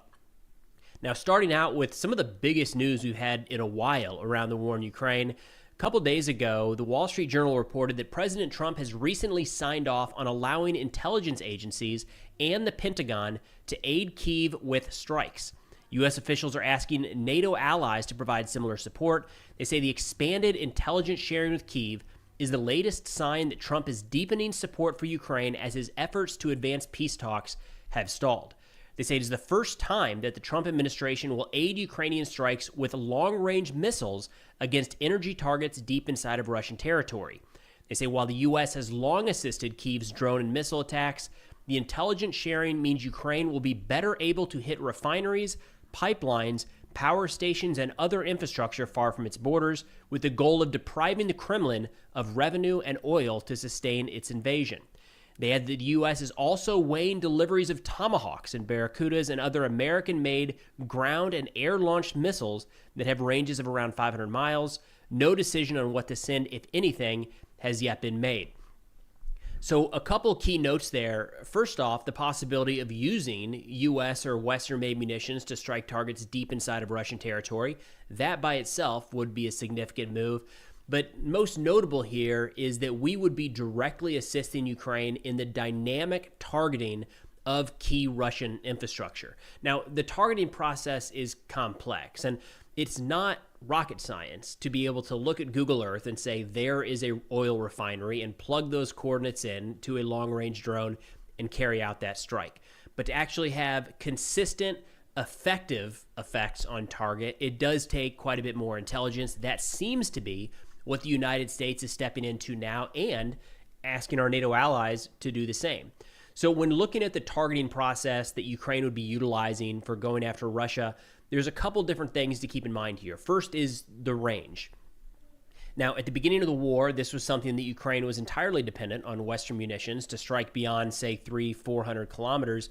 But we have seen over the course of the last couple of years that Ukraine has developed themselves long-range strike munitions that can hit Russian targets 700-plus kilometers behind the line of contact. So Ukraine has solved that to a degree. They no doubt would love to get their hands on some advanced U.S. weaponry, things like the Tomahawk, that are not just able to carry out strikes at that distance, but also carry a significant payload, bigger boom at a longer distance. Now, Ukraine has developed and recently tested their Flamingo cruise missile that has an even bigger warhead than the Tomahawk, so that's something to consider here as well. Then when getting into the targeting, again, you're looking at static positions, so a bridge or a transportation hub, a factory, a logistics depot, things like that, oil refineries. They don't move. So if it was there yesterday, last week, last month, or even last year, safe to assume that it's in the same place today. That doesn't take advanced military targeting to carry out, and at baseline, Ukraine has been able to utilize that for some time. The next step here is dynamic targeting, and this is where the United States and NATO would be able to provide a real contribution to the effectiveness of these Ukrainian strikes. So based off a variety of different intelligence sources, and keep in mind this is not just satellite imagery, but a wide range of sources available to the U.S. government, to the CIA, DOD, and elsewhere, they would be able to pinpoint the location and capabilities of air defense and electronic warfare assets scattered throughout Russia. What that means is every one of these drones that Ukraine launches has to navigate a range of Russian defenses. And sometimes they're intercepted early, sometimes they're intercepted late. But if Ukraine launches, say, 200 drones in a single wave, which is pretty consistent at this point, day in and day out, they are not expecting 200 to strike their target. You know, sometimes 90, 95, 98% even of these drones are intercepted before they even reach the general area they are designed to destroy. So some Western intelligence assistance here could help them to plan a better route based off of real-time locations of Russian defensive capabilities. That means more drones ending up over the actual desired target. Along with that, real-time targeting assistance, again, whether this is signals intelligence, human intelligence, whether it's satellite imagery or anything else, would help Ukraine with identifying the right targets. So things like, should you approach this oil refinery from the north or the south? Does it matter?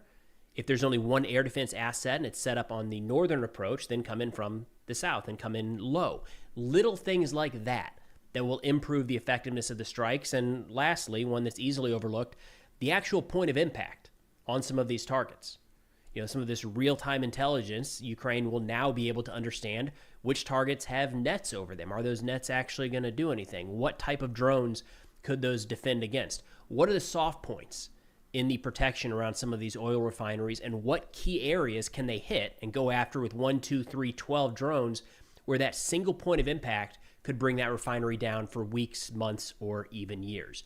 It is a much more robust picture of what Ukraine can go after the minute that the United States and NATO step in to provide this enhanced targeting data. Now, the Russian response was by and large, who cares? Two majors said, quote, the United States has previously regularly provided satellite intelligence across the entire territory of Russia. In this case, it is about providing operational targeting for strikes with long-range weapons, as has been done in the past, when they effectively targeted Russian sites with Gimler's missiles, that's coming from the HIMARS, in real time. Notably, amid this, the transfer of Tomahawk missiles to Ukraine is already being publicly discussed. Again, something that I think is being overlooked here, real-time dynamic targeting of moving assets on the battlefield is one thing. That is something the United States and NATO is very good at. Ukraine is getting a lot better at, but they no doubt do not have the robust resources available that NATO or the U.S. has at their disposal.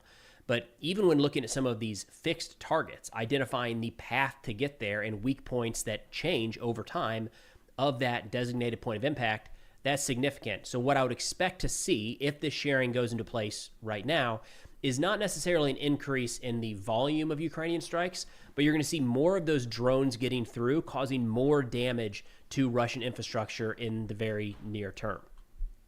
Now, I do want to shift over to provide a bit of a battlefield update here, specifically looking around Pokrovsk. So we've got deep state map here, and using the satellite view, zooming into the area where, I mean, I've seen different numbers, but 70-80% of engagements have been happening in the Pokrovsk sector. This is where Russian forces have poured nearly all of their offensive capability in terms of trying to advance and take territory over the course of the last year.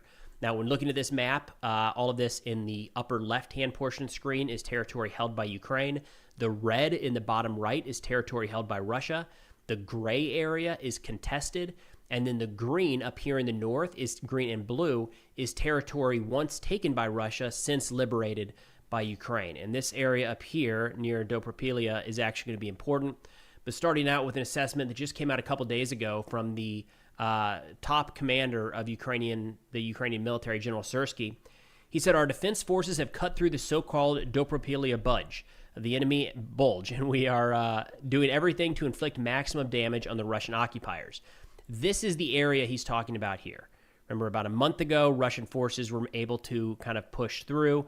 And then over the course of a couple weeks, we saw a number of Ukrainian forces come down, sever these land routes, and start to clear it of Russian forces. Now, don't be gaslit into hearing people on the Russian side say they don't exist. There's nothing there. The Russian forces are not, in any dire situation at all. They are there. I don't know how else to say this. In fact, we'll pull up a map here from Wargonzo, a prominent Russian mill blogger. This is his map as of today. It's like right now. The same day I'm looking at the other map. This is October 4th, 2025. This is the pocket here, Dobropilia. And you'll see that he has a couple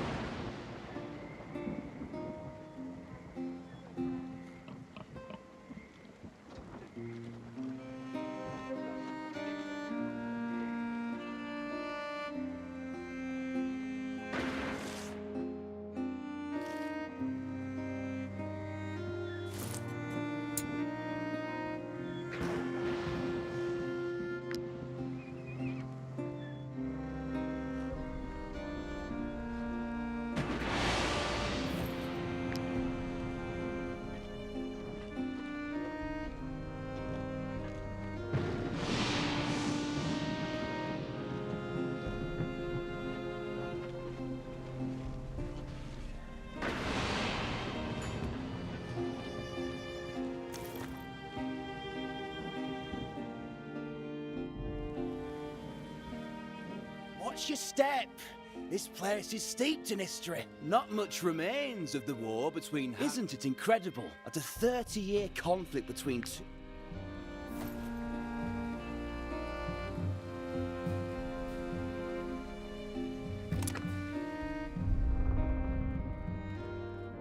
Look at all this.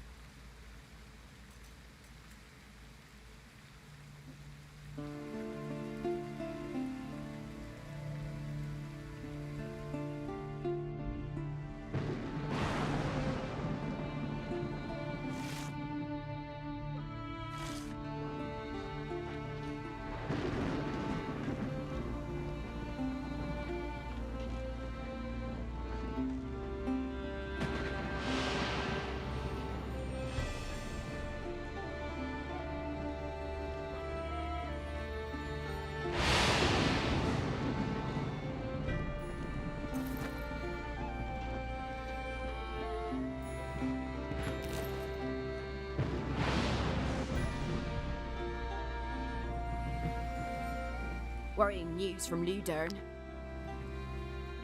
Trackers are like family.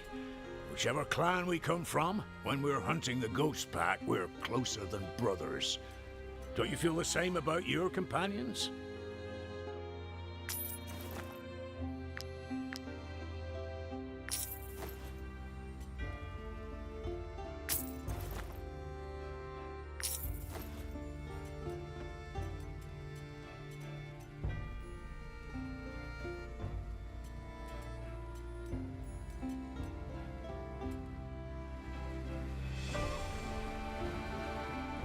Are you here? Sorry, but I scat.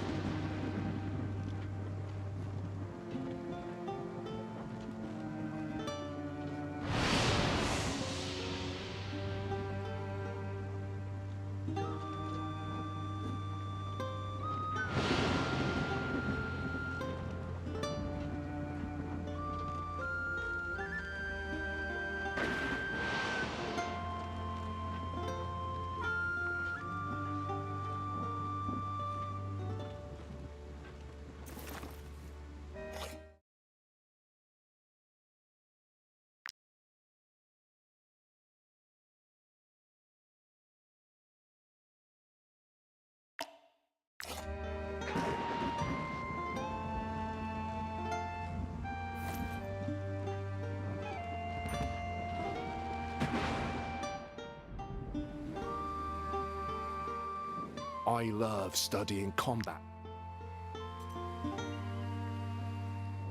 Looking to improve your skills? We offer various technical manuals, and we can also upgrade your weapons at a very affordable price.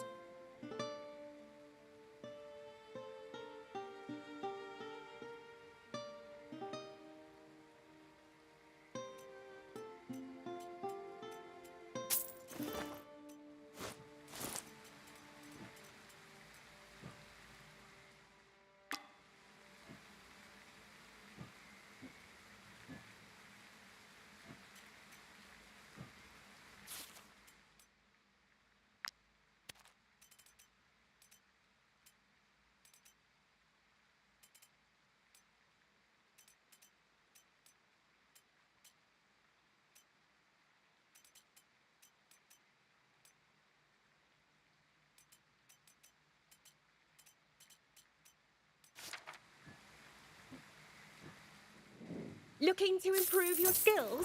We offer various technical manuals, and we can also upgrade your weapons at a very affordable price.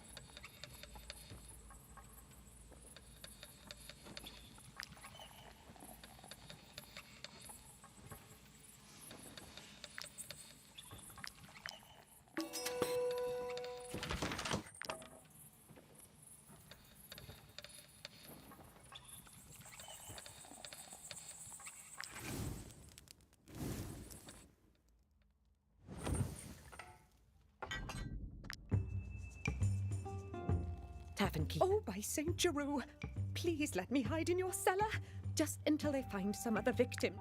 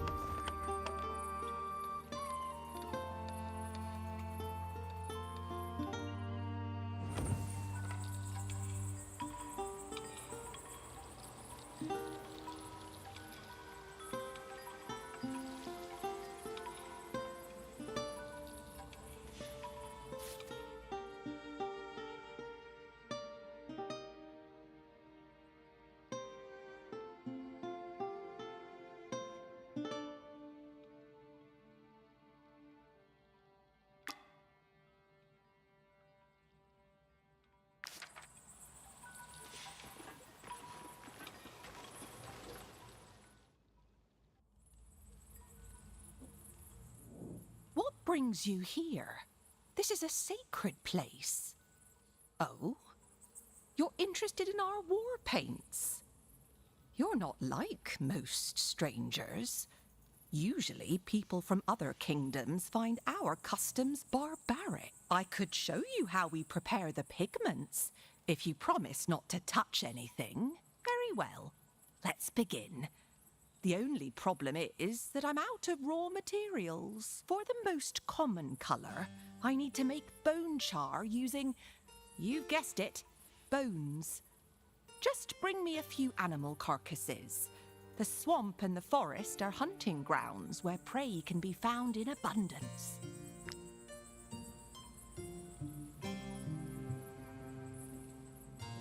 I'm still an apprentice, so I'm not allowed to handle pigments.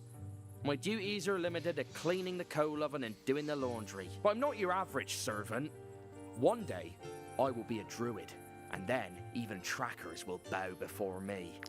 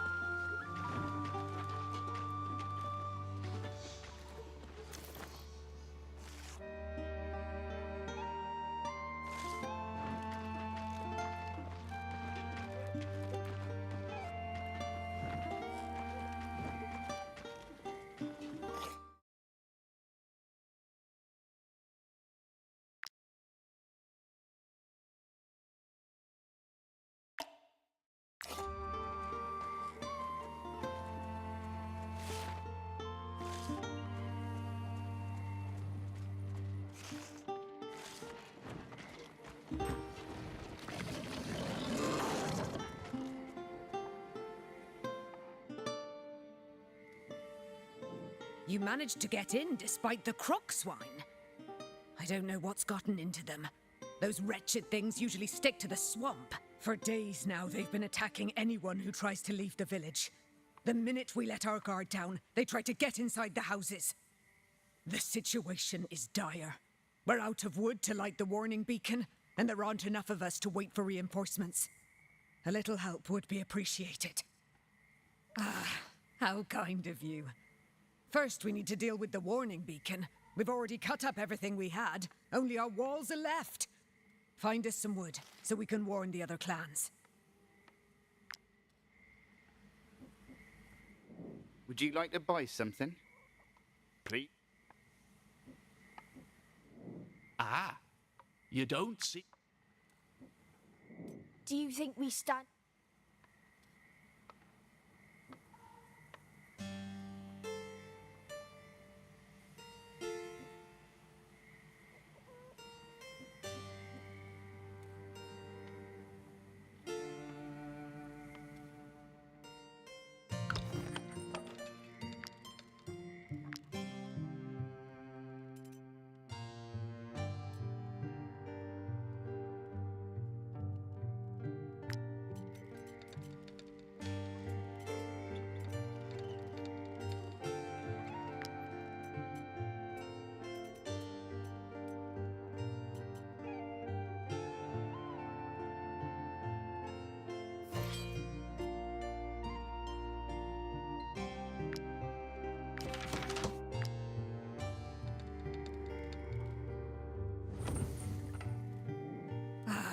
How kind of you. This firewood could be our salvation. Thank you, mercenaries. Meet me in front of the fire. Ahem. Could we... It's possible that I'm not actually a merchant, and that... All right, I admit it. It's all my fault. I am an Alazarian scholar of note. I hope let me slip away quietly before they start asking questions. Distract them when the reinforcements arrive. I beg you. I have a family. I'll give you all the crowns I have.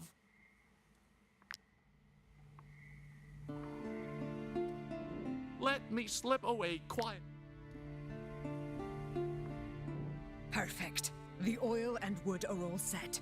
Once they But in the meantime, everything rests on your weapons. Flames drive the croc swine mad. Steel yourselves. It's going to be a long fight. You can ignite the warning beacon whenever you're ready.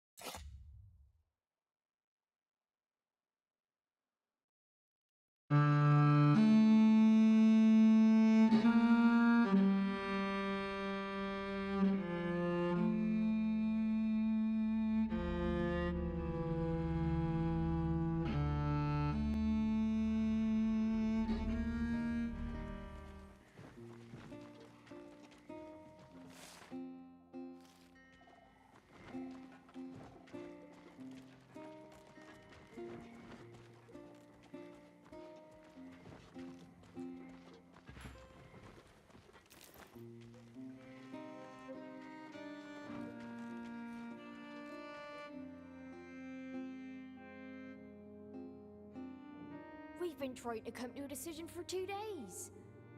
Maybe you can help. We closed off the secondary tunnel after hearing very unsettling noises. But since then, not a peep. We're hesitant to call upon the guard or the trackers. Because if we raise the alarm for no reason, do you think... I swear the noise I heard came from... I don't see what all the fuss...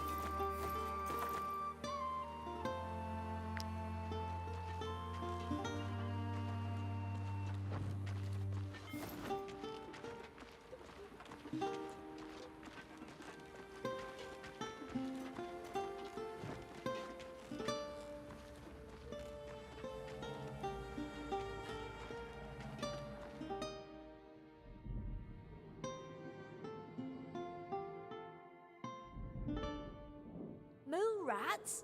Curses! We'll be on our guard from now on. Thanks for checking. Oh, all right. I'm...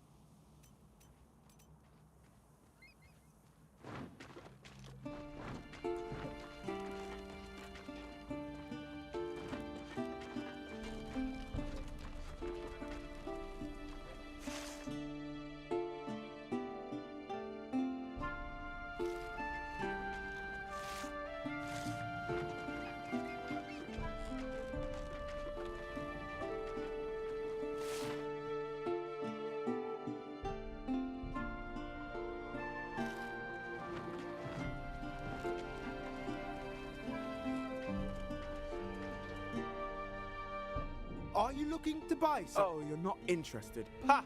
No matter. I won't be discouraged. Who knows?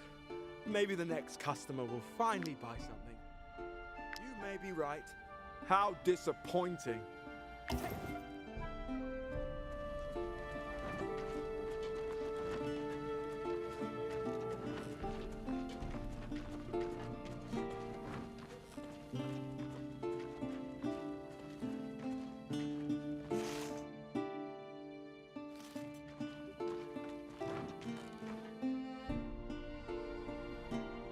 Trackers are like family.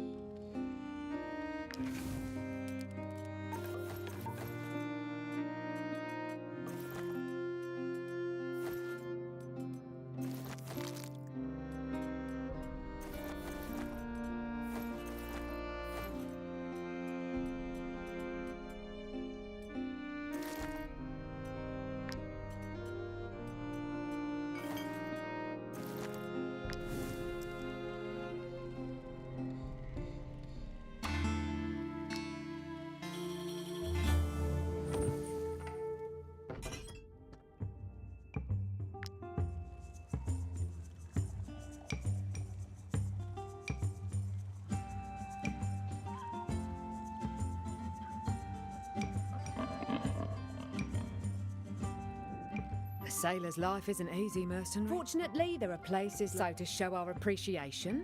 A few of us have chipped in to give you this.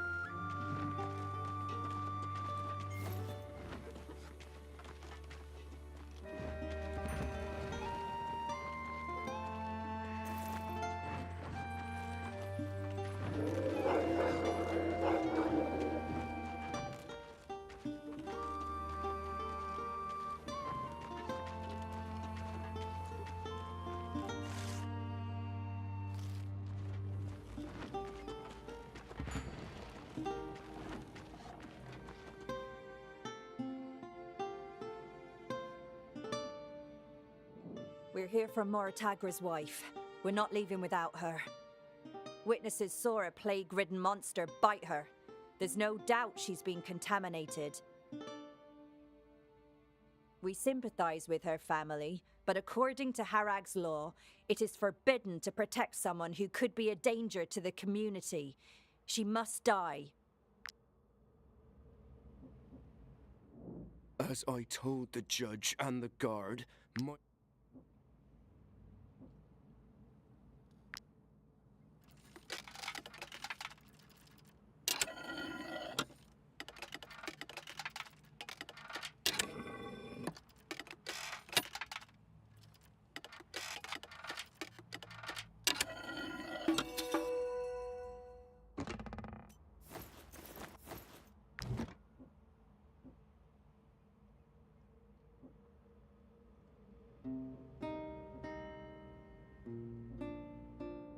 Please, no.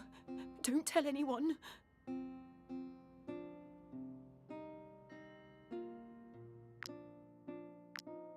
I can't believe it. Let's talk to the guard. They have no You crazy? That's very generous of you, mercenaries. But moving forward, now we'll take our leave. Mercenaries, that we crossed paths was a gift from the gods.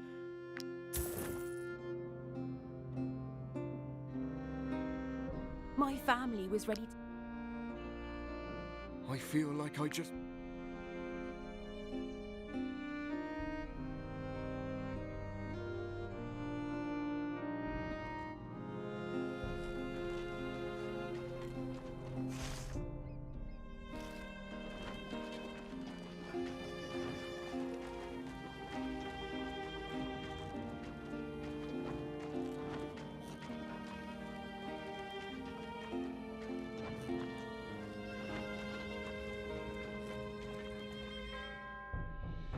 Might I interest you in my humble wares, my good sirs?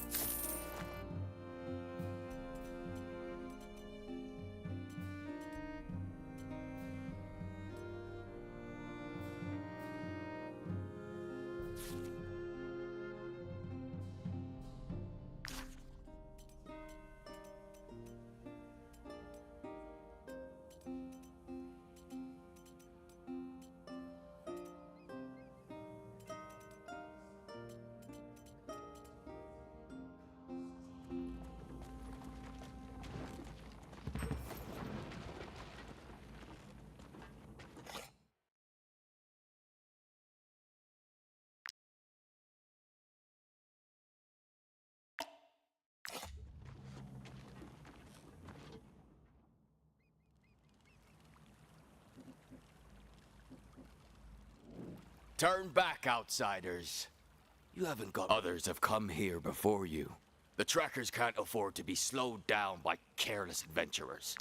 Go back. All right. Find Master Versin at the temporary...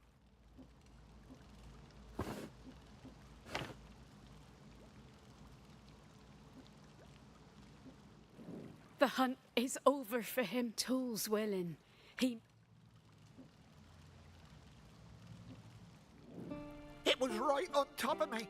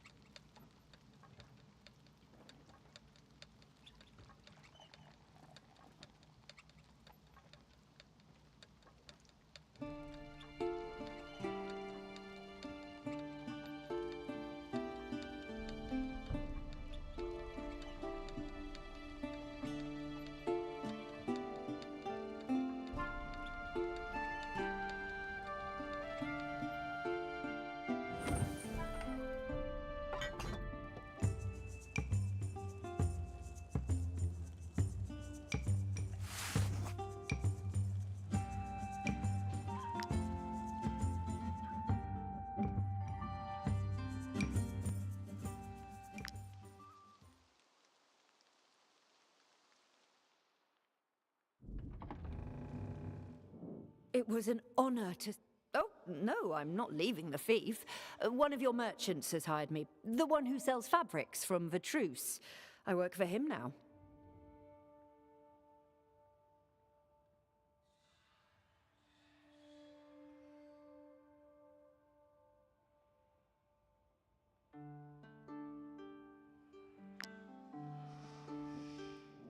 With no place for your... Preserve the faith. No realm has ever been as safe as yours, my lords. No one dares step out of line, and... Whichever items you need sent, I...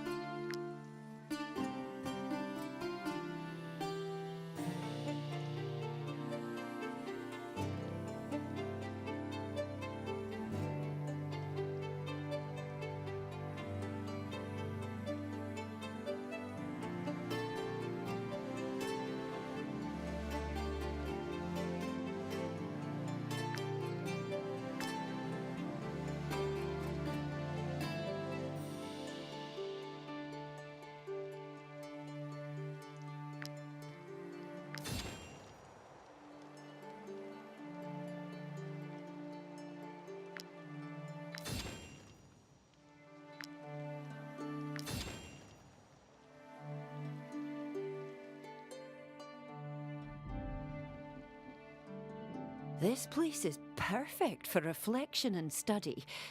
I'm pleased that you have finally decided to build a university. How can the scholars be of use to you, my lords? Does one of your companions wish to join in our studies?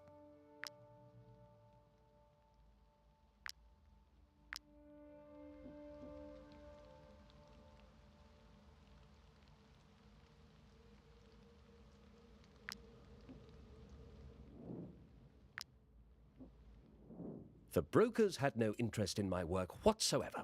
They considered the plain ones too ugly to adorn their homes and too bland to eat. Those knaves! I left them behind with no regrets.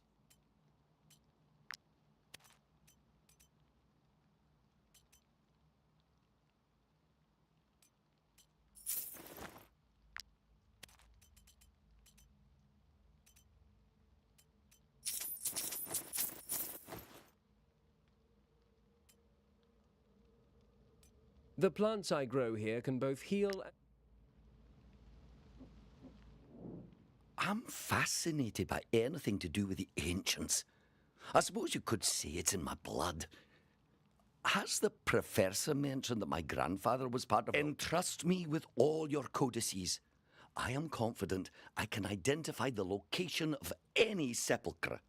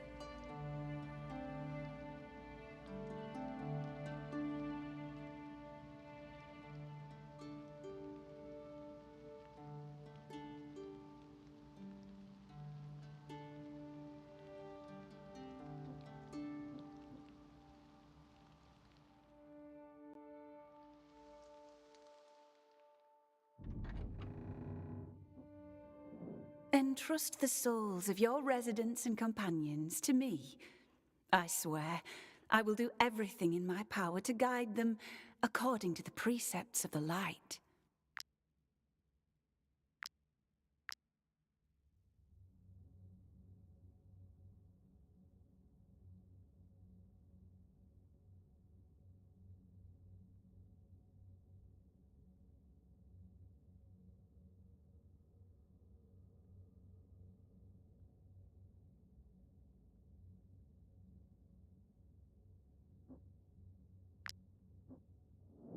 There's no better justification for power than divine right.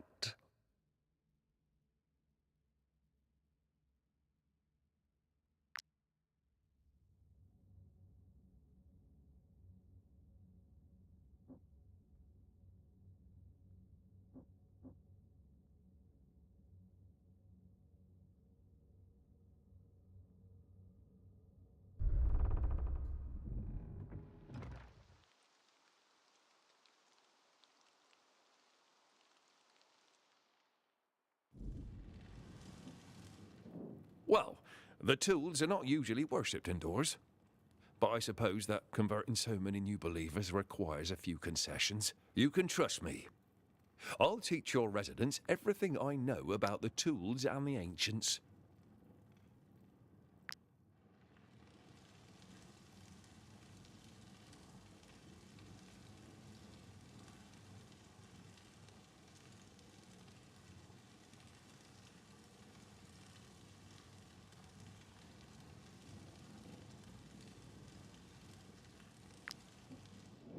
So much noise!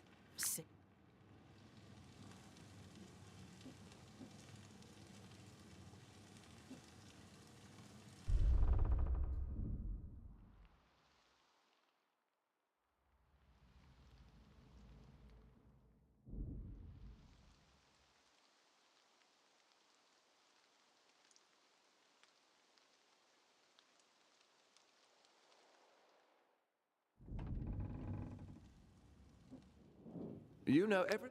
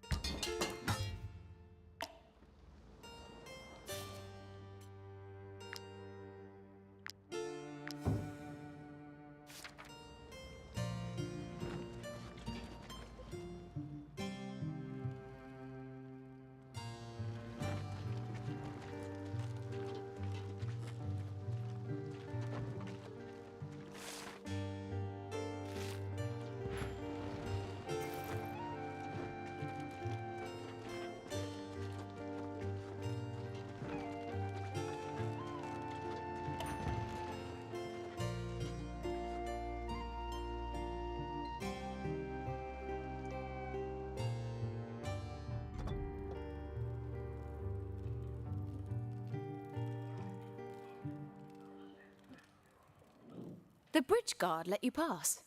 You must really be good at your jobs, mercenaries. I just so happen to have some information for people like you.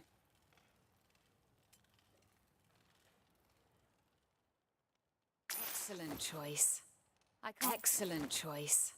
I can't wait. Excellent choice. I can't. You know as much as I do about Brigger. Might she be looking for work? Our role as emissaries is to ensure that here is your reward.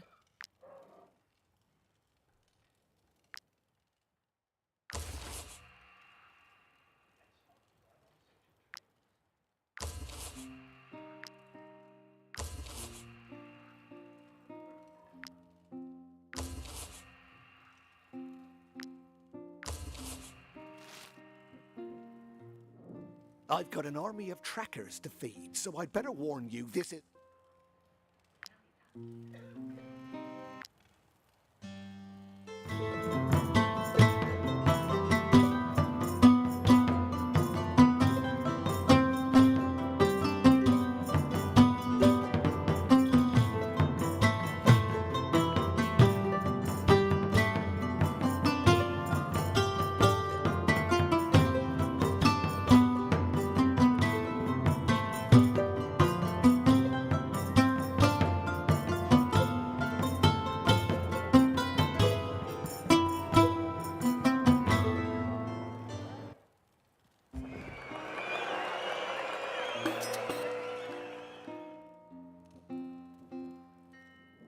If I join you, I'll no longer be a burden for my family.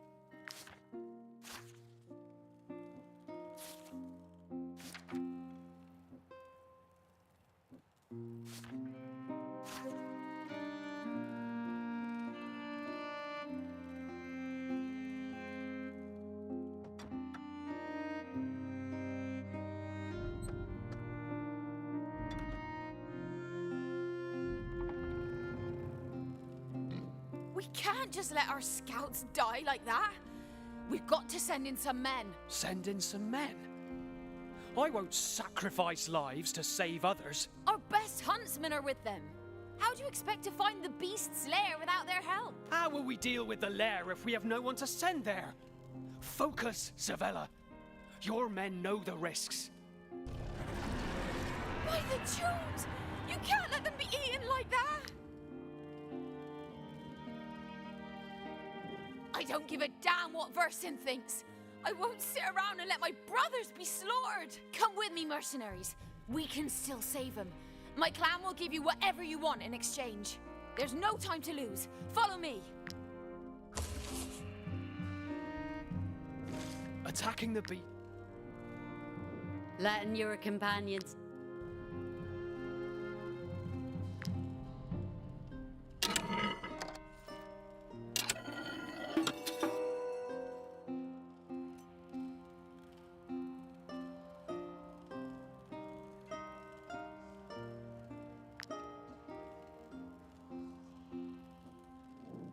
Of all the masters, we must be willing to put our...